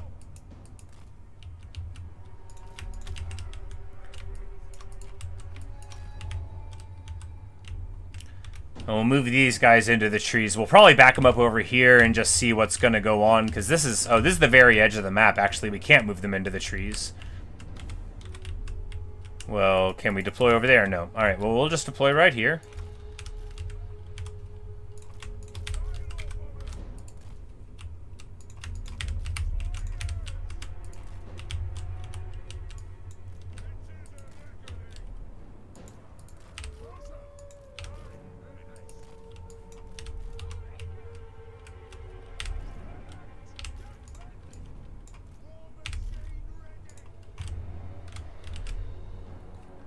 Alright,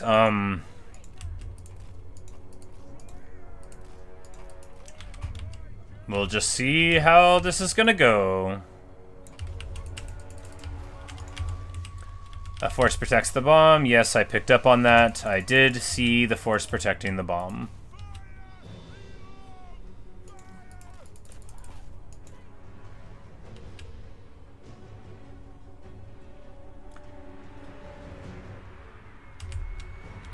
Malakai must reach the bomb to begin defusing it. Okay, so Malakai has got to get here, which means we are going to need to defend there.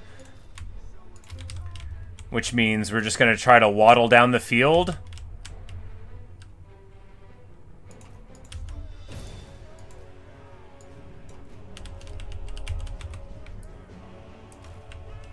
Yeah, we'll move the Slayers with them to defend them. Yeah, because we're already taking a bunch of damage here from friendly fire, probably. Skaven reinforcements. From where? From there. Alright, so we'll just...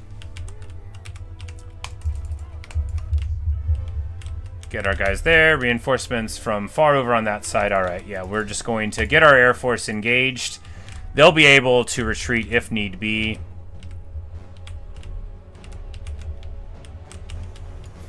Or actually, if we just...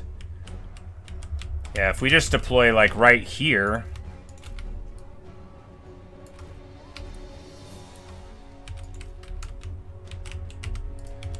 then we can have the Slayer backline support there. And then they'll be able to put the damage in here. Because there we go, we've got... something's hitting these gyros. Let's just back up, can't see much.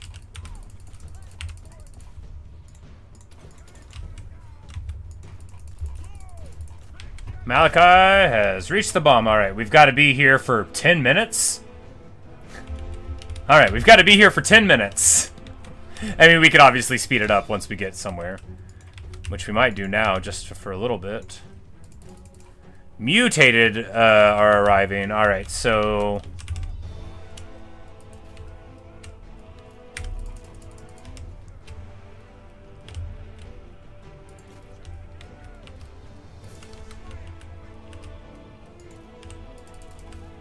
Ulrika's pushing all these guys off, and we'll just keep these guys in the back, and we'll just try to bounce Gotrek and Felix around a little bit. The reinforcements are all coming over from there so far, but if they come off of this line, they're just going to overrun our entire artillery position. That's like okay, roughly. Not perfect, but okay, you know.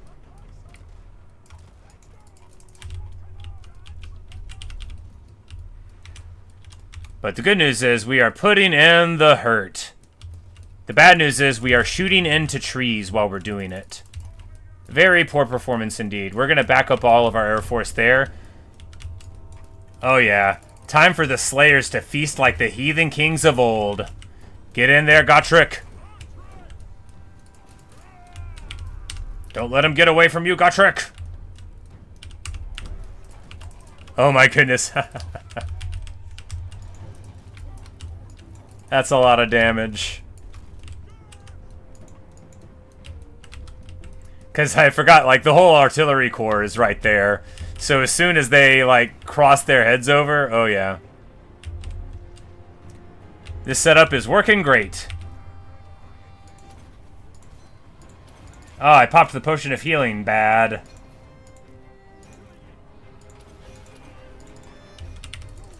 But yeah, this is a massive mash of monsters, and we're just essentially disabling all of it. We're going to give these guys their ammo back, because they have a huge Skaven Wave army coming there. But yeah, they're just streaming in from the side. And, you know, if we get to... This is the best battle of all time. This is so fun. Like, they can't do anything against us, and I don't care.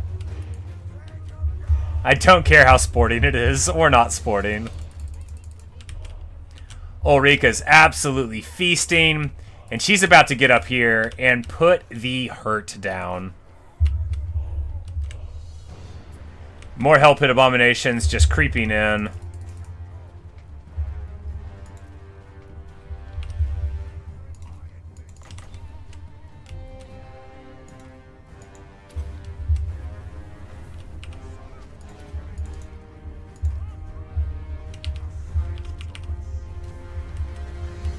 Nice Pit of Shades there. And these are all like Storm Vermin. These are no slouches of fighters, but it won't matter.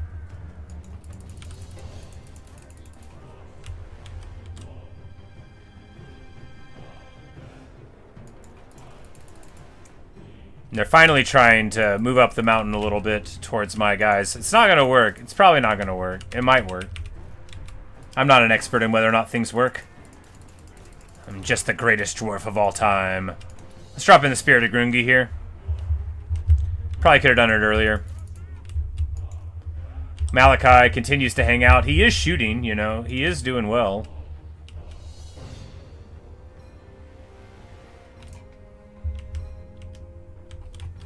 If they come in from that angle, we won't be in too much trouble, right? Yeah, it'll be...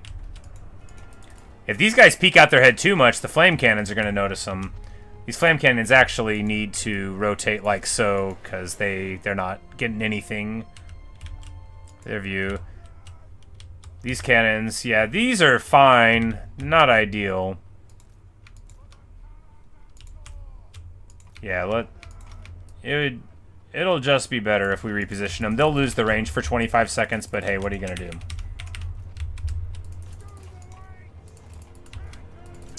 Yeah, these fools are getting absolutely schwammered.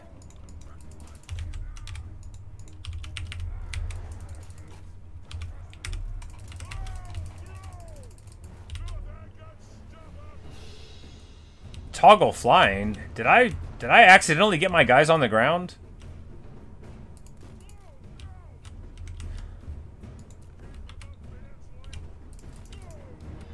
Alright, they're throwing everything out at us. Alright, that means we have got guys over here now. Alright, so... Warlock Master that way. Oh yeah, they are about to get on to our artillery. Brotherhood of Grimnir that way.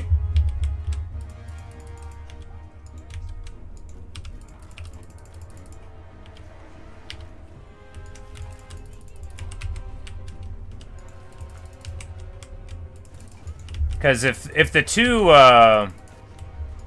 thunder barges isolates the advance in that direction, we just need to get back over here. Oh man, they got our guys in the net. Oh, they can't follow up the net with anything though. We're just gonna roast them. Oh yeah, Wolf Rats wait way too long to try to press their advantage. Slayer's gonna get right in on them. They'll get flanked. This Warlock Master, no, I don't want the troops on him. We need the troops to be supporting Malakai because they're about to get in here, right?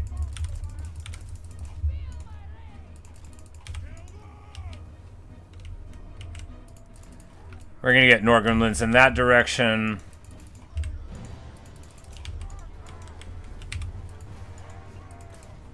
Dragonback Slayers feasting.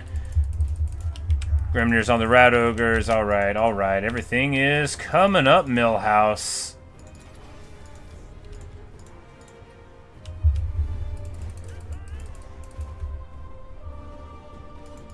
Did I get pushed off of the bomb defusing spot? Maybe a... No, it's still moving. Okay. Artillery is still set. Thunder barges are still in amazing form. You know, this is probably why it said, hey, take 4 thunder barges on this mission. They would have been real good there. Surprising there hasn't been any artillery yet. Maybe we're just waiting to see them.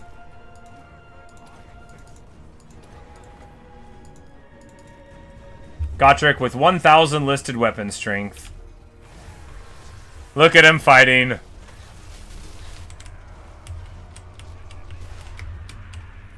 You can almost see him fighting. The Hellpit Abomination having a time. It's about to have a time getting charged by Gotrek. Get in there, buddy! Hit him with your axe! Oh yeah. Boom, baby. That connected. Hit him again. Hit him again. 1,000 damage. 1,000 damage. Hit him again, Gotrek.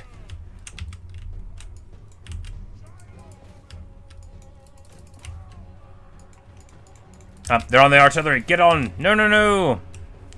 Alright, well, it looks like the cannons are gonna get eaten up by the wolf rats here. Got distracted by Gotrek having a party.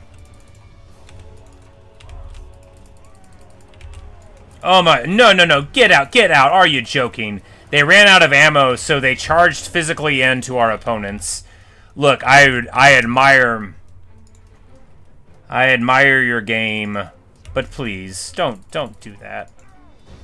Dragonback Slayer's gonna get in on the Warlock Master. Our guy's out of ammo. 1 minute left to defend.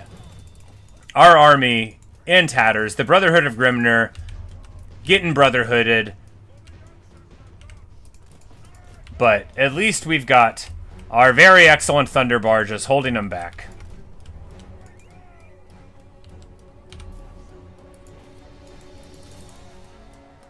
This Warlock Master is not going to be able to be the Dragonback Slayers, right? I mean, they have got to be eating them up, right? Yeah. Yeah. Hit him. Hit him with your axes.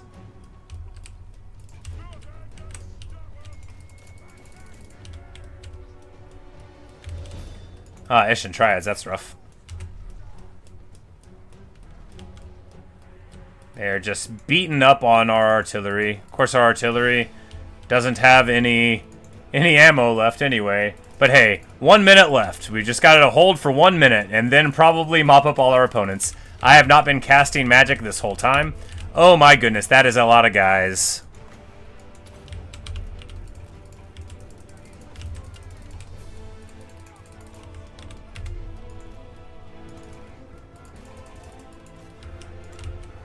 Alright, do we have any Slayers that can fight? We need them on the point to defend it.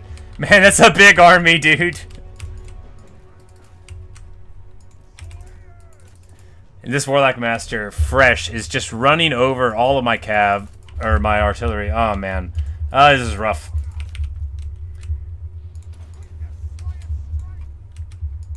And he got off of the point. Are you joking?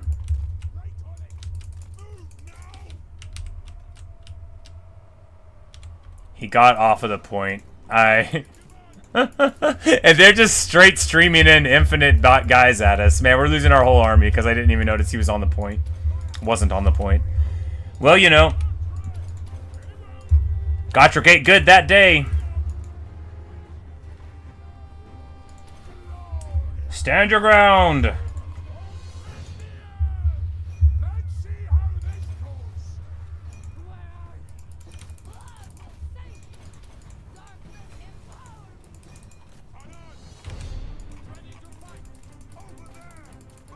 Alright, 13 seconds left.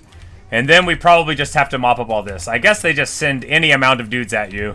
Which, you know, what a fight, right? Man, we're gonna lose all our artillery. Oh, man. The bomb is disabused. We have to save the Dawi hold. Now we just have to win the fight.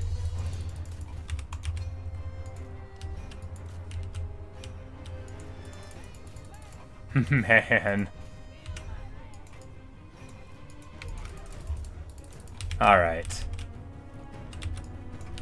Never mind. Maybe they're getting army lost. Yeah, they look like they're getting army lost. Alright. Woo! Yeah, they do. That's way braver than Skaven normally are. Look, Dwarves are very brave. Skaven, not normally so. A whole lot of us did not make it out. But that is the Slayer oath. You know, that is the way of the Slayer.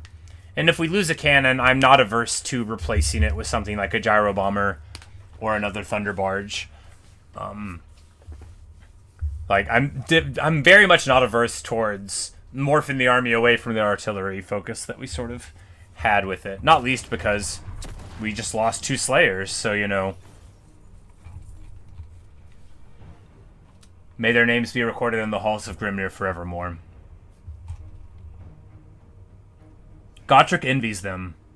For in this battle where he got 4,700 value, and Garagrim got 4,900, they were never close to dying.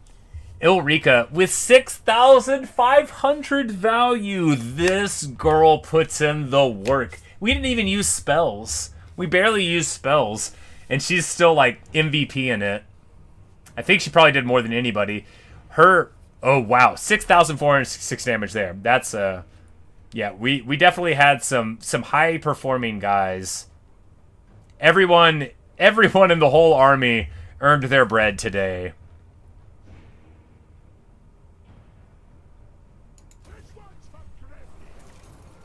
The Skaven scheme has been completed. We get the Rune of Thungi.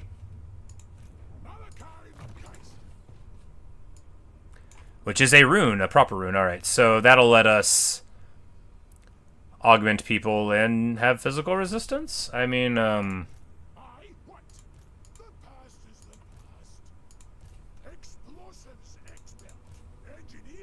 it's fine.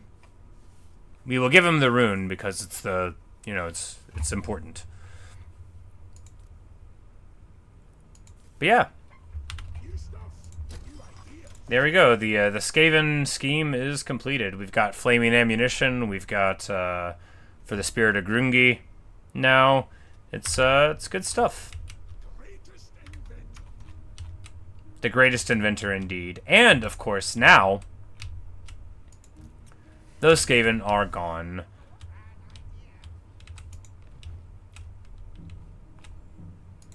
Can I send someone else to fight this guy?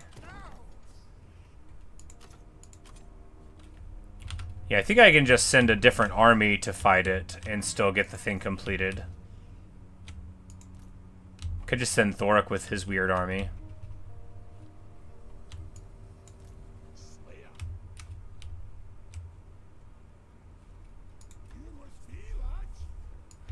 Alright, so we could take this opportunity to actually recruit something that took 2 turns, like Giant Slayers. Because Giant Slayers are crazy strong, right? When you have all these buffs that we have. Because they have 80 models and they still have like as much weapon strength as Doomseekers do.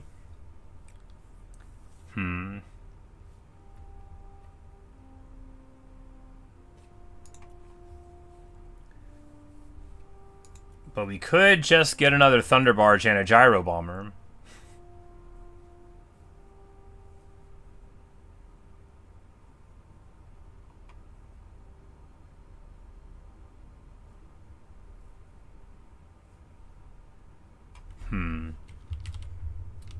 It's like, well, who are we even fighting? Yeah, we'll take another Thunder Barge. I've already got 4 things. This is like 6 things in the air. It seems like enough. We've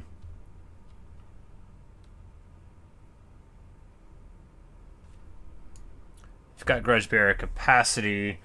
If we spend it on Hammerers, they will be, you know, awesome backline guys.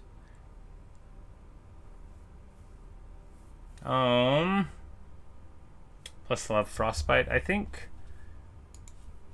I don't know. Might just replace them with regular Slayers again.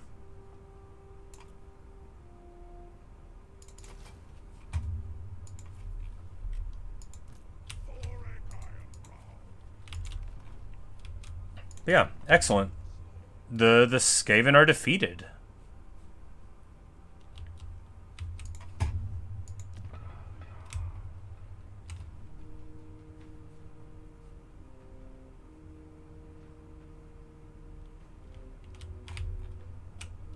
Well, Clan Moors is. And the Skaven scheme is completed. That means we've almost got a short victory. Which each, so there's a short victory and a long victory, and when you do either one, you fulfill all of them, you get bonuses. So the first one gives you +3 capacity for all your heroes, and the second one here gives you +10 recruit rate. But some factions get, like, you know, more magic or whatever weird thing. Some campaigns give you, like, really, really quite extraordinarily amazing stuff for getting to the end. It just depends. Alrighty. Well. Oh, it feels so good. I mean, look at that. Karak 8 Peaks. The Skaven destroyed, essentially. And now, just Tretch.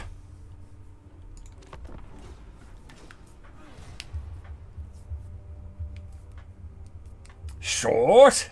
Yes. See, isn't it so fun? Isn't it the best meme? I think it's the best meme. Oh, I love this game so much. You know, I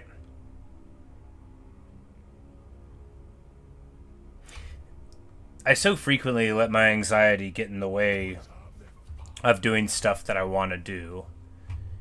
You know, because, like, and especially silly here, it's like, I like this game, but I didn't think I was good at it, and I didn't want to, like, play badly in front of people or something, but it doesn't matter. I mean, it's just the internet. Like, if people don't want to watch it, they won't.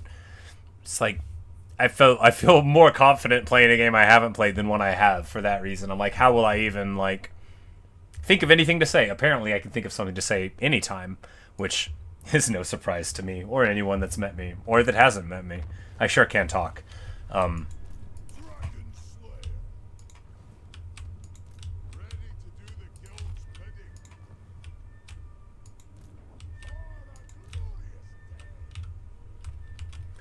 Yeah, I think we'll just move Thorgrim down here, and can he even win this in an auto-resolve? I hope so.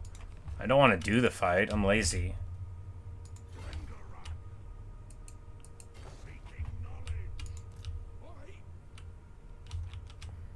Because I want to press the fight to Rictus. Look, Warthog or Greasus or somebody is going to be a problem before too long, but I also want to eliminate Grimgor.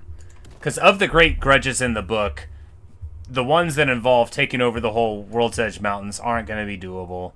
The ones that involve the elves aren't germane to what we're doing.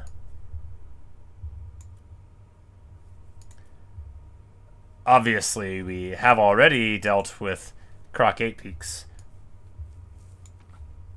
And this Silver Pinnacle one is, like, you know, not that interesting either. I guess that's, like, yeah, so if they build that building, then if they build that building there, then I guess maybe the grudge gets solved. I don't know. I don't know.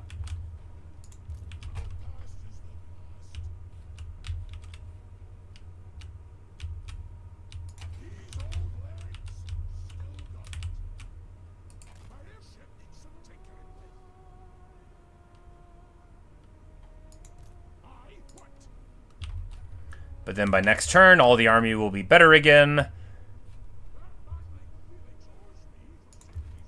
It's just so funny. The Thunderbarges have 70 missile resist, and we're not fighting factions that have any flyers, right? Like, some factions have a lot of flying units where maybe they would be able to do something annoying, but the ones we're fighting don't, so we don't have to worry about it.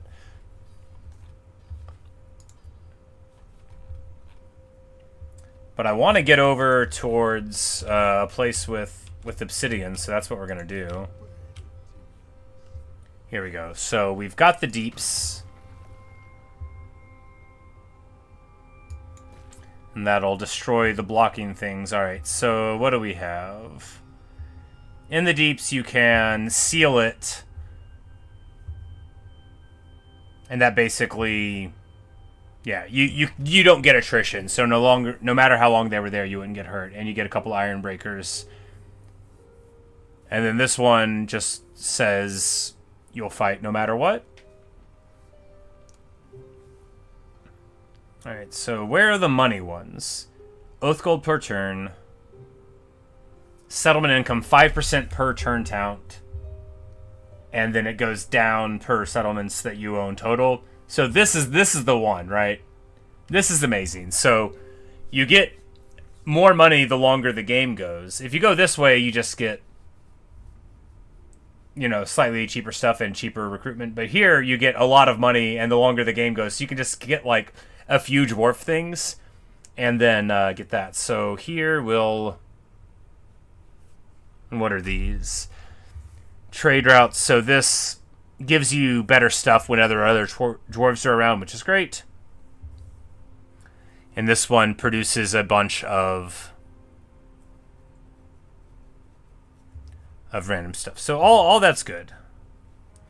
We're going to take the one for a bunch of money first.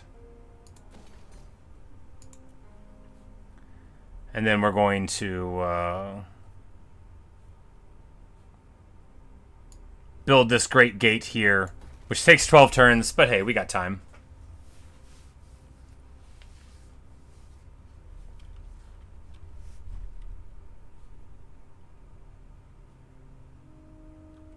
If we build the armories, we can get a higher recruitment capacity. I don't know.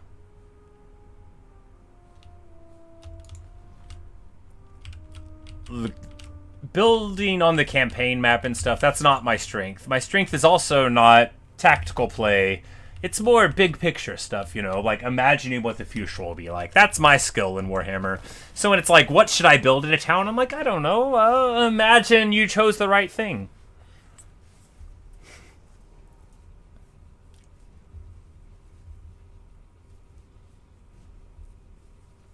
I wonder what item you get for the Chaos Dwarf Grimgore elimination. It could be really good. Some of the rewards for completing the Great Grudges are just sort of like, eh. Like, you got this ability, which is fine. Like, Call the Miners is good. It's really good, even, but... Alright, another Grudge Age is done. That's like the lowest grudgeon we've done in a long time. Man, we are broke.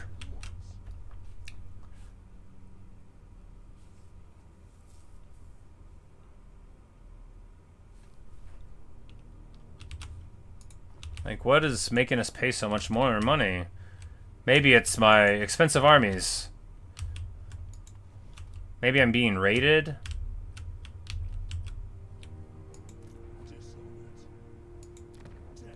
We'll figure it out.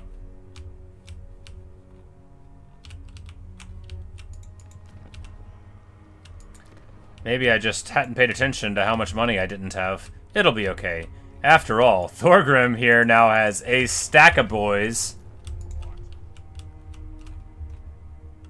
Doing good, and we are about to press the matter northward.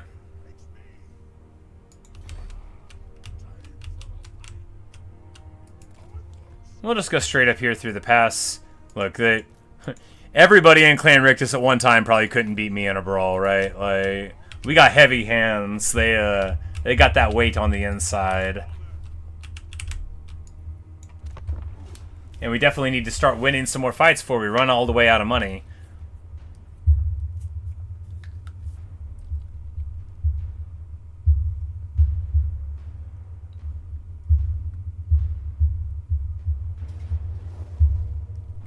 And speaking of, it looks like they want to fight us all at one time. So that's what we'll do. Alright, what do they got? Some artillery, bunch of warp grinders, clan rats, warp grinders, doom wheels, gutter runners, rattling guns. Do they have any warp lightning cannons? They don't. Alright, we're fine. Let's go.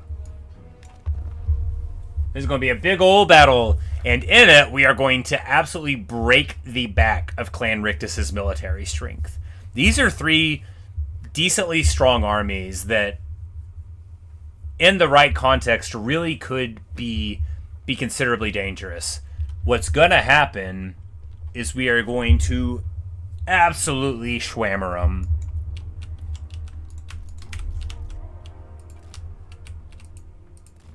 They're probably going to try to go over here. You can't see where they're deployed. We're just going to go right here. Yeah, they'll come back in after a bit, so we'll be there.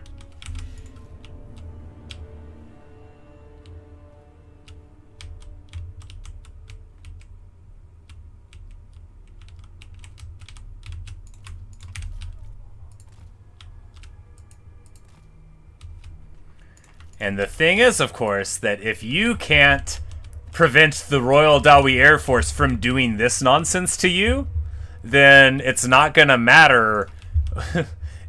Nothing's gonna matter.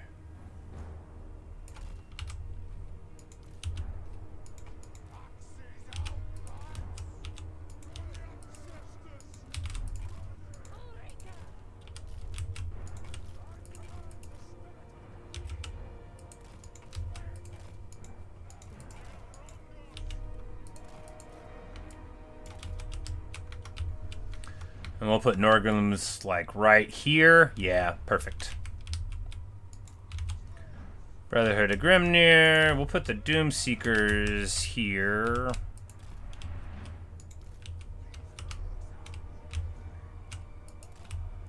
Yeah, because we just need enough to stop them from flanking and to be able to, you know, hit them whenever they... No, we should have the Doomseekers, like, right here. Hit them whenever they inevitably summon on top of us. Alright, let's go. And that's just what they do. They try to get all of their guys over in that direction. The cowards. Did they think that was going to work? I mean, it's smart. They're trying to delay, you know, to get...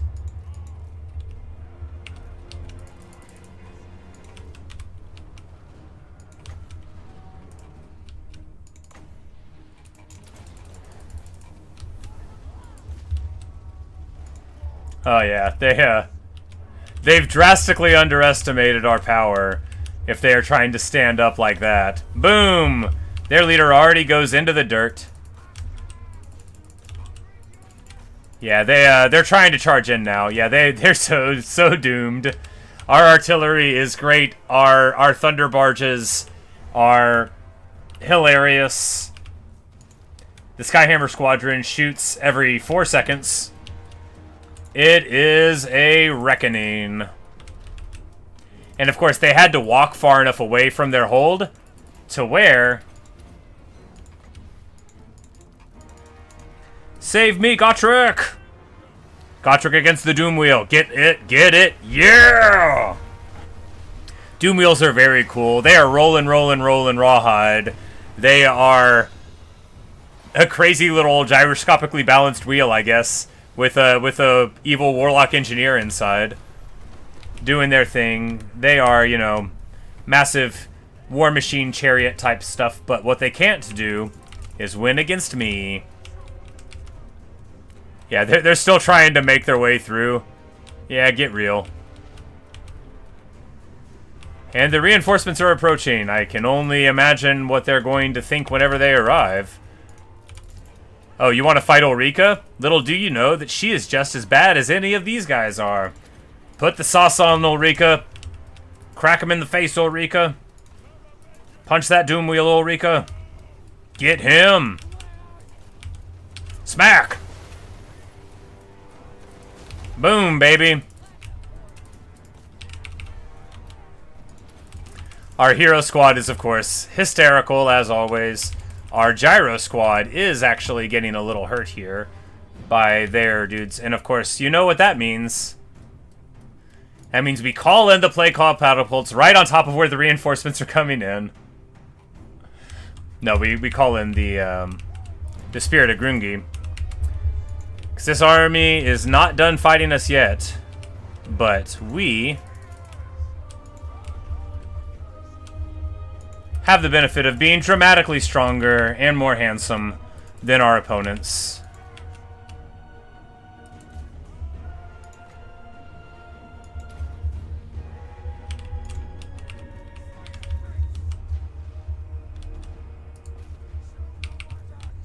Because really, like, with 70% missile resist, look, Thunder Barges have 10,000 HP. That you would have to do 30,000 points of damage to them. That's not easy to do.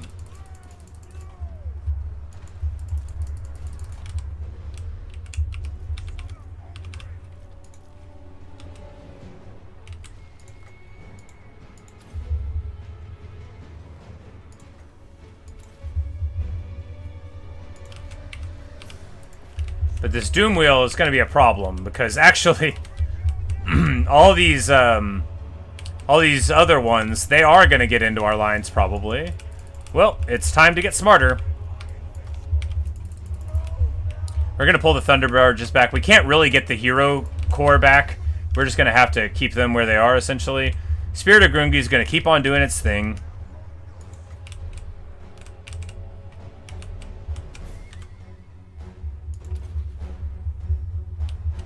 This Doomwheel is fighting Slayers, though. The thing is that they're good at fighting Slayers. Just Slayers are good at fighting them back. Norgrim's Ironbreaker's totally surrounded. Gonna be in for the worst damage. Alright, but now they're clumped up and we can at least throw a big old pit of shades there.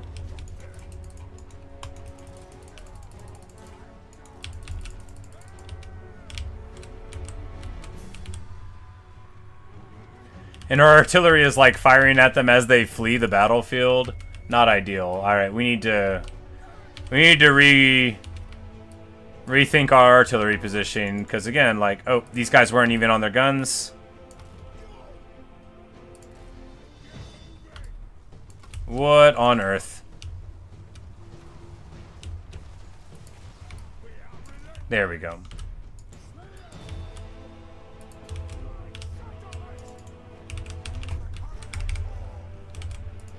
Yes, for the Karaz Ankor, indeed. At least our hero core is totally fine. And we know Ulrika is ready to brawl, right? She just needs to point this in towards the enemy type of thing.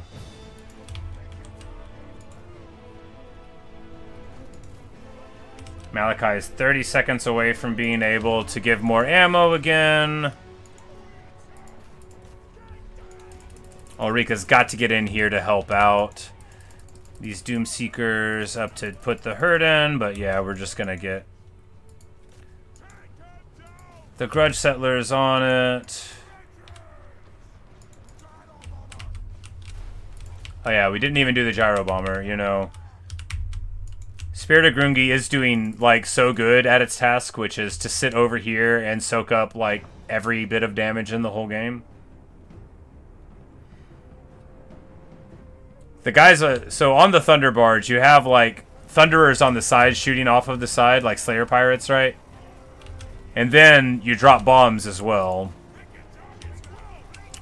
Like so. Show me the money. Show me the money. Boom! Like that.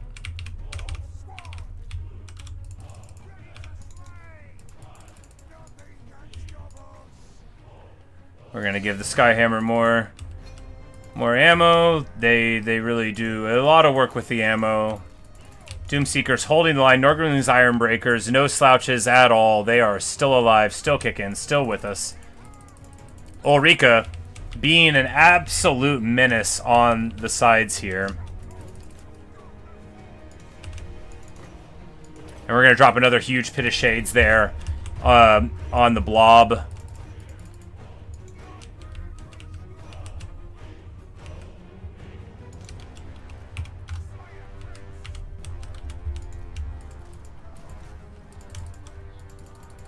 I'm just going to pull the Grungi all the way up. Oh, this is the proper Thunder Barge. Whoops. What on earth is it doing there? I'm going to pull it this way. Alright, we win. We're not going to pull it in. Right, we just need to see if we can get a couple of kills while we're...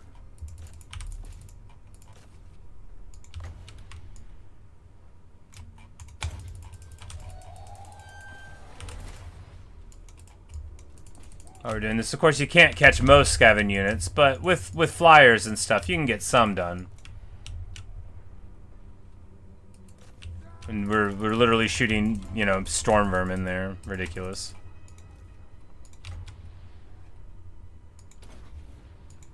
I mean, not that storm vermin are like jokes. It's just, you know, they're not exactly top tier target choices, right? And Gotrek, when you pop everything, can get to 71 speed, which is like really incredibly fast. Slay. Yeah, you tell him, Gotrek. Slay. He's just like doing his joggiest. He is straight jogging. Hit him. Hit him, Gotrek. Intimidate them by standing near them, Gotrek. He missed.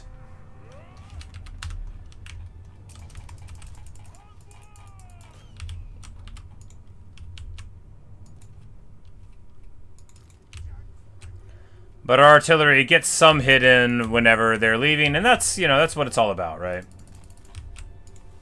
Boom. Carnage. And of course, we might lose a Slayer, but hey, we might lose 2 Slayers. But hey, what's important is our glorious victory. Because again, like, we really messed up their army. These would have been armies that were relatively strong, and now they're gone, and Doom Wheels don't get recruited overnight. It takes a couple turns.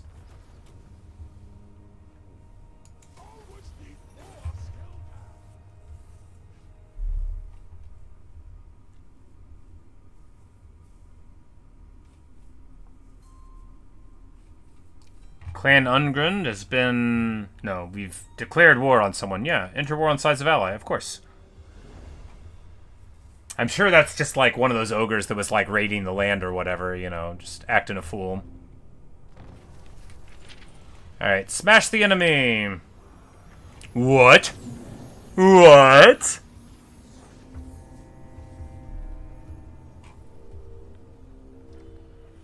No, we don't want the Nemesis Crown. It's like really good. It's just, look, it is not... It's not thematic. It wouldn't be right for Malakai to take up the Nemesis Crown, especially not at this point in the campaign. It doesn't make sense. It doesn't make any sense at all for him to take this evil relic, and so we're going to seal it. But the Nemesis Crown is a great item. It gets more powerful the longer you hold it, and it makes everybody hate you, but it makes you incredibly strong. Depending, like, Malakai, it wouldn't pop him up so much, but if you get it on, like, a Flying Lord that's pretty damage resistant in the first place, you can just go absolutely overboard with your strength.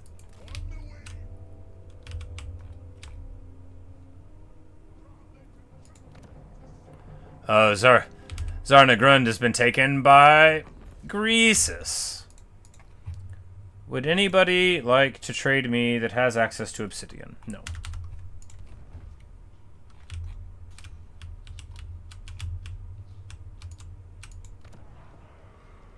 And I had to give them iron rock. And I guess they didn't build the thing that gives them the obsidian there. Because of course they didn't.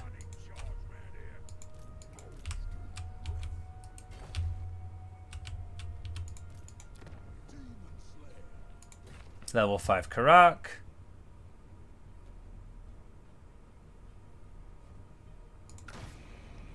Deep's completing, alright.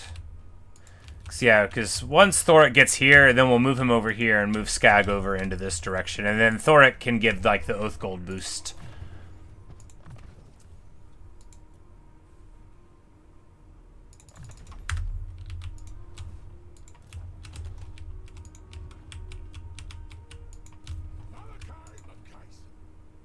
So we lost a couple Slayers again.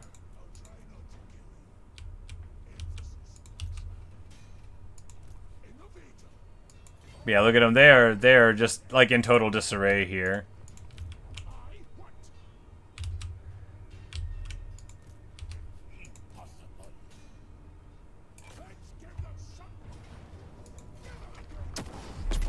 Boom, boom.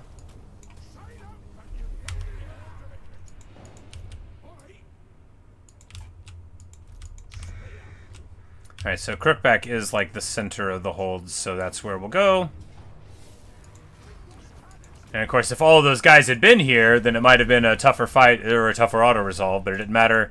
They were able to flee out of the base of it, which is crazy. Sometimes you have like a building that'll let you run away after a battle, though.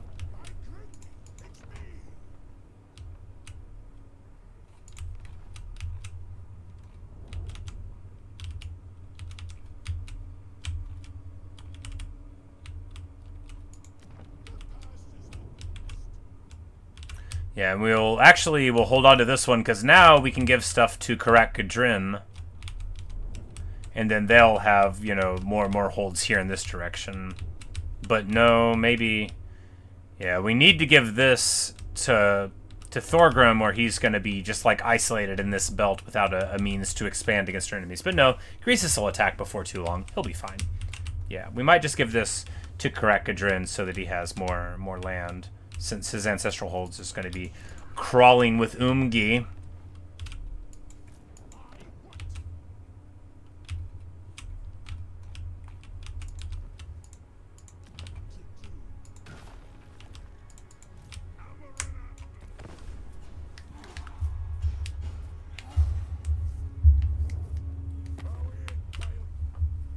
Greasus demands more money. We'll give him more money.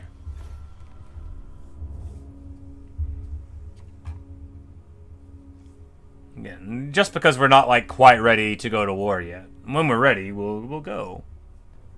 And we will get all that money back and more. I tell you what. I tell you what.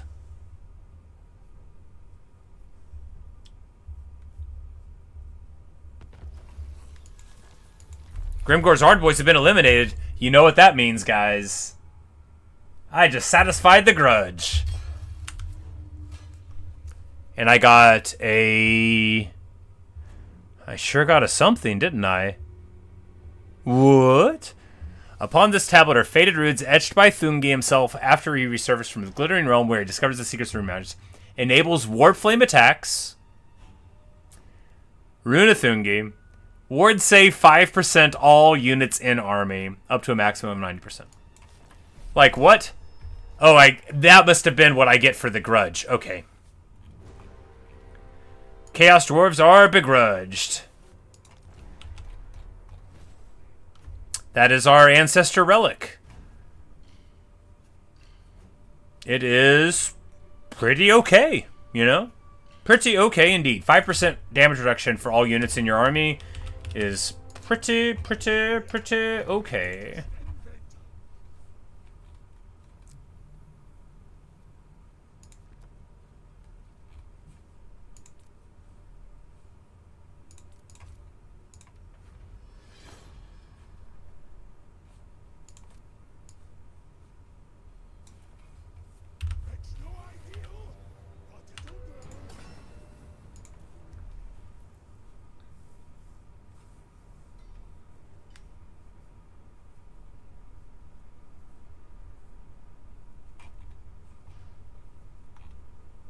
Yeah, because we could just take Scepter of Stone and have a huge bombardment. We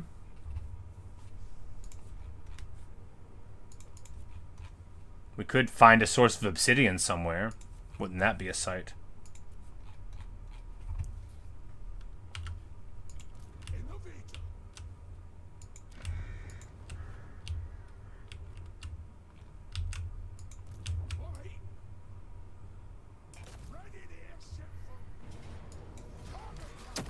And we put a bullet there. Red Axe of Karak 8 Peaks. So, unique item. Pretty nice. 20% weapon strength, 10 melee attack, and magical attacks is fine. And then another 20% when you fight greenskins. You know, like... Can't shake a stick too hard at that.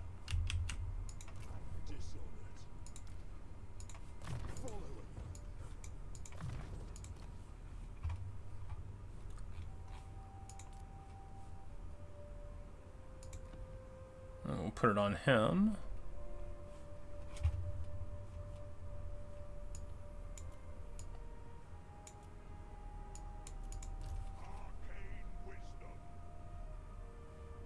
Oh, this is his weapon, and he's supposed to have it on. He's supposed to have his stuff on, and he doesn't. There we go.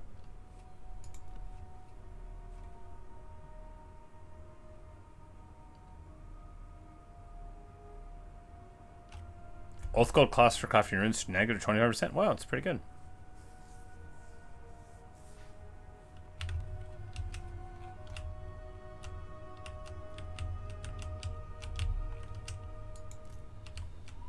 Anyway, we should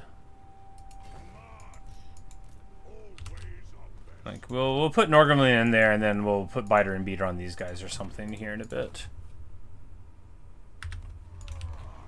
Or something. Anyway. Hopefully Thorek can just, like, win that fight auto-resolve, and then we'll tick another thing off of the scheme.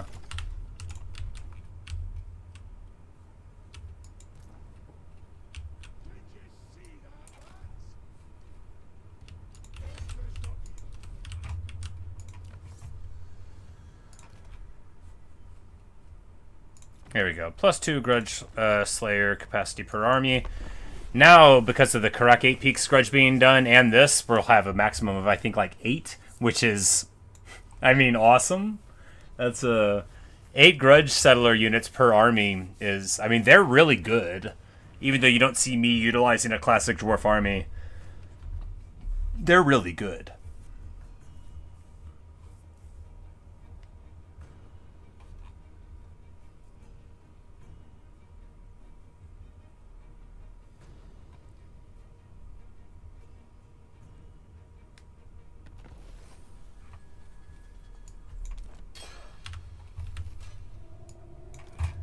The end is nigh.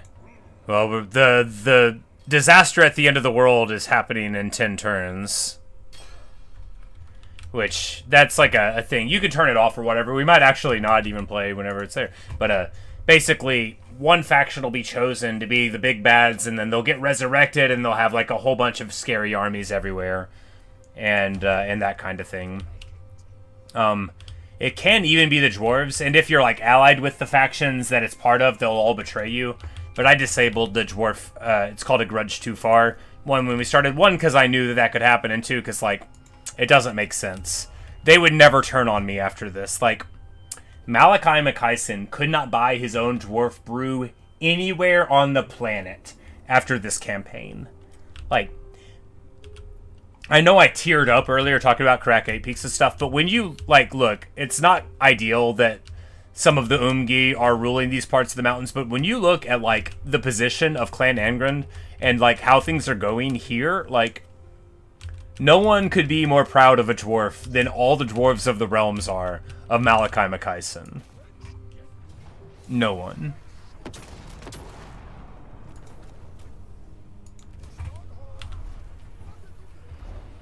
The Chalice of Malfleur. Wowza. Character will be wounded instead of killed in battle. Okay, 30% in experience games.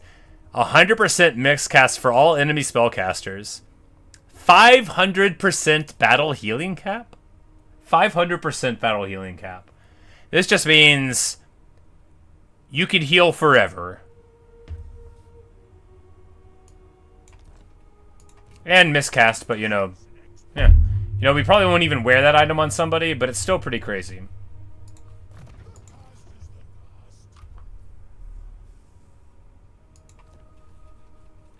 Yeah, no, I guess we could put it there.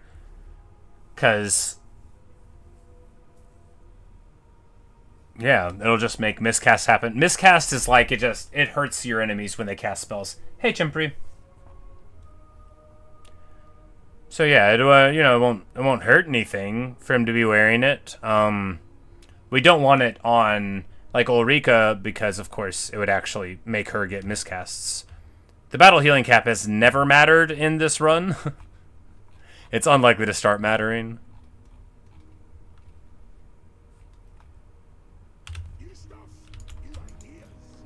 Because normally you can only heal like 50% of your whole bar. That would let you heal like 2.5 or 3 of your whole bar. There are like healing schools of magic that can heal tons and tons of HP. And like theoretically there are times when that could happen. But like with how our army is, with like Gotrek having, you know, 50% resist all, and Garagrim having 50%, 60% resist all that only goes, you know, like it's pretty nice. And of course now we've got ward saves on our stuff, and everything will take 5% less damage. So that's very nice. A nice little generic boost.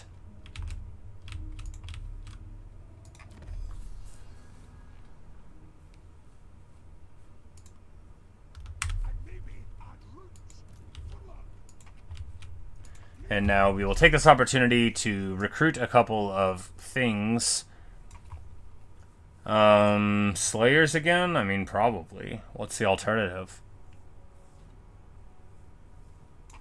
Longbeards with shields? I mean, I shouldn't say that so derisively. Longbeards with shields aren't bad. They're just not exactly Slayers, are they?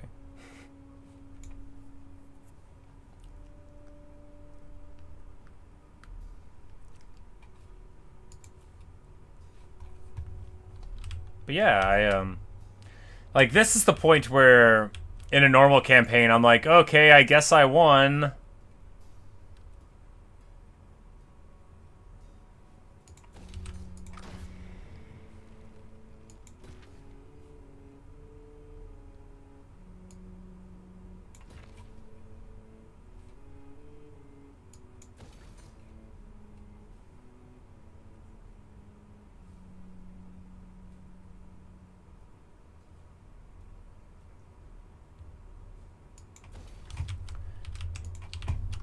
Hey, local noob.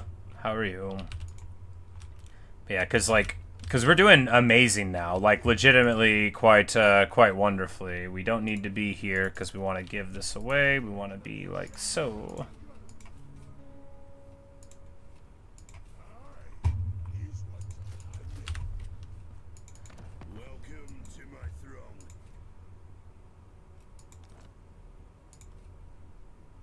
Yes, give me some money, Ungrim. I gotta pay your son.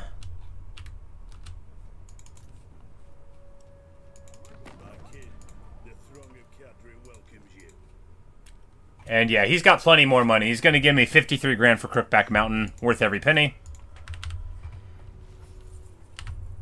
And now we're good. You know, now we've got some more money in the old war chest. We're gonna grab this thing, probably. I mean, it's a special building. You sort of have to build it, even if it's not good.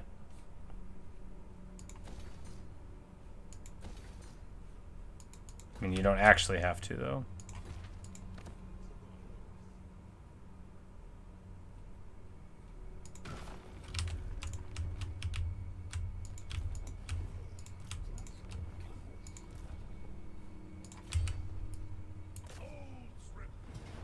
Yay, we can auto-resolve decisively.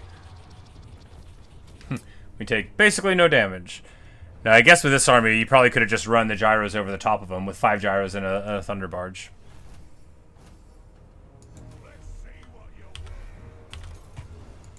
But yeah, we finally got off of our bums and finished that up. So now we've got more bonus for infantry on those units.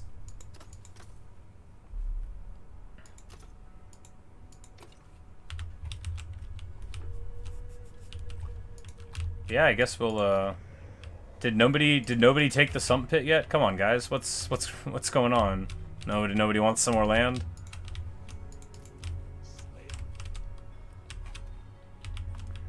Yeah, we're just going to keep on swimming over Clan Rictus here. Cause yeah, like steamrolling is like, you know, it's like the term of art for the game. And in most games, you know, because it's like you reach a critical mass, and then, you know, if you've planned and you've studied and you're tenacious, then, you know, the world is your oyster, or in this case, your dwarven hold.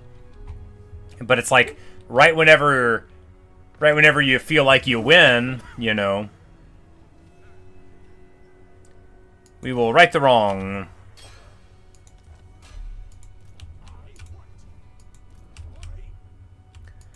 Like it can feel like, okay, now I don't really need to do anything anymore. Like, you feel like you've won the game. And when you do, that's the great thing about Total War Warhammer, is you can just start again. And there are so many factions and so many Lords Within factions. Like, no other Dwarf Lord plays like Malakai, which is why I'm probably only going to play Malakai for the rest of my life. But, you know, the other ones have something to be said for them and aren't, like, not fun, right? They're cool. And, actually,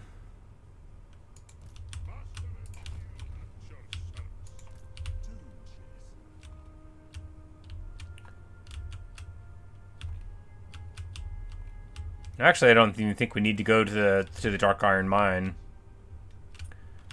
Because I think, like, we could just hold on to these and then just, like, chill. Because we'll be totally within, like, the Dwarven umbrella by the time that Greasus wants to move out, right? And he probably won't move up there. We could just start another army if we do.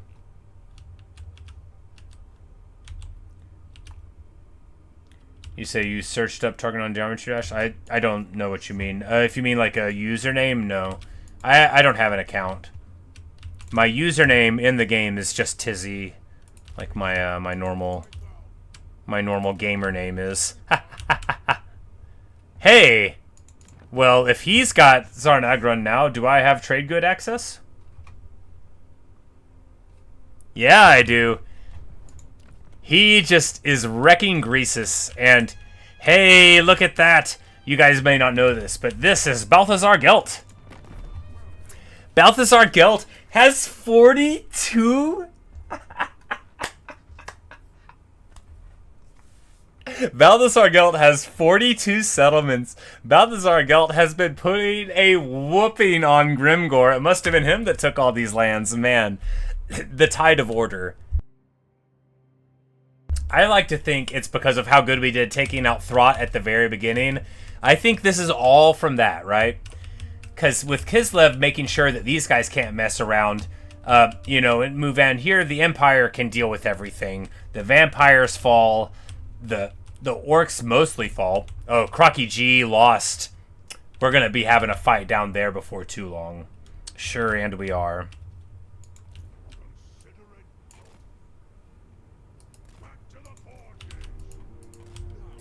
Well, you know, at least we're somewhat prepared.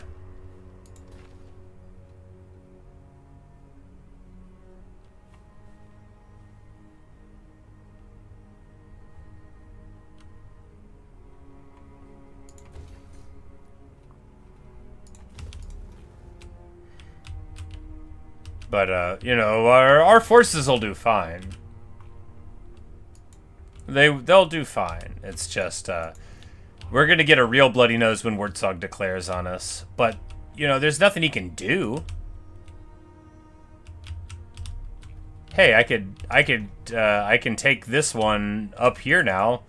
That theoretically saves you, you know, some travel time, like maybe 1 day if you were over there. It probably doesn't really save you any travel time at all.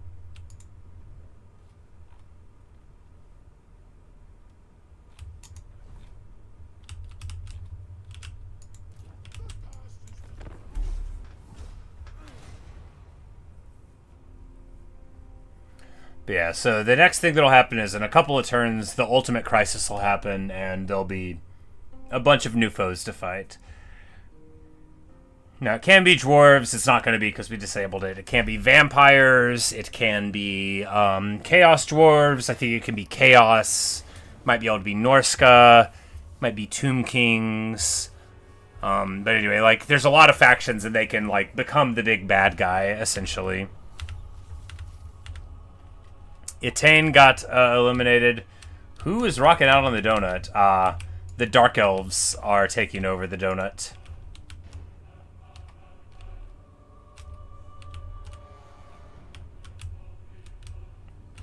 But yeah, we see Wartsog has just taken over the lower reaches here. Which is not awesome. So, like, underneath all of this, there's, like, this sort of Chaos Island. But nobody decent wants to live there.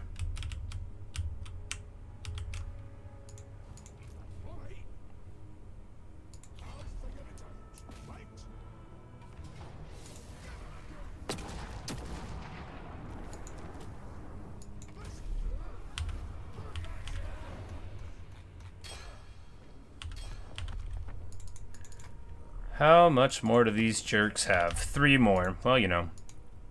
Because if we can just eliminate all the Skaven before the next war starts, whatever it is, then it's okay. Because the thing about Skaven and dwarves and chaos dwarves, you know, they can, and beastmen, they can use the underway. They can move through walls. Anybody else, if they want to come from over here and get over here, they got to walk the long way around.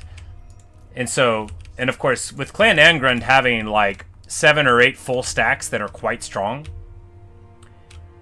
you know, if Wartsog doesn't declare on us very soon, he's going to find that we are every bit as mighty as he is. Every bit.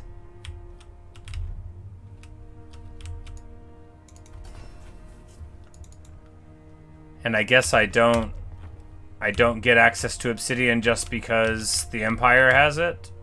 Oh, maybe they haven't built the building. They haven't built the building. That's why. They just took it over. Okay. Well, hopefully eventually they'll build it and we'll get obsidian access and be able to buy another sweet item.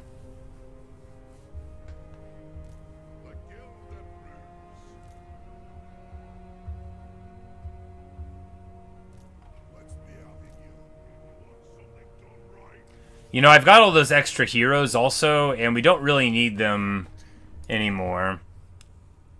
Scarbrand? Scarbrand? Scarbrand? You're declaring war on me, buddy? You feeling alright? You only got 2 holds. Scarbrand is a mega dangerous demon, but there's only 2 of them. And we'll, of course, call all of our allies to help.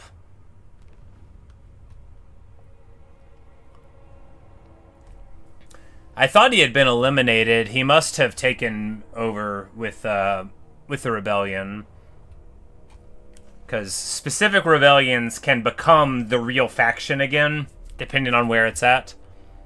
Which is the thing you can abuse, potentially. So, like, if you have a certain type of corruption or whatever, and then you can make, like, a legendary lord come back, so you can get, like, the Lord Defeat trait if that's something that's important for that specific, you know, character in some way.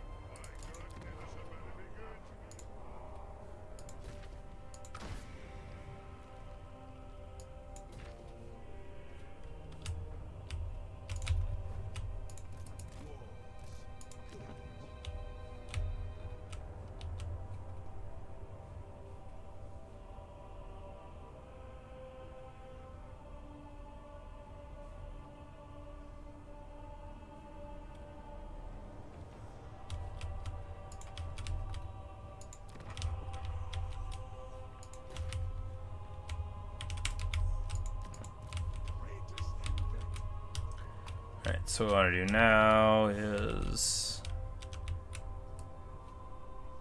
yeah, that'll be a 2-turn run, so we'll just walk it.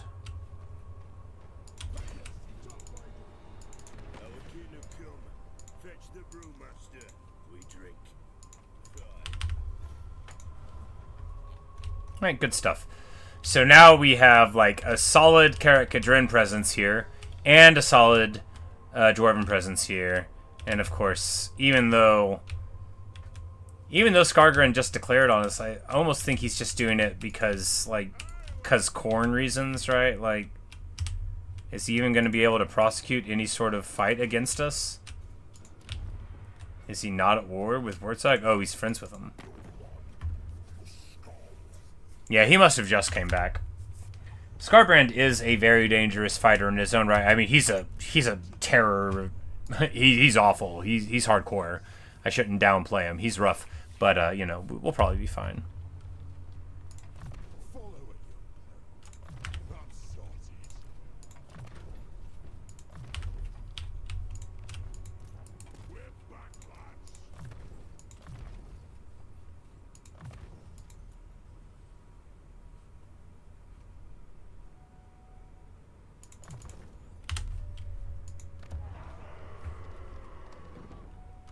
And we're getting...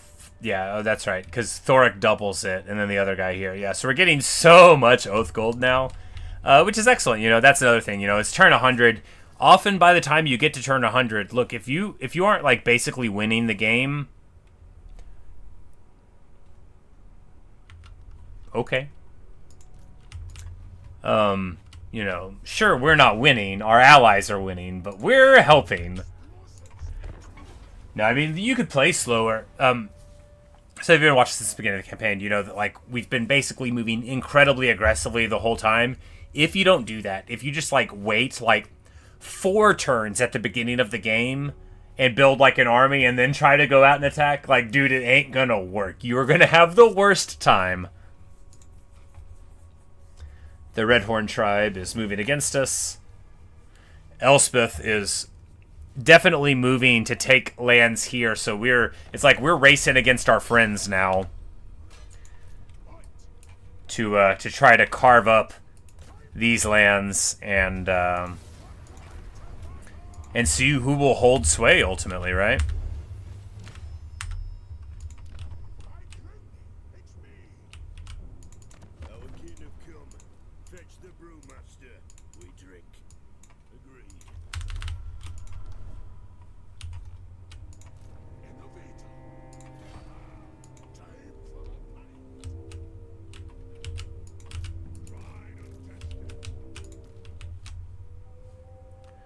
Yeah. Now we get 400 Oath Gold a turn. Pretty good. We're just going to send a scout out this way and this way. Like, what's Scarbrand even playing at, right? Like, is he joking? How's he going to try to fight me?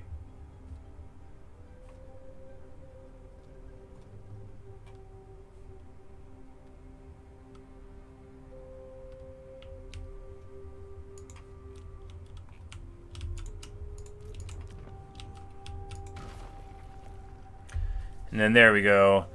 We get much cheaper recruitment cost, more Oath Gold per turn, and a ton of money. It's, yeah, so you see those buildings in the deeps we built?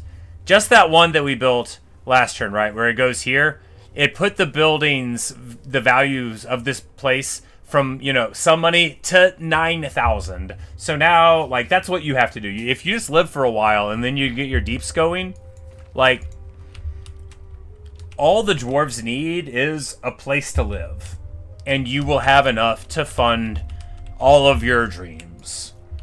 Because 9,000 coins, like, look, Malakai's army is discounted by various stuff, so it's 3k, you know, but Thoric's army is a bunch of, like, high-value stuff. There's not a lot of cheap junk in here at all.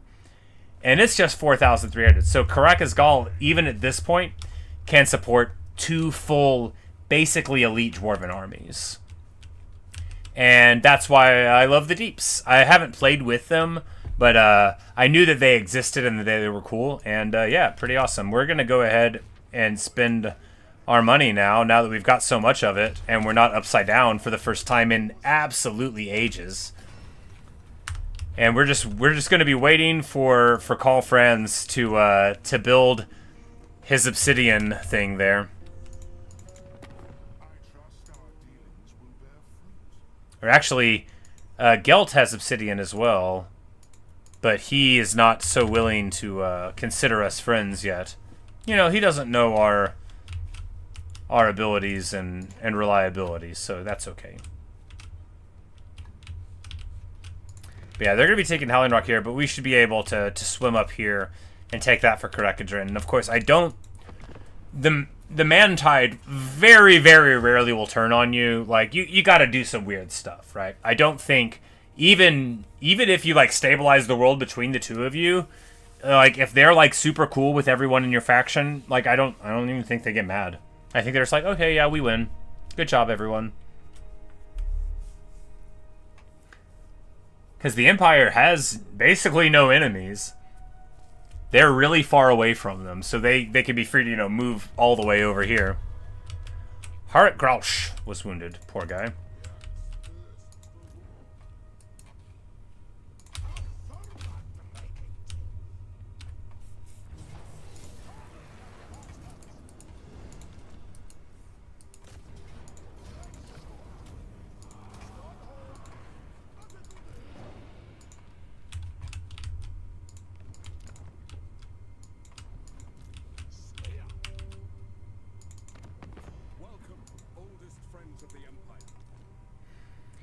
Yeah, because if we trade the Gates of Zar, we could get a military alliance with them.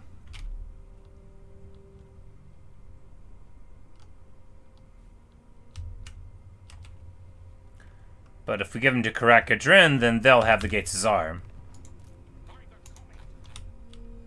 Now, we don't need them. But a military alliance with the Empire could be very advantageous. After all, it's going to be Greasus and us soon. But no, he's already fighting Greasus. You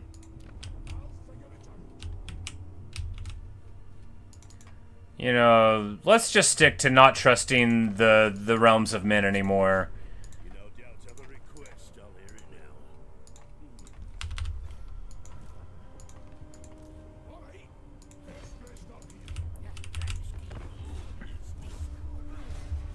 I was thinking, I was like, man, we're sort of at a stopping point. But then I'm like, you know what? What we actually can do is maybe win.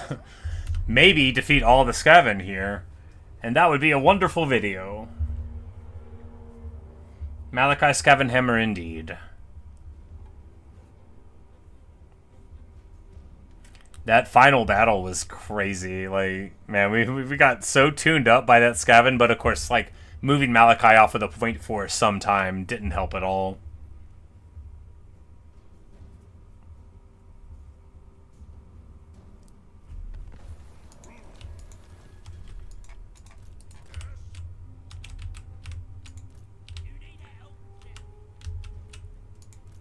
Yeah, Wartzag, look, you cannot feel comfortable when an orc is doing this, because he just defeated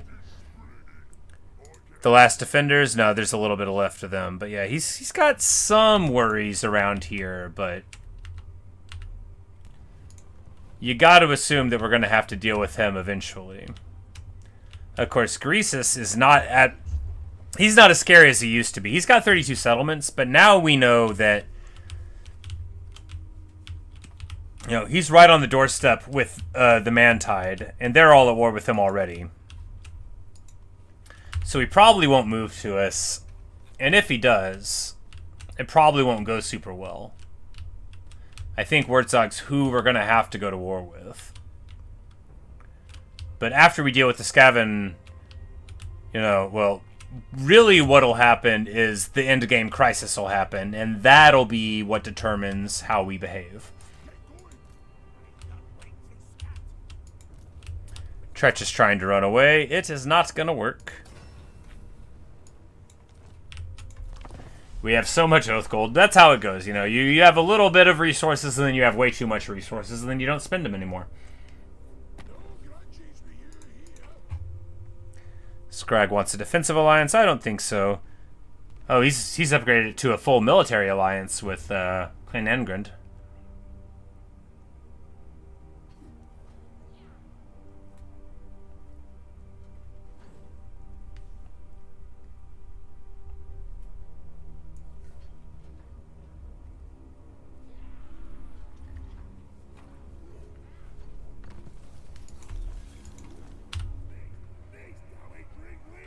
Pure Devotion. Felix gets an event for 1,000 bonus experience. Sure, he's max level, but hey, it's nice.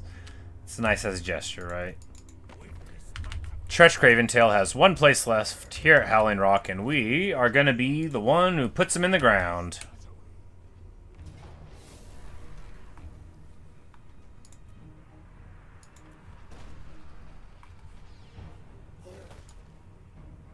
Alright.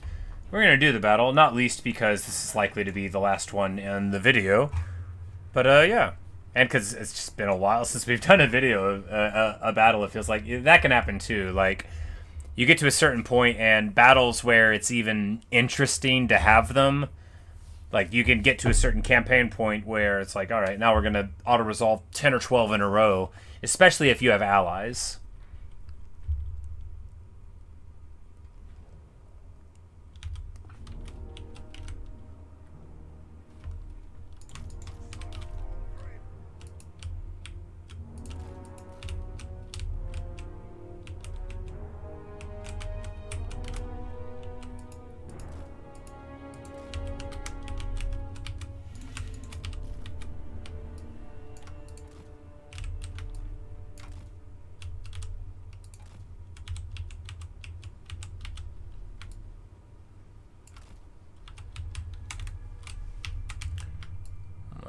Where can we get them? Right here. Yeah, excellent.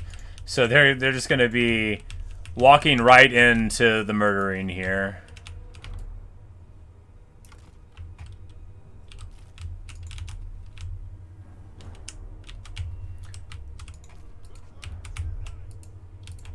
And then, of course, it's just Skaven problems, so we'll want to go, like, right here. No, like, right here.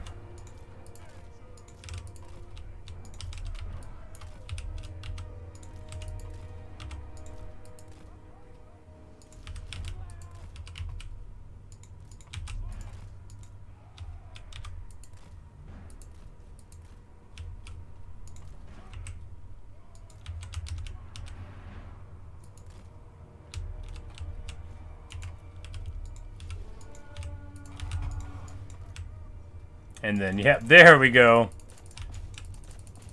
All the Air Force immediate. Oh man, Vanguard Air Force deployment is so funny because look at them.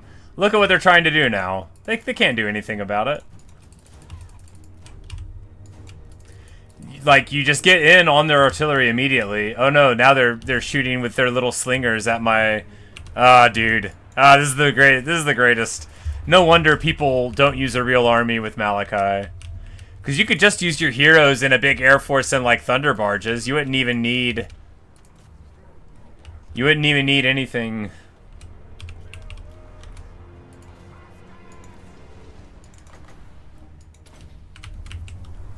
Yeah, they're not even going to be able to get over here to fight our troops. Of course, half of our army is right here, so it's not like they're not fighting our troops, but...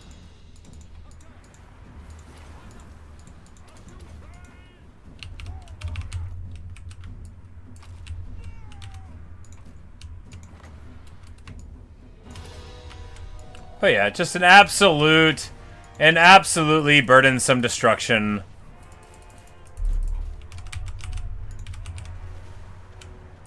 Felix is fighting Stretched Craventail. Oh yeah, they're really going at it.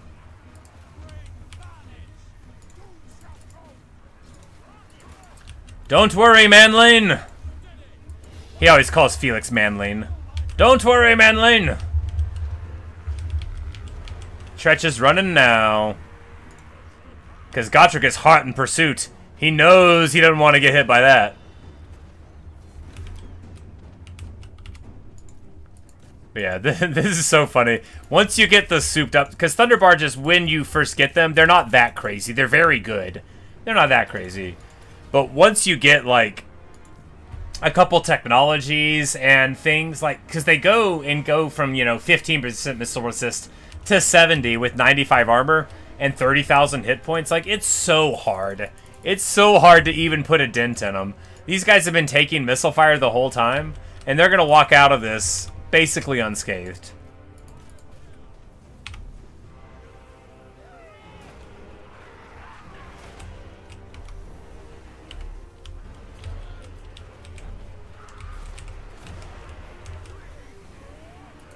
And Tretch is like, he's so little, you can't even tell him apart from any of the other ones.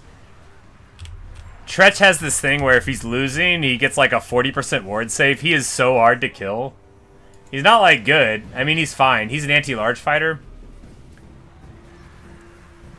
with a big bonus of anti-large and poison. He regenerates. He's got this ability that, yeah, 25% speed and then like 40% ward save if he's losing. And he already has 30, I think, like, from items and stuff. Like, maybe, no, he went up to 50 from 10, yeah. So, he's got very, very good abilities for staying in combat for a while. But what he lacks is primary armor piercing. Hey, Melissa. So you made it. Yes, you know, unfortunately, we're probably getting almost to the end because I'm getting kind of hungry. And it's been 4.5 hours, I guess. But, yeah. We have made wonderful progress. We have eliminated both Clan Moors, and I think this is Clan Rictus's last hurrah. Ulrika with 657 kills. She is always the performer.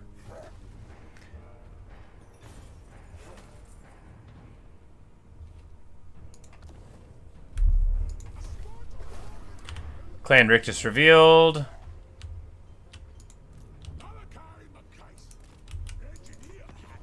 They have 0 places left, so they just have, like, a little Garbo army waiting to be destroyed. And we will take 25 grand for this because, hey, that's the completion there. Well, not the completion. The friendly Umgi have the lands up there. All right, yeah, good stuff.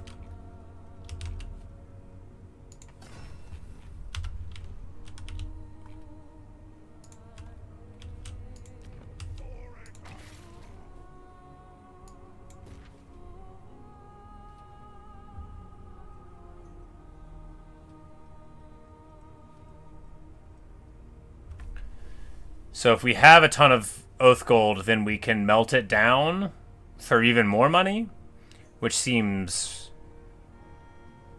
It's like While most dwarves dislike the practice, well, like, well, at least it says that. And then you could just go here and then get more oath gold instead. So yeah, we'll do that maybe. Yeah, I don't know.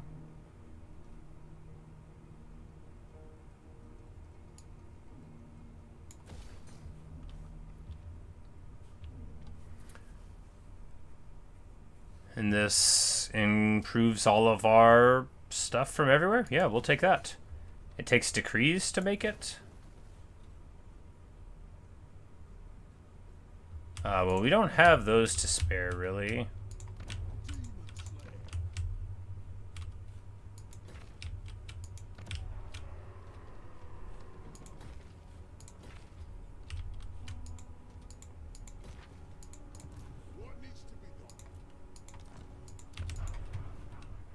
Get rid of a couple of those extra heroes. Not that it matters that we're paying for them. Hey, 2000. Yes, indeed, you did make it. All y'all are showing up right when I stop. No. Look, I can only go so long in the stream without eating and taking a little break to stop talking. I know I talk so good, but I do need small breaks in talking occasionally.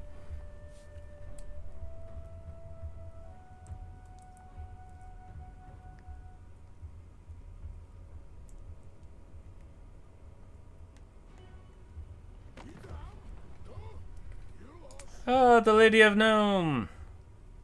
Joined the war against the World Eaters. You know, like, I honestly think you're fine, girl. Like, I think you're okay.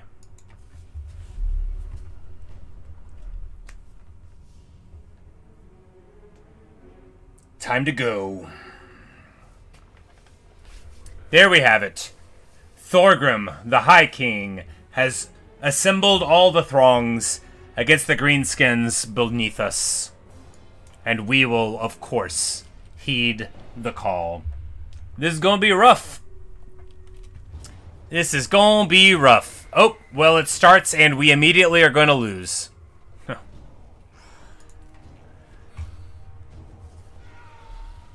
Alright, so we've got a guy on a dragon, black orcs, savage orcs, fanatics, everything.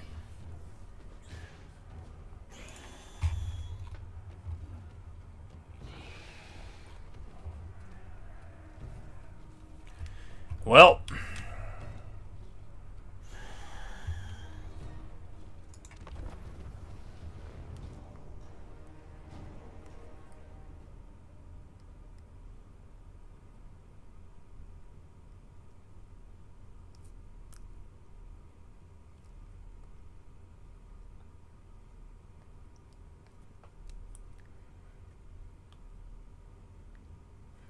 let's see what defense we can mount. Yeah, I'll actually just lose terribly because I don't know how to do settlement battles worth the darn.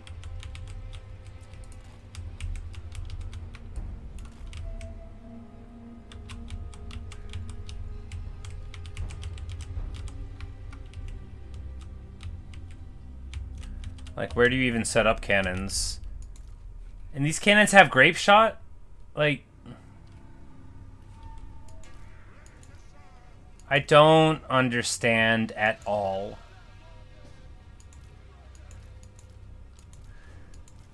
Like, cannons had grape shot. I got that from an earlier thing, and then all the other cannons I ever got didn't have it.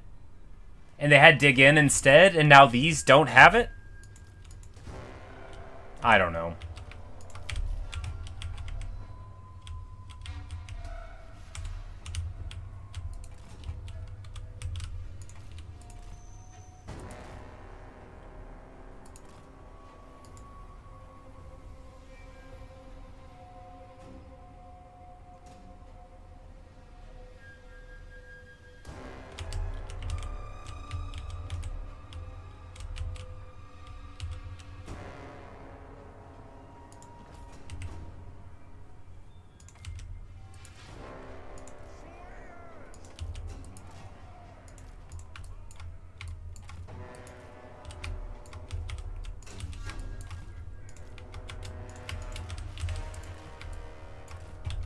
Alright, well, if we can just eliminate the leader, maybe. I mean, he'll be immortal, though, right? Yeah.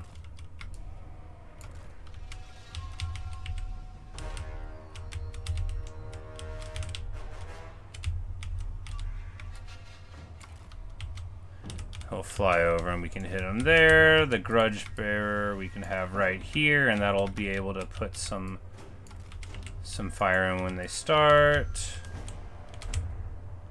'Cause they're just gonna roll in like on this side, right? So we gotta...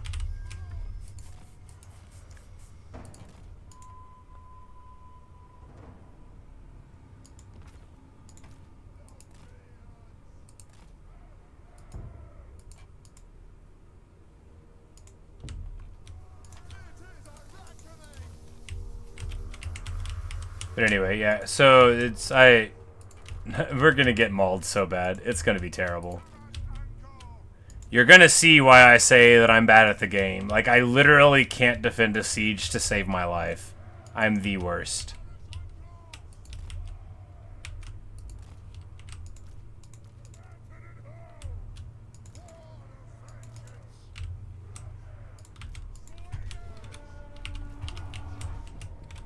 Alright, let's see what we can do.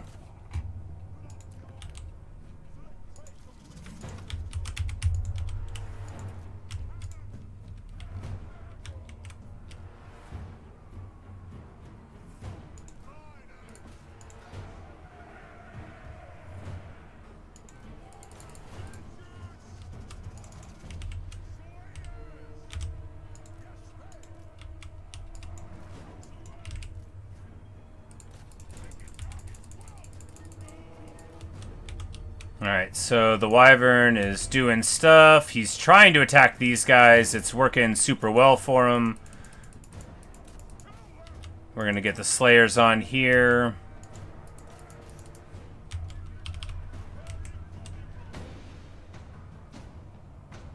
And then our forces here in the air will be able to put the herd in. Alright, we can reposition these guys, and we need to go ahead and get...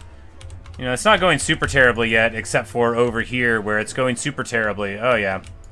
Yeah, we're just going to crumble entirely on that side.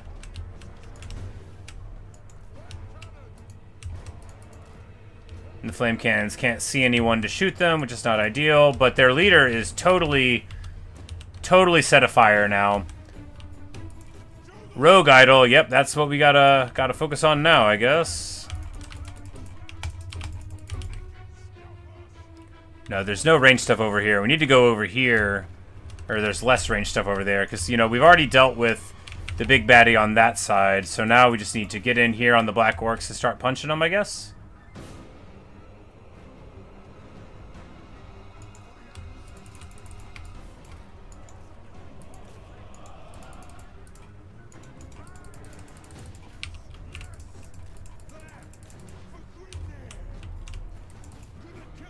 Got this big boss speeding up on the Slayers. We're gonna get these... Goats. Alright, got these guys on the pump wagons.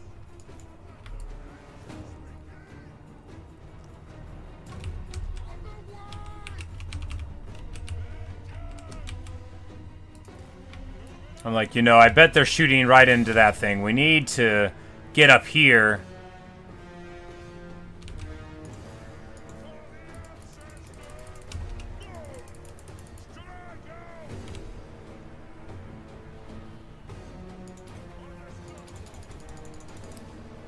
Couple of bombs.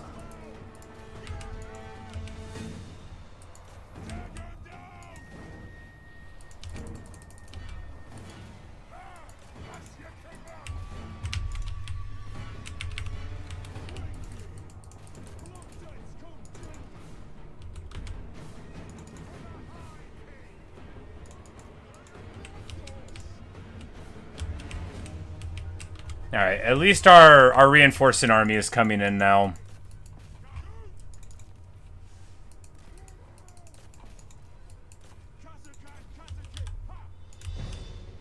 Oh, I popped that too early. I popped the cannot die thing too early. Because we're still, like, okay here. What we are is not okay at all in the same sense.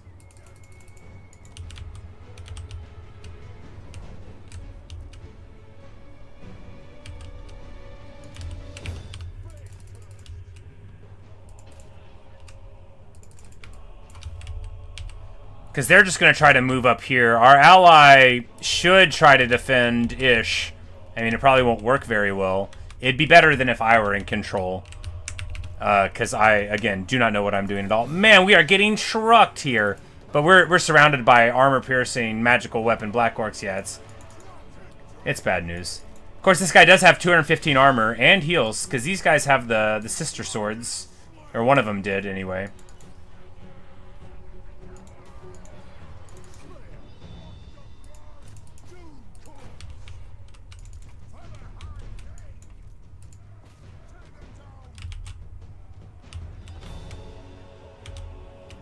They went all green. That means the Y is activated.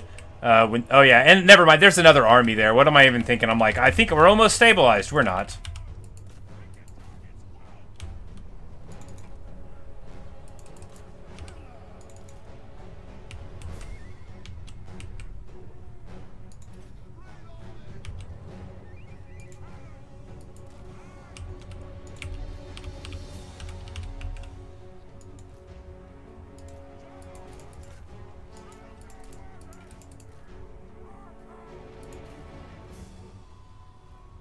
If we can just get the normal gyros to shoot the guys as they're trying to get up in, you know, maybe... Well, we could at least do a lot more damage than we were probably going to do before we did this, right?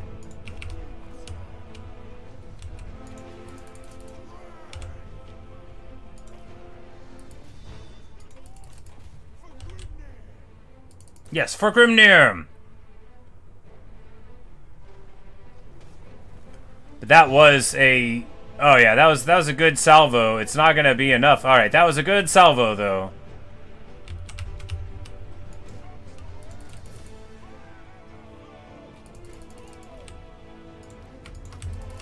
We need to not be losing these gyros though. They still have a lot of ammo, and losing models here, like, not ideal. We're just gonna back up a little bit.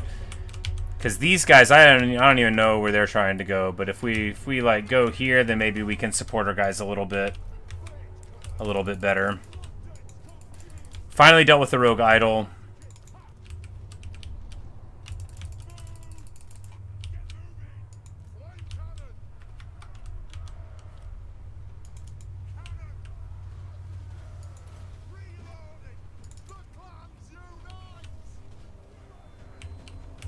Alright, I have defensive supplies. Why am I so bad?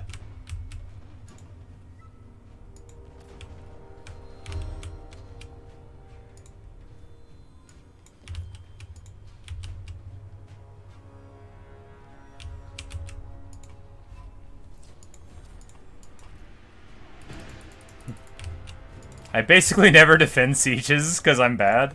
Oh, I didn't need to pop that ability. I was just like, you should use an ability if you have an ability. I didn't need to, though. That's actually wrong. You shouldn't do that just because you can.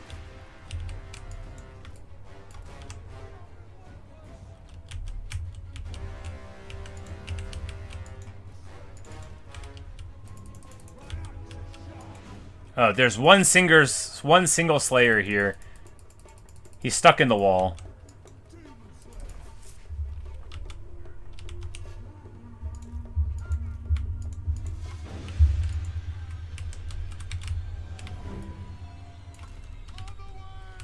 This flame cannon is going to get the work done, though, as they're coming in there. That's going to be excellent.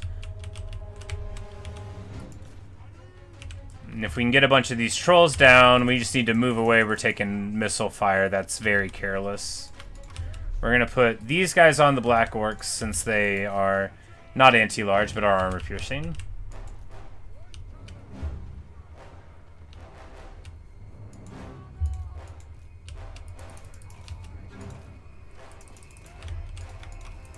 Actually, this giant is now more of a problem.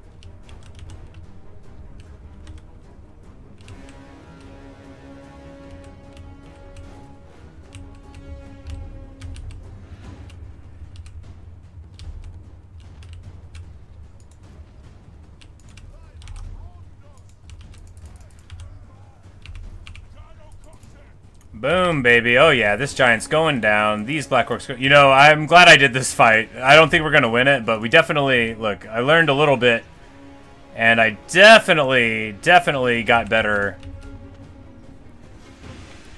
results out of it than I would have gotten if I had just auto-resolved. They wouldn't have let me get any of these big kills on big monsters, and now their ability to, you know, go further in will be diminished. But yeah, they had the Y and stuff, you know, it's rough. What are you gonna do?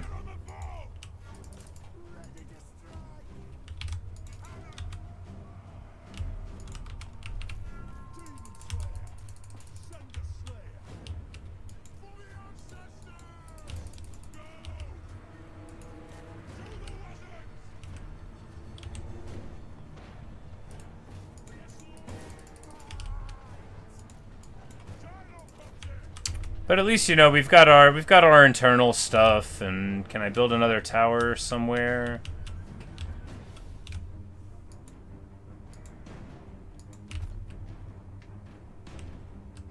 Because you can build defensive things and all that, and I just like forget that I can.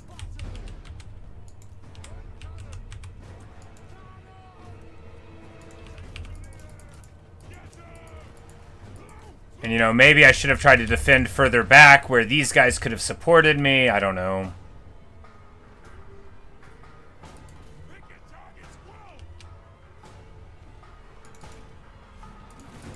I do know that these Black Orcs have been grinding here, but this dude, of course, does have 200 armor because of that one ability thing that he's got. So, plus the Seed of Rebirth for, yeah, you know, this guy's doing fine.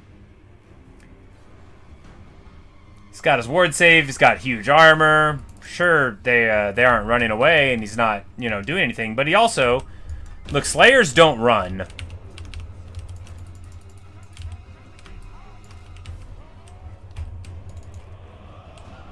They don't run, and they never will.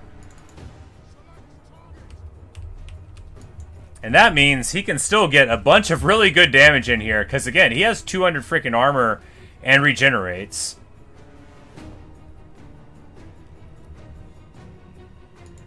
That's what we should do. We should have him in a single army with the thing with the huge healing cap. Stack him with all the regenerating arms. Oh my goodness.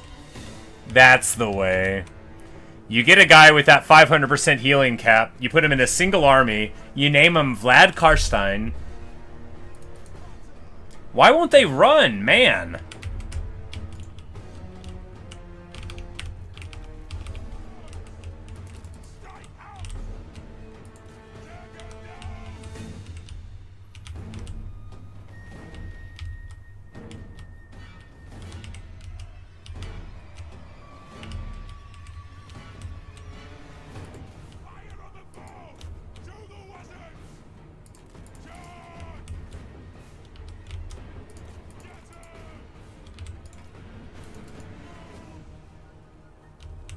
That is a missile chariot without any missiles. We don't need to be spending our valuable stuff on them. Now the Black Orcs will finally run. You know, they have really good leadership. They're no cowards, the Black Orcs. They are the heaviest of the heavy metal fighters that the Orcs can bring to bear. But I just need to swing the Slayer Lord in there, because, you know, we're going to go and try to retake that land there, and...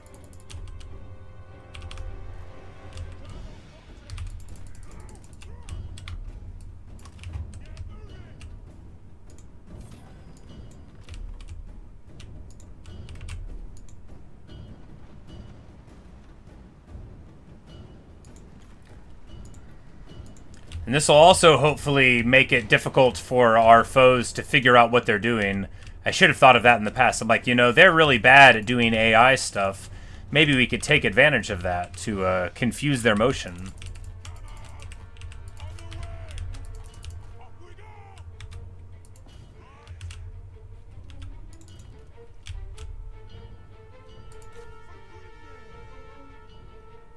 It's like, you guys really want to brawl? You really want to go with our 13 speed lord here?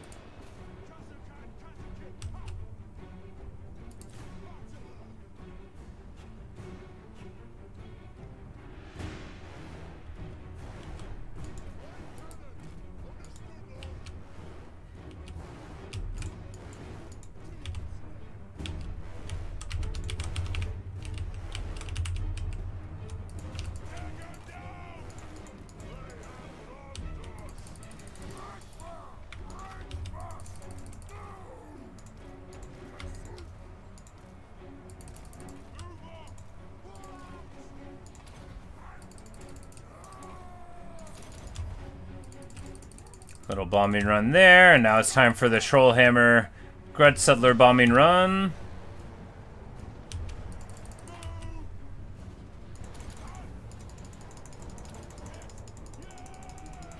Hopefully we didn't drop a bunch of those on our own troops.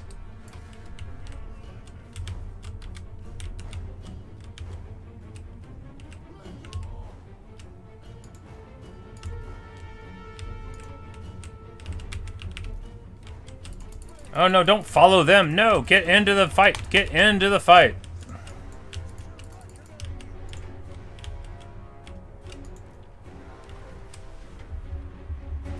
You know, at least our, you know, maybe our towers will do good. Maybe if I build a bunch of platforms and get some more towers. Get a tower here. No, we've already got a tower here. Tower in the back couldn't help, could it? I mean, it could, because these black orcs are getting inside.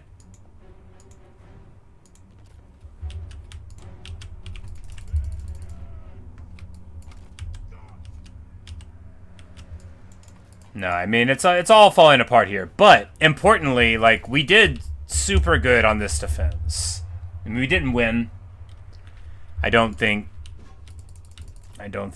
we were gonna. A much better player than me very well could win a round like this. I'm not that good.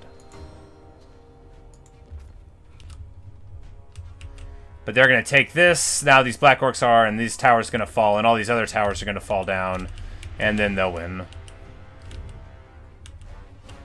Because, you know, if you can't hold your space, then all you are is a very slow Slayer, running at 13 speed.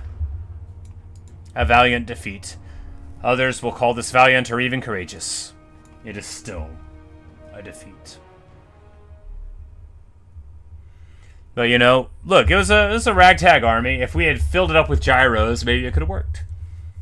If we had, you know, more stuff on the heroes, if we had a better command of the battlefield. Still, we put significant losses in. We defeated their heroes. We knocked out a black orc, you know, like their boss. We beat the rogue idol.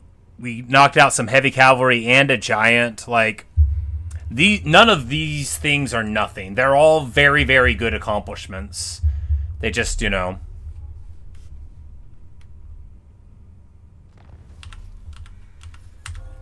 too little, too late. Seed of Rebirth stolen by the enemy.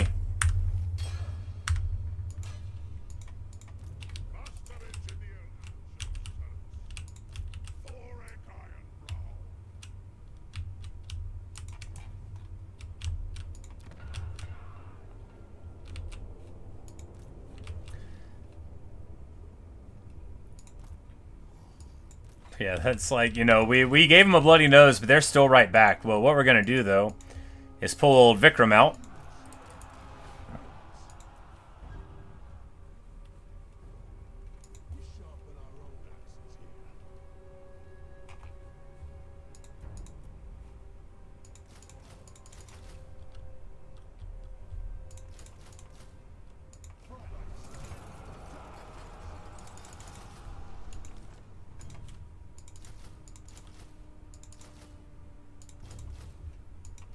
Alright, and now we'll be ready for another fight.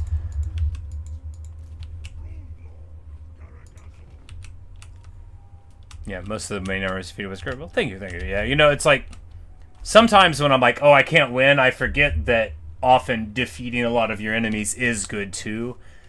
There, at least, we had a punchy enough army with like a good strong hero in the Air Force and stuff that where we could put some damage in. Because if you don't have a couple force multipliers and you go up against an army that's 4 times the size as yours, you know, you can often end up with nothing. And of course, even though they had an immortal leader, we did fine. And this army is going to be like very punchy. We're going to be able to turn around and like, you know, maybe even do a little something with ourselves. Because all of these armies, there's only one that's fine here, and all of these are relatively weaker. And of course, every single dwarf lord on this planet now, they're all going for Wurtzag. He has the smallest of all possible windows to make something of this war.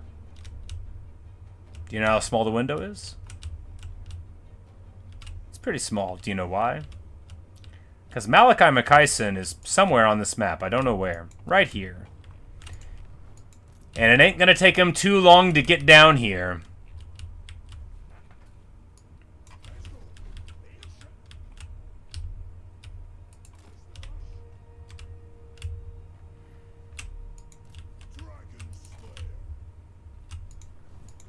But I think Karak Ankor, this is like a strong garrison, right? And with Thoric there, I very much think that we could defend against a couple of these armies if need came to it.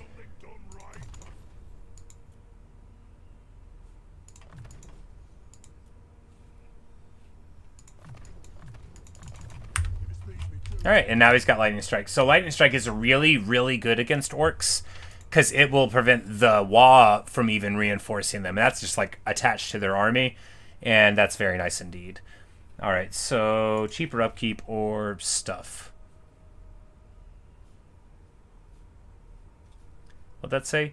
Population surplus +2 for newly captured settlements. Wow, that's crazy. I mean, it's pretty good. It's not like the most bonkers thing ever. It's pretty good. Ambush defense 20%? Yeah, seems great.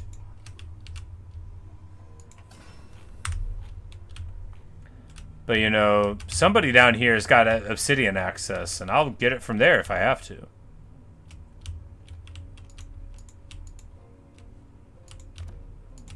Like, just build it. Just build it, man. Come on.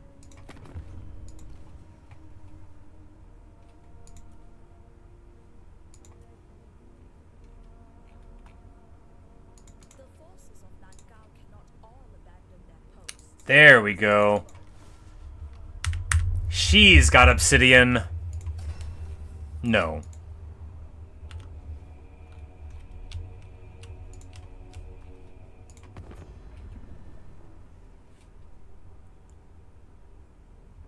Oh, it's at the top. The top line is the importing, and then it's the exporting on the bottom, so.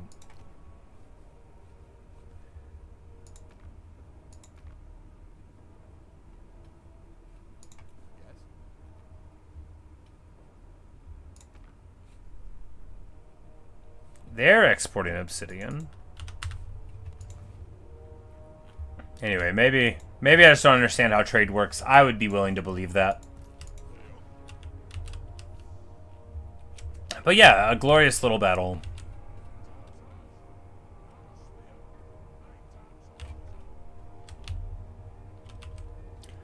And I should be like look, with all of this, we could have enough to outfit a couple of heroes with really, really strong stuff. And there's really no reason why I'm not doing it other than just like neglectfulness, right? Because all of these things, like, we could get a full suit of armor for, you know, like 2,000 Oath Gold for like a really good setup. Like, we could have this tankard, which, you know, we could have given to the guy. Which, you know, next time we will. We'll do it better. Next time, whenever that is.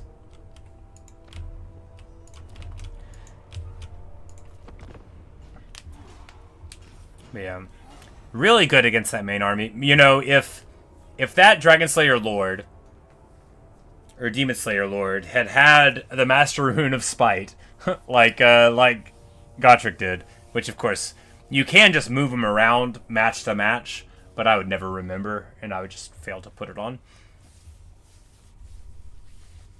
But yeah, I think, like, look, I think we don't really need to be too worried about these jokers. I say that, and then I'm like, well, actually, that looks kind of sketch.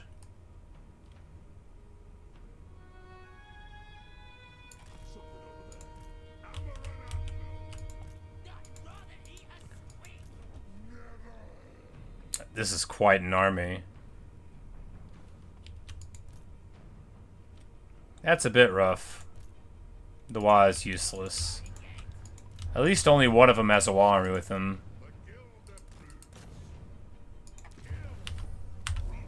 We failed to wound Karak.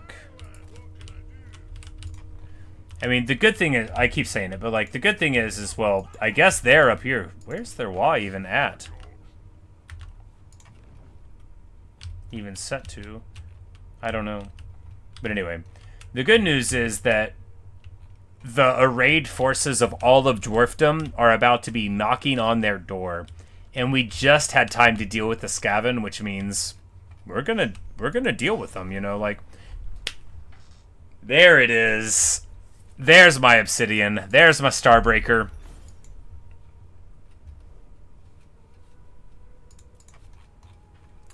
There's my Alaric's armor. Had to go. Well, see you, man. Thanks for stopping in. Yeah, so now we've got even better armor and weapons, so this is gonna make Ulrika an absolute menace. I mean, she already is one. But we'll take away the Executioner's Axe. That'll take away the Sundering and stuff, but just having that, it's like, look at 80 bonus versus large. Like, she's got 16 leadership. Oh, man. What an elite lady.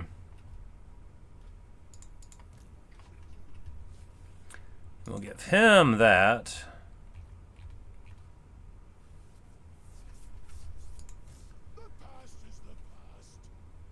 And Gotrek can get Alaric's armor, which is going to give him more armor, more weight save, more mass, extra charge defense. In short, everything anyone could ever want.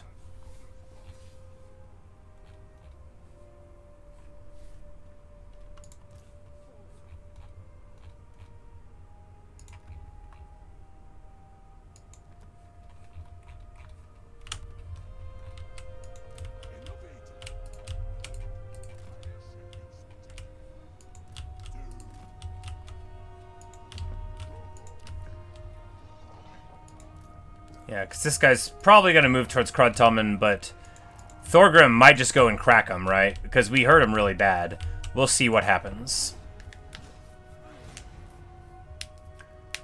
What did happen, though, is, like, now that we've got those two epic items, like, and then next time we'll buy the one with the Ancestor Summon, like, Discouraged on Ulrika's attacks is going to be absolutely shockingly brilliant. Negative 16 is huge.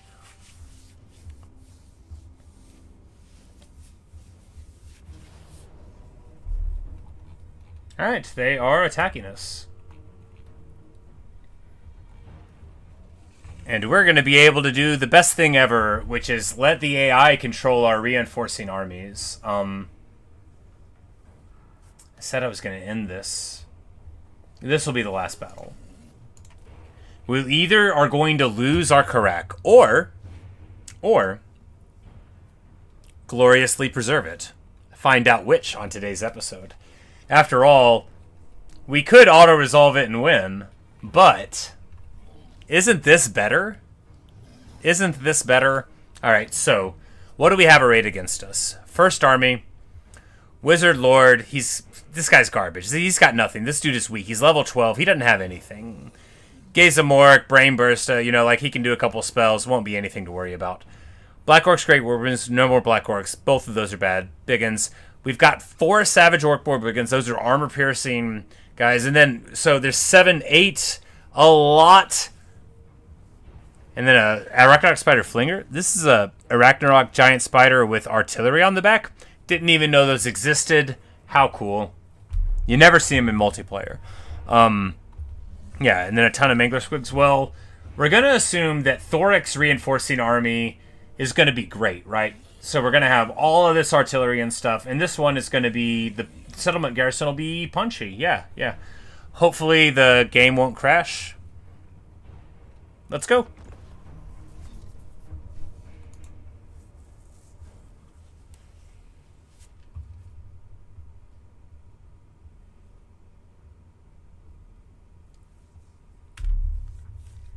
Alright, so we have 3 gyro bombers.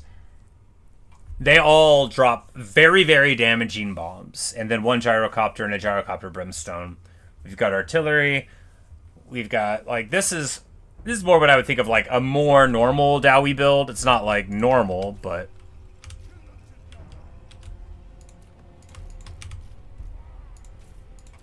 And we don't want them to chase too far.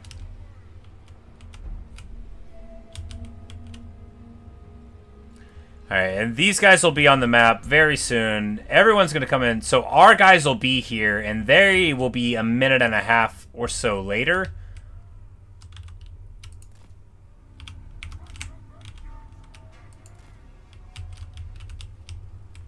How aggressive do we want to be? I think we just overload the whole flight line there. Yeah, we just don't want to get flanked, right? So we'll be over here, and then we can have all of them on that flank.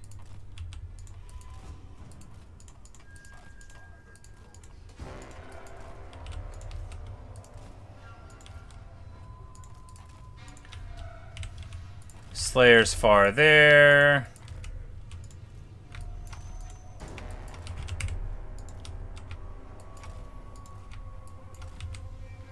Hammers in the back line to fill the gaps. Longbeard's great weapons in the forefront. Organ gun to shoot enfilade fire there. Flame cannon in front of that. No, flame cannon right here, deep set. Yes.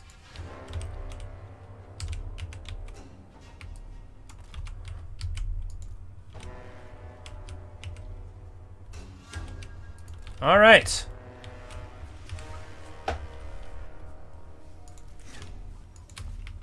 Yeah, exactly, Natasha. When somebody with this computer says it doesn't crash, look, it does sometimes. Sometimes when it's a really huge battle, it will.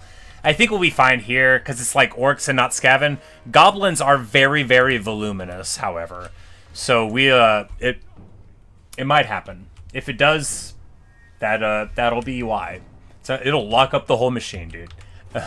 It normally doesn't happen. All right, let's see. Let's go. Alright, so they don't have very much range stuff. They've got the Flinger, which probably can put a lot of hurt into the top. But we're just going to flank to this side. So we know our guys are going to come in, and they're not going to be slouching. So we just want to start getting the hurt on, wasting some ammo, get around the back. Yeah, so the Flinger definitely, you know, shoots its funny little artillery, but... Of course, once we get into position here, we're going to be able to strafe up the whole line. We fire while moving, so...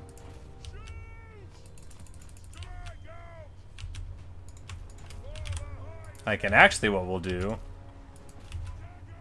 is put all of that on them and then just swing over the top. I'm like, yeah, because if we could just put in a ton of damage here...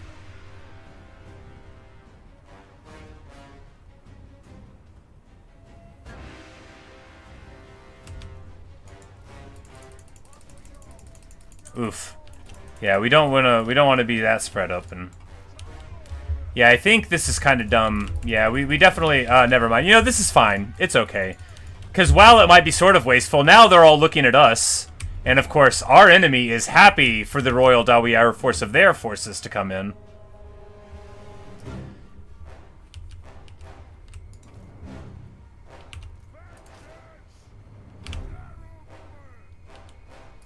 The Doom Diver catapult, that's what's getting the damage in.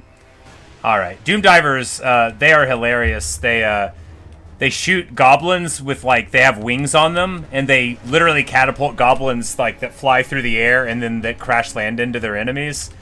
It's very funny stuff. They're very, very good because they have, like, homing missiles and stuff. So they can really cause you some headaches. But I was like, man, yeah, we, with our Dawi Air Force, oh yeah, they're coming in for the bombing runs. Oh yeah, oh, it's good.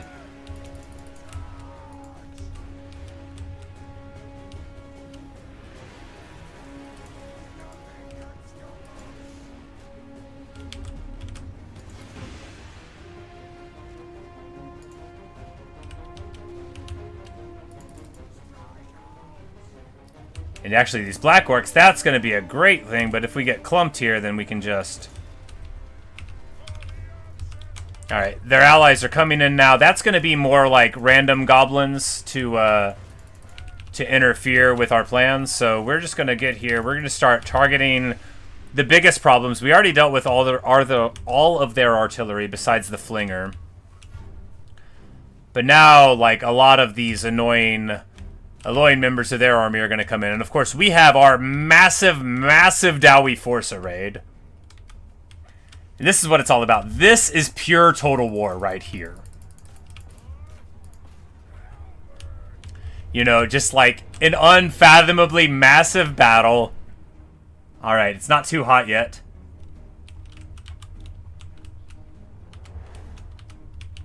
Putting the herd in. I mean, look at the horde. I don't know how long you're going to be able to hear me keep talking.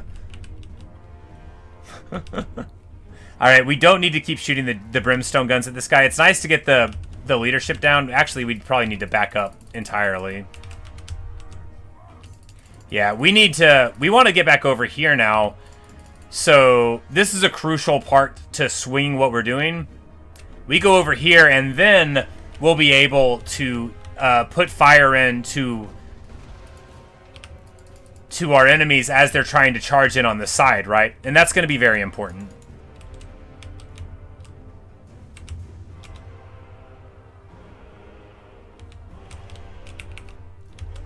This is a battle where you wish for Gotrek and Felix to be grinding and bumping and smashing on the inside, but, you know, what we'll do is be very happy that we have 360-degree missile block, all of the fancy stuff we've ever gotten, you know, all of it together here.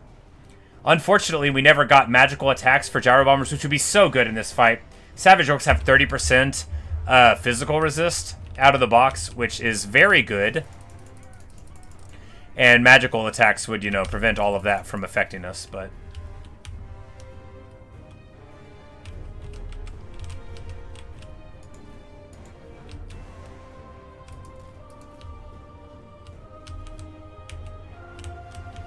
But basically, even with all of these guys, they're probably not going to be able to, like, get all the way around from where we're at. We're gonna move some of our guys there. You know, we've got a good army here. It's just, look how wide that is. Oh, man, this is the biggest... This might be actually, like, the biggest fight I've ever been in Total Warhammer. And I don't even think we're going to lose. Normally, when you see a fight with this many enemies, you think, oh, I'm toast. But I think because of our force, and because we have AI allies, you know, that can control themselves... I think we might be fine, because of course they're going to have to cross this field into our artillery.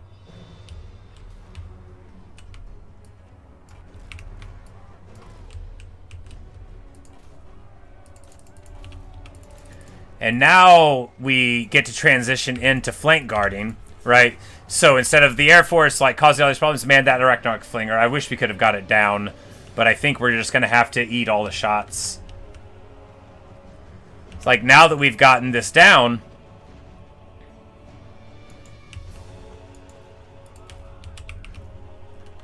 we can try to get it. Oh, man, look at this flank overload. Oh, my goodness. Look at... Oh, man, we just gotta... We're just gonna go in and try to get the best bombs we can here, right? Look at the damage. Oh, my goodness. Well, you know, at least that worked.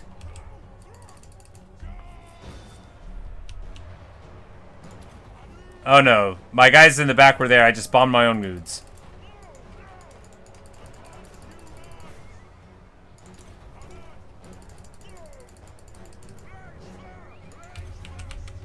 You know, maybe that helped. Because of course, like, we've got this fight on the edge here, so if they flee, they'll flee off the edge. And if we flee... We're the dwarves, you know, like, you can make a dwarven unit flee, but you better be ready for everything that goes with it. And of course, we do have one Thunder Barge in the sky, which they have essentially infinite ammo. They have, like, I think they have infinite ammo. They certainly never seem to be very diminished. We need to get these gyros out. Oh, man. Because if you lose a model out of a gyro, you know, that's 25% lost immediately. Why are they there? Okay, there we go. So a lot of our friends' gyros still have essentially full ammo, which is pretty cool.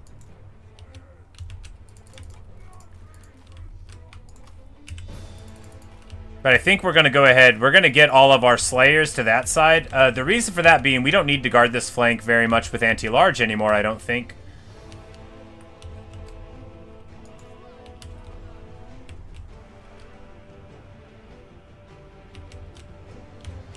And of course, balance of power, you see that they've lost 1,000 troops, so we've lost like 700. But look, they've also fled a lot. This is all they've got. This is all we've got too. But what we've got still has ammo.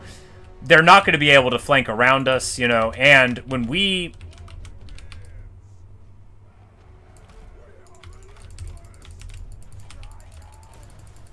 Yeah, we're gonna collapse this flank super hard. This went as well as it could have. You know, if we didn't reinforce the major army from the other Slayer, from Vikram, into this... Oh no, this is Vikram's army. Vikram, if we didn't bring Vikram over, I don't think, you know, Thorak Ironbrow and the main dude could have done it. But that reminds me too. So Thorak Ironbrow is here. He has the Master Rune of Spite, you know. He has that grinding on him. He has 185 armor, 5 ward save, 30 physical resist. Like, you know, he ain't so easy for them to beat up on.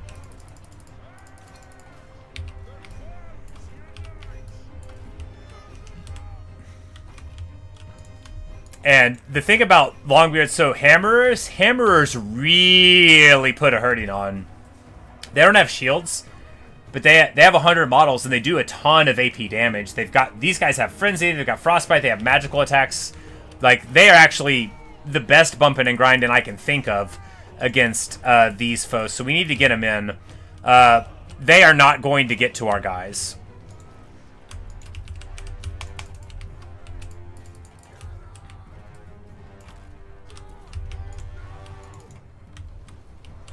But Vikram's having a time.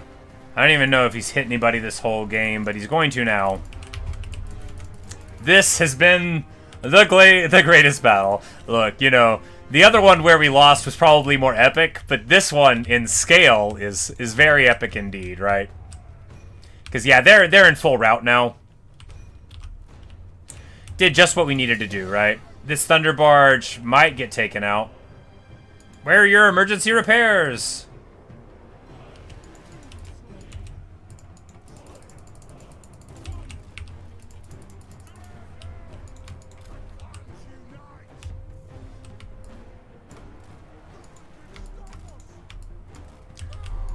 Yeah, but it's about to be a full rout here. We'll just accelerate a bit. Boom, the Thunder Barge gets blown up. Very sad. You know, it's not super easy for us to get more of them because we didn't even build the building to recruit them here. I mean, we will. We'll start that next time. This has shown me that I need, like, a Thunder Barge or two in all of these armies. Because the Spirit of Grungi, like, they'll come around, but...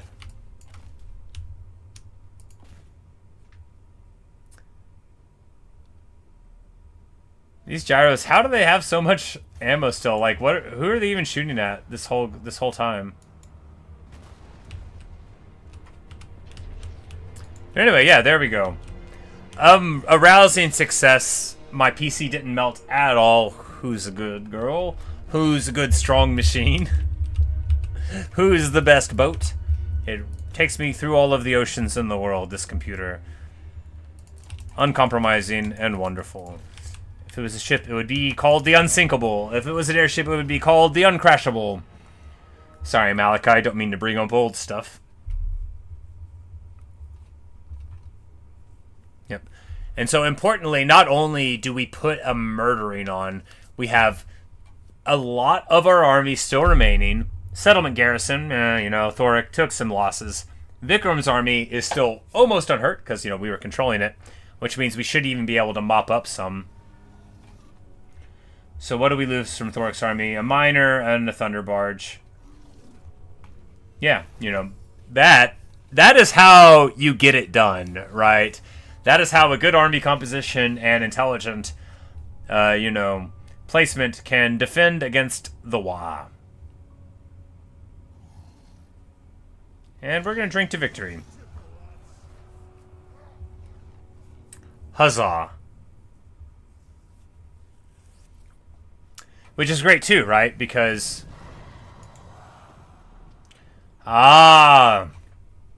The Ogi of the Forest. Well, that'll be a good stopping point. The wild hunt descends upon the world. This one will actually probably be pretty easy for us.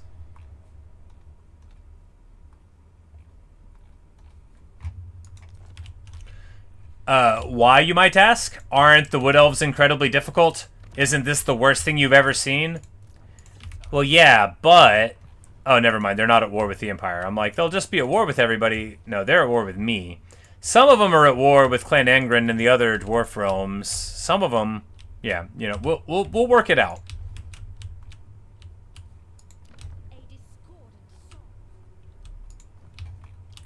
But anyway, Wood Elves are miserable to fight. No one enjoys it.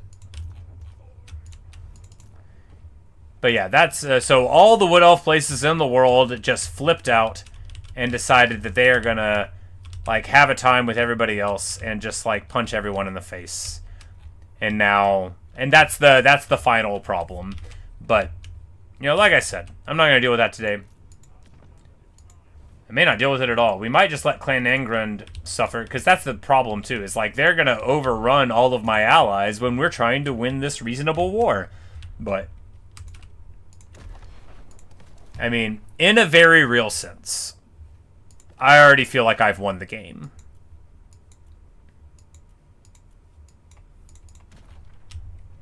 If we just stopped it now, and we wouldn't have to think about how bad things are about to be for us. But of course, because the Wood Elves only want to fight us and Clan Angren, that'll free up our other friends to deal with, you know, our foes, potentially. Potentially.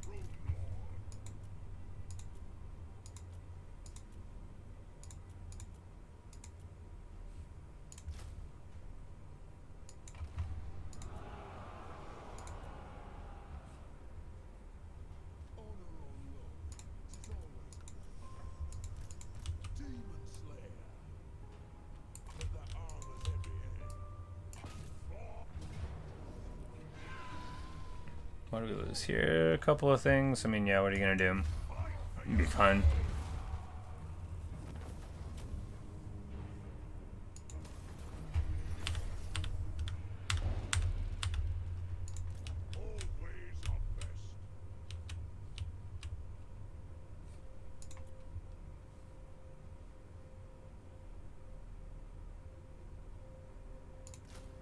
Bugman's Rangers are like normal Rangers, but they're a lot better in a normal fight, and they have like charge defense, and they also have regeneration. So we'll just grab a couple of those, try to round out our army a little bit. And while I'm like, oh no, I'm making a mistake. We need to go to defend Kratomen, don't we? Yeah, we do. So here, why not a couple Iron Breakers? You know, why not? Because they're expensive. That doesn't matter. Why not a couple Iron Breakers? Iron Breakers are very excellent, you know. Hardy, don't run. Yeah, because if these guys... I don't think they can even get to Kratomen in one run, and that means we'll be able to go and reinforce it. And that'll be good.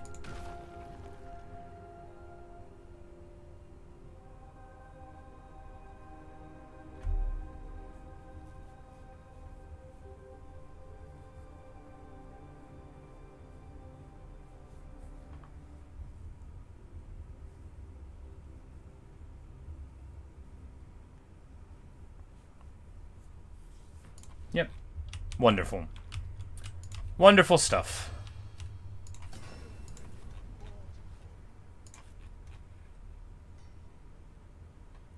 Yeah, the thing about an ITP is that basically every dwarf you would want to give this to already has ITP. Immune to Psychology is what that stands for, sorry.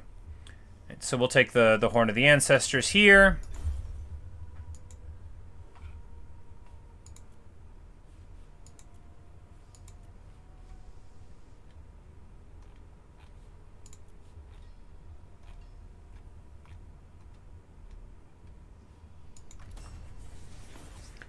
We'll just grab some of that rune.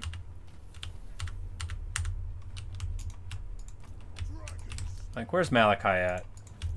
Oh yeah, he's not but a couple a couple days away.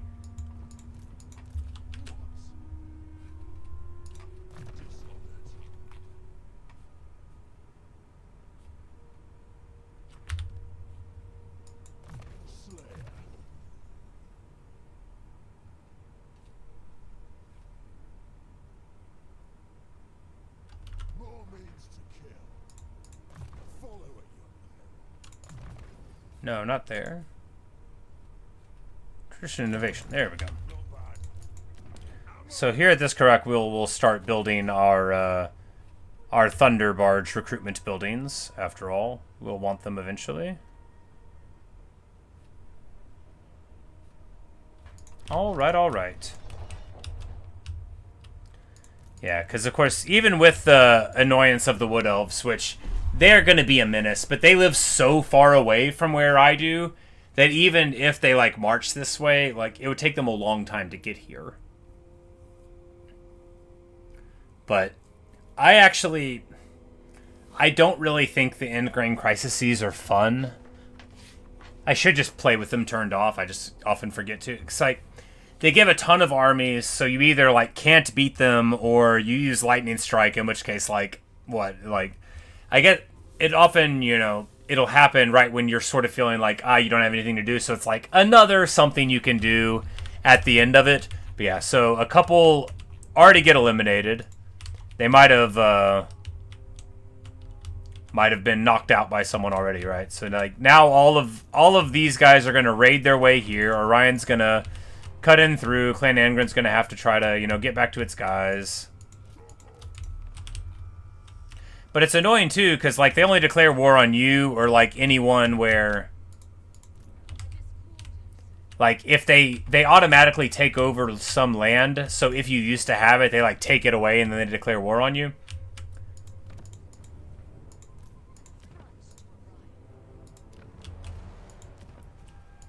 So you have situations where, like, you know, half of the dwarves are not at war with them, even though they should be. And they declare war on you automatically because you're the player, which is, you know, like, fine, you don't want to complain. Like, you're the only one who gets to act like you're smart, right, when you're playing, so it's fair.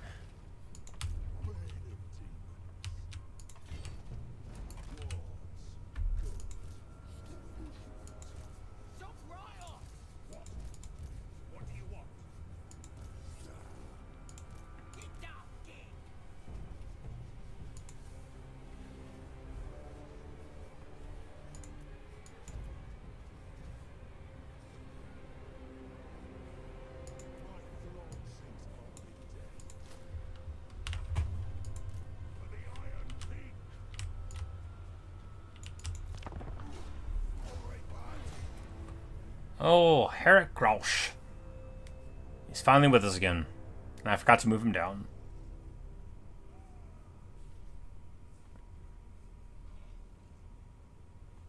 But if these orcs try to move up here, like, I don't think they're going to be in a good spot, right? Yeah, it looks like they identified that as well. This dude's got 4,700 grudges on him. And here, we could fight the battle ourselves. And maybe win. Or we could auto-resolve it and definitely win.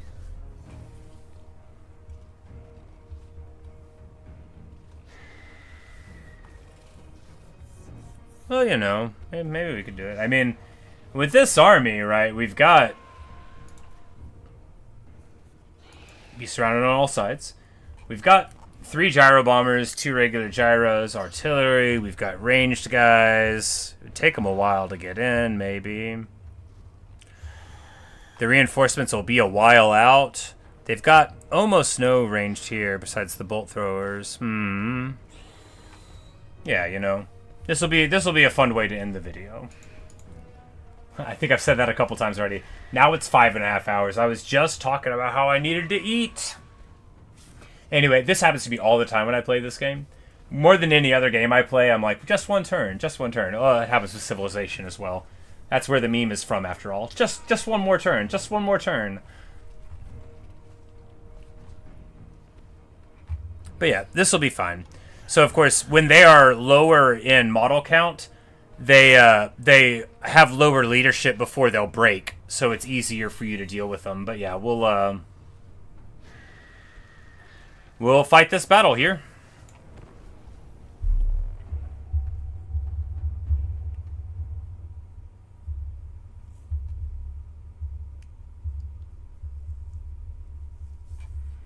And our allies are going to reinforce from the outside of the map, which is very bad.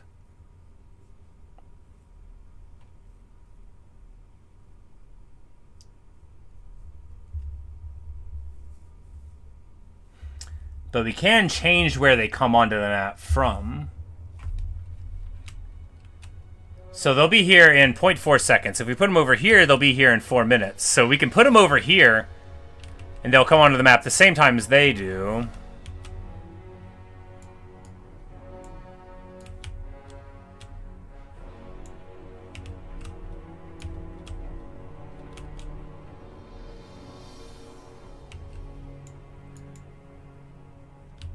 Yeah, I think, yeah, that'll be better. And then they'll just be able to walk up in a couple of minutes, and that's fine. All right, so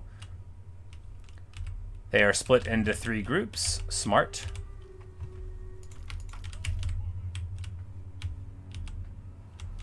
Bolt throwers over there.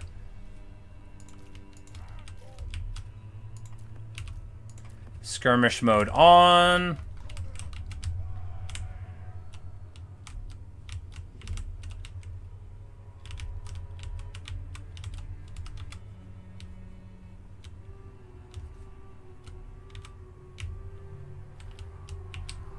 It's like, alright, so they'll come in there and then they have to go around here to fight there or something.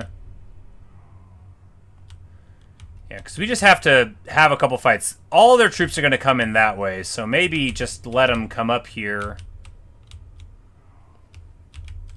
And then fight as they get a little closer up.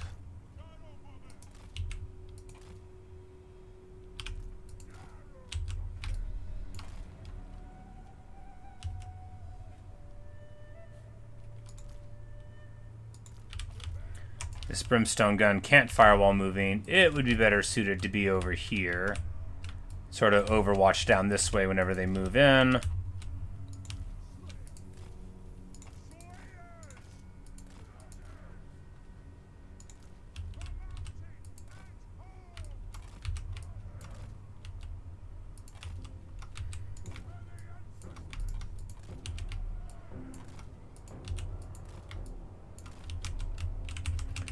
Be able to knock them down there. We'll take the organ guns where if we put them right here, then they'll fall whenever everything else falls. If we put them right here, then they'll be able to shoot at our foes as they try to come in and take that spot. Yes.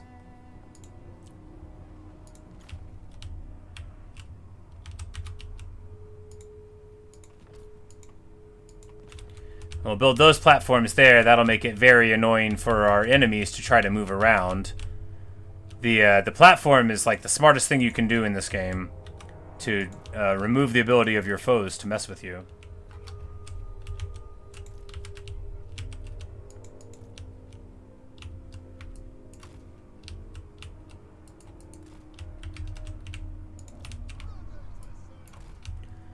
So if we do this, we run the risk of not being able to be reinforced. But if we don't do it, we run the risk of being considered as cowards. There's that one there. We'll put a hammerer there. A hammerer can win basically any fight.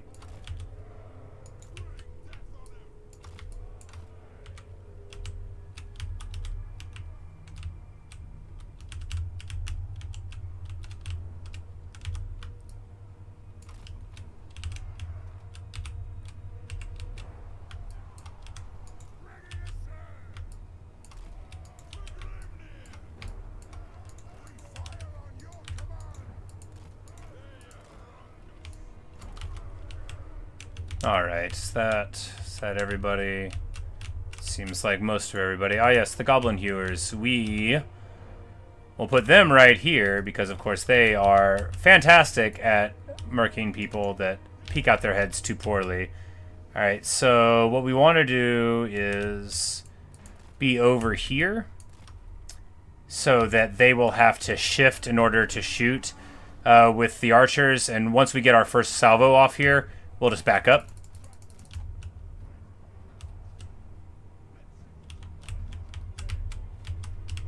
And of course, our guys have already gotten here. Brimstone guns just chilling. We're just gonna charge the Slayer King up. The Slayerman.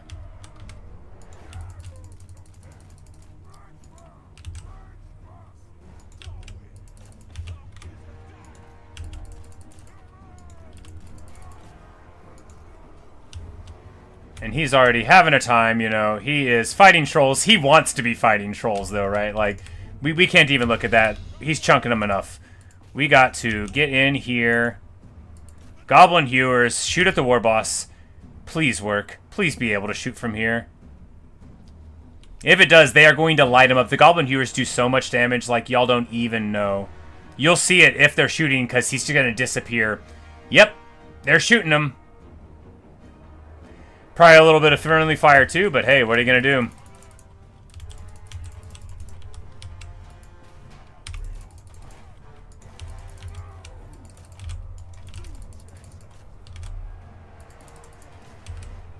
Of course, we want to get on top of their artillery here. You know, for obvious reasons. Oh man, they were on that side too. Oh no. Okay, we gotta.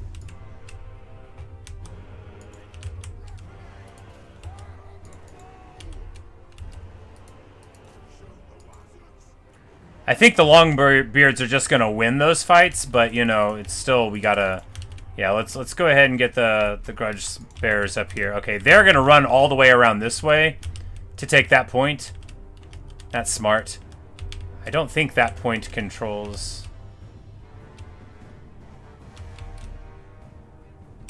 It does. They're gonna get rid of our.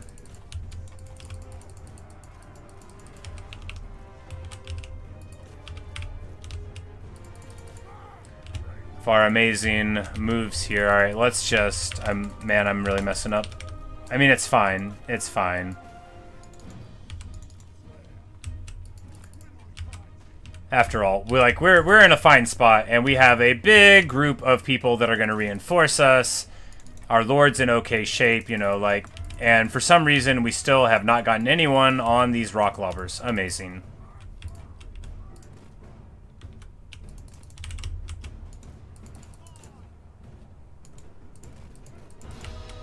And now, of course, the Wa is coming in, but they are, you know, their lord is going to flee off the battlefield. That never feels good.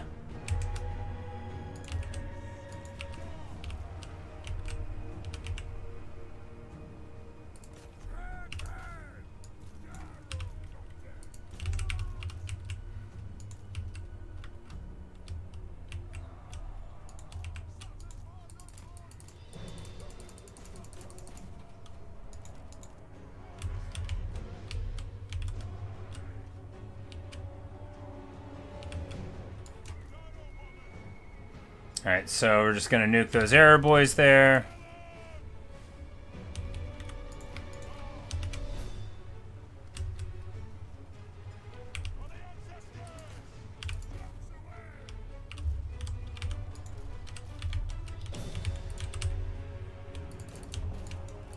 Man, what these Slayers are just getting mauled by these just normal arrow boys. But I guess no, Savage Orc arrow boys do have, like, yeah, 7 AP, but I mean that doesn't even do anything against Slayers. Anyway, we're just gonna run and take the shots, you know, whatever.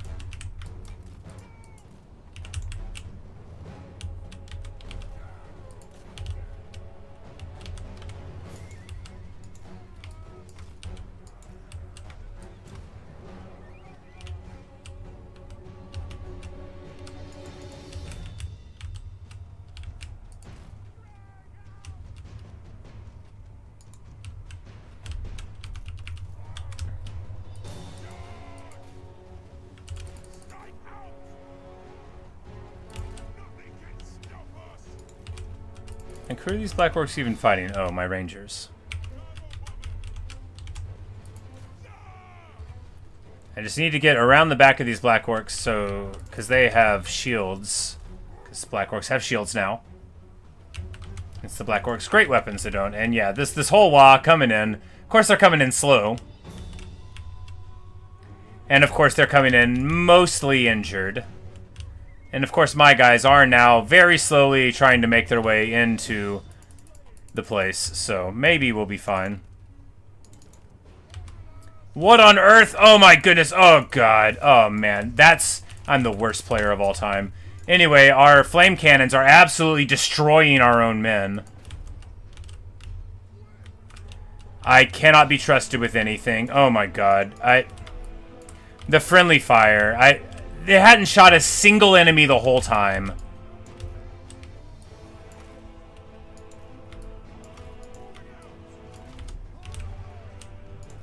Hadn't shot a single enemy the whole time. It has 274 value. It's done like 1,000,000 damage to my own guys.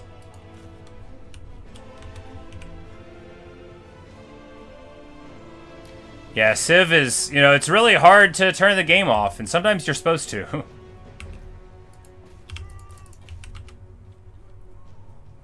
But hey, we'll pop these wolf chariots, and look, it's taken them a while to walk in, at least.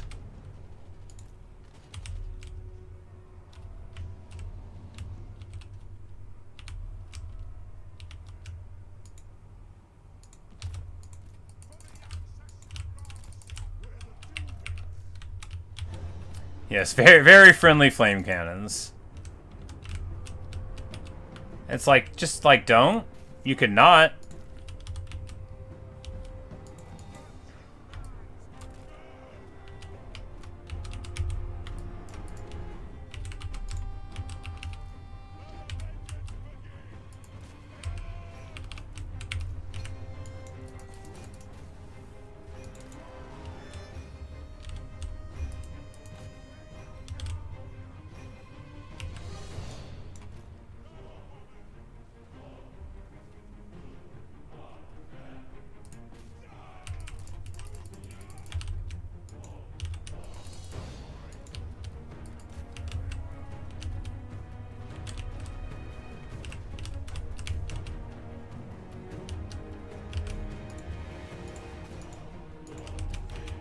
And my friends finally thinking about coming inside. No, they are still tracing this one unit.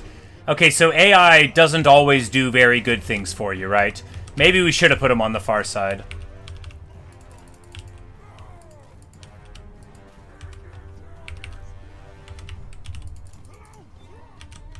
But I still do have all of my bombing.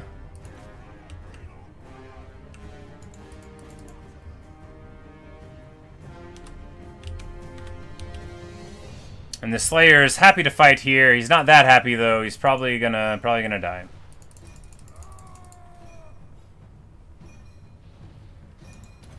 Boom, baby. That feels good at least.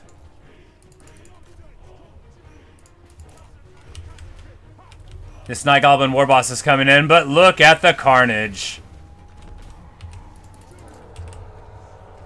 Hit him, Vikram. Hit him.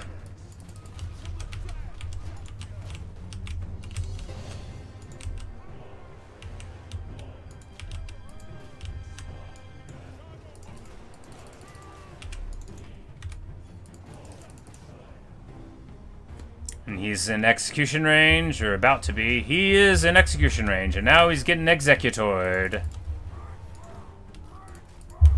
Alright, now that gyro's out of ammo, so we need to get it in a different group. Those don't have any ammo, so we don't need to be shooting at them.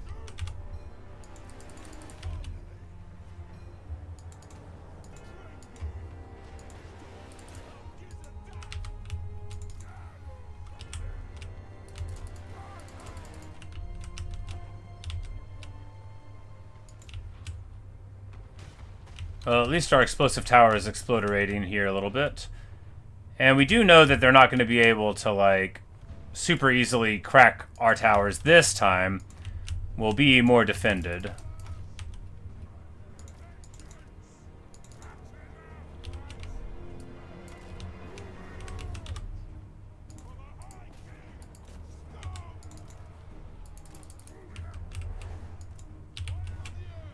My flame cannon is down there now because I wanted it to shoot at those things, so it walked all the way around to shoot at them. That's fine.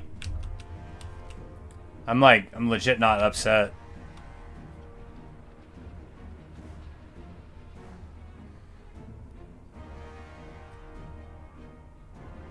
Will these squigs really not run? Come on, please run. Don't let him get in on me. There we go. Looks like Vikram is about to die.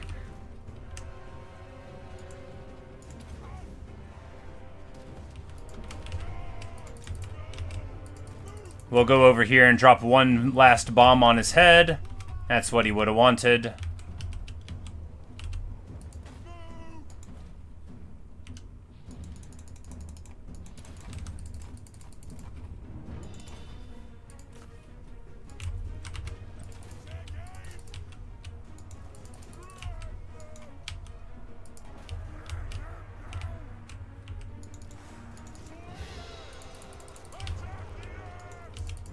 Yeah, alright. Finally, our allies are getting engaged in the battle, even if they're not doing, you know, the best work. And that means it's time for a gyro bombing run here.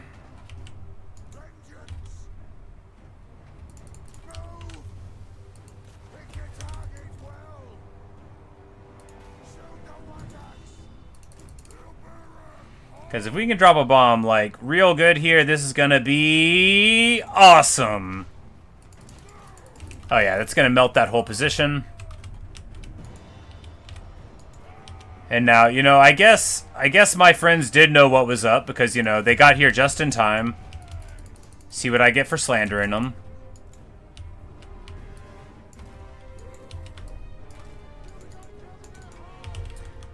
I think if they try to come around from that other way, this guy will shoot them. And the organ gun is probably occasionally shooting our foes. Yeah. You know, it's not as clean as auto-resolving, but it is a lot more fun. Plus, you know, the more I play them, the better I might get. Nah, not likely. But the thing is in Warhammer, like, if you don't take the opportunity to play a fun match like this, like, you really... You can play a whole campaign and realize you only did, like, 3 battles. So, like... And I love the Warhammer. Like, I love this game so much. It's so much fun to play. But, like, often, especially if you're playing an annoying faction like Wood Elves or against Skaven, where you're like, I'm sick of the summons, you know, I'm sick of this and that, I'm sick of Warp Lightning, you know. And then you're like, oh... I just played for 3 hours in this real-time strategy game and didn't do any real-time strategy. But if these guys move here, then the flame cannon will just, like, shoot it, right? Yeah.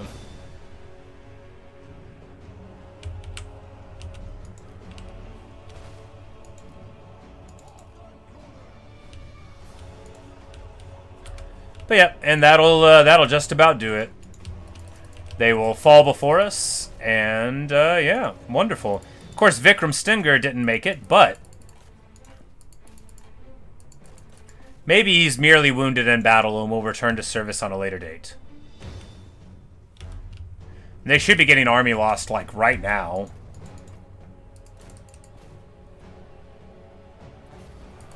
Yep, there we go. Good stuff. Good as it gets.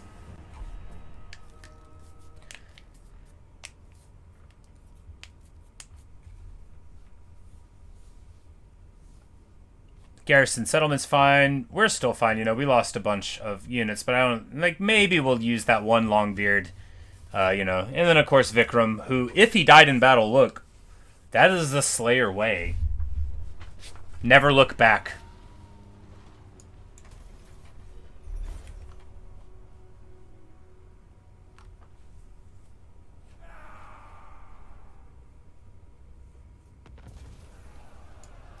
And we have gotten another realm. Sky Grungadrak is back in action. Boom, baby. Enter a new age. Of course, this guy's abilities aren't even for this army.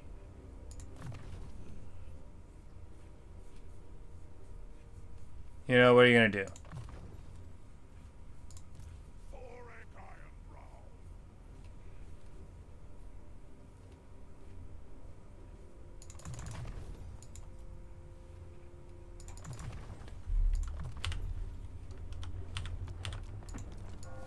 Vikram Dringer, killed in battle at Kratumen. The halls of Grimnir echo with his name.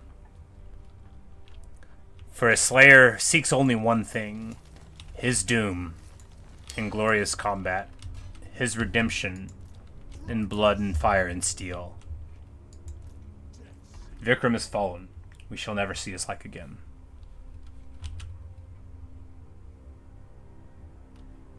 But we must rebuild. And there we get a couple of quite nice hits onto our opponent. I think here we can pop in here. This guy is in March, so we can just auto-resolve it and then get right back home.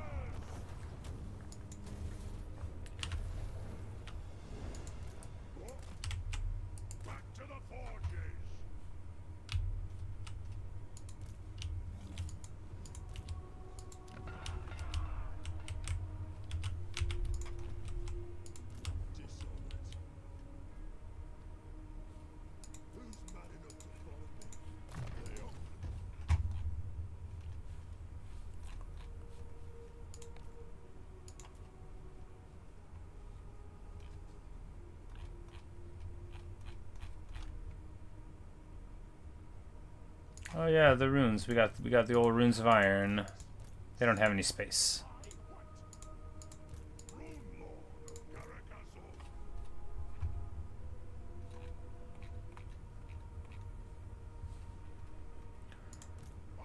Alright, enchanted item. So Gotrek can now get the Horn of the Ancestors. So now he has 35 physical resistance, 53 ward save.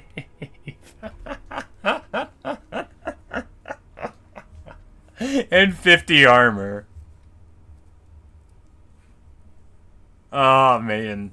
Oh, me, oh, my.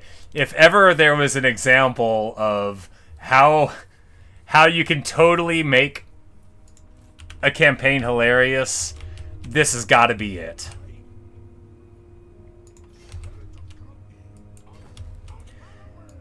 And now, of course, the Spirit of Grungi is here, which means all the armies in the Sphere of Influence can, like, call in the thing. And that's what they were missing. Like, they didn't even realize that the head honcho, the honchoest of all of them, was away. Because, like, we are going to put in a murdering now. Like, it is going to be over for these fools.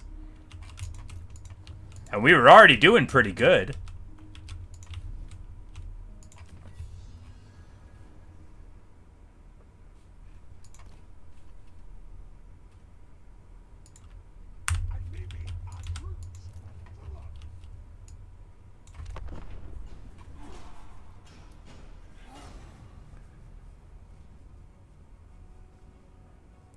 But yeah, that's the thing about artillery is when you're doing a siege, they're good for like knocking down walls and internal stuff, but they often can be very flawed. And when you're defending in a siege, they can be terribly difficult to use well, at least if you're me. There's probably places that are better, and I just don't know like how to angle them properly.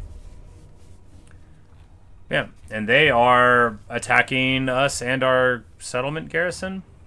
Yeah, I guess they just want to get some, right? Like, they have no shot of winning this fight.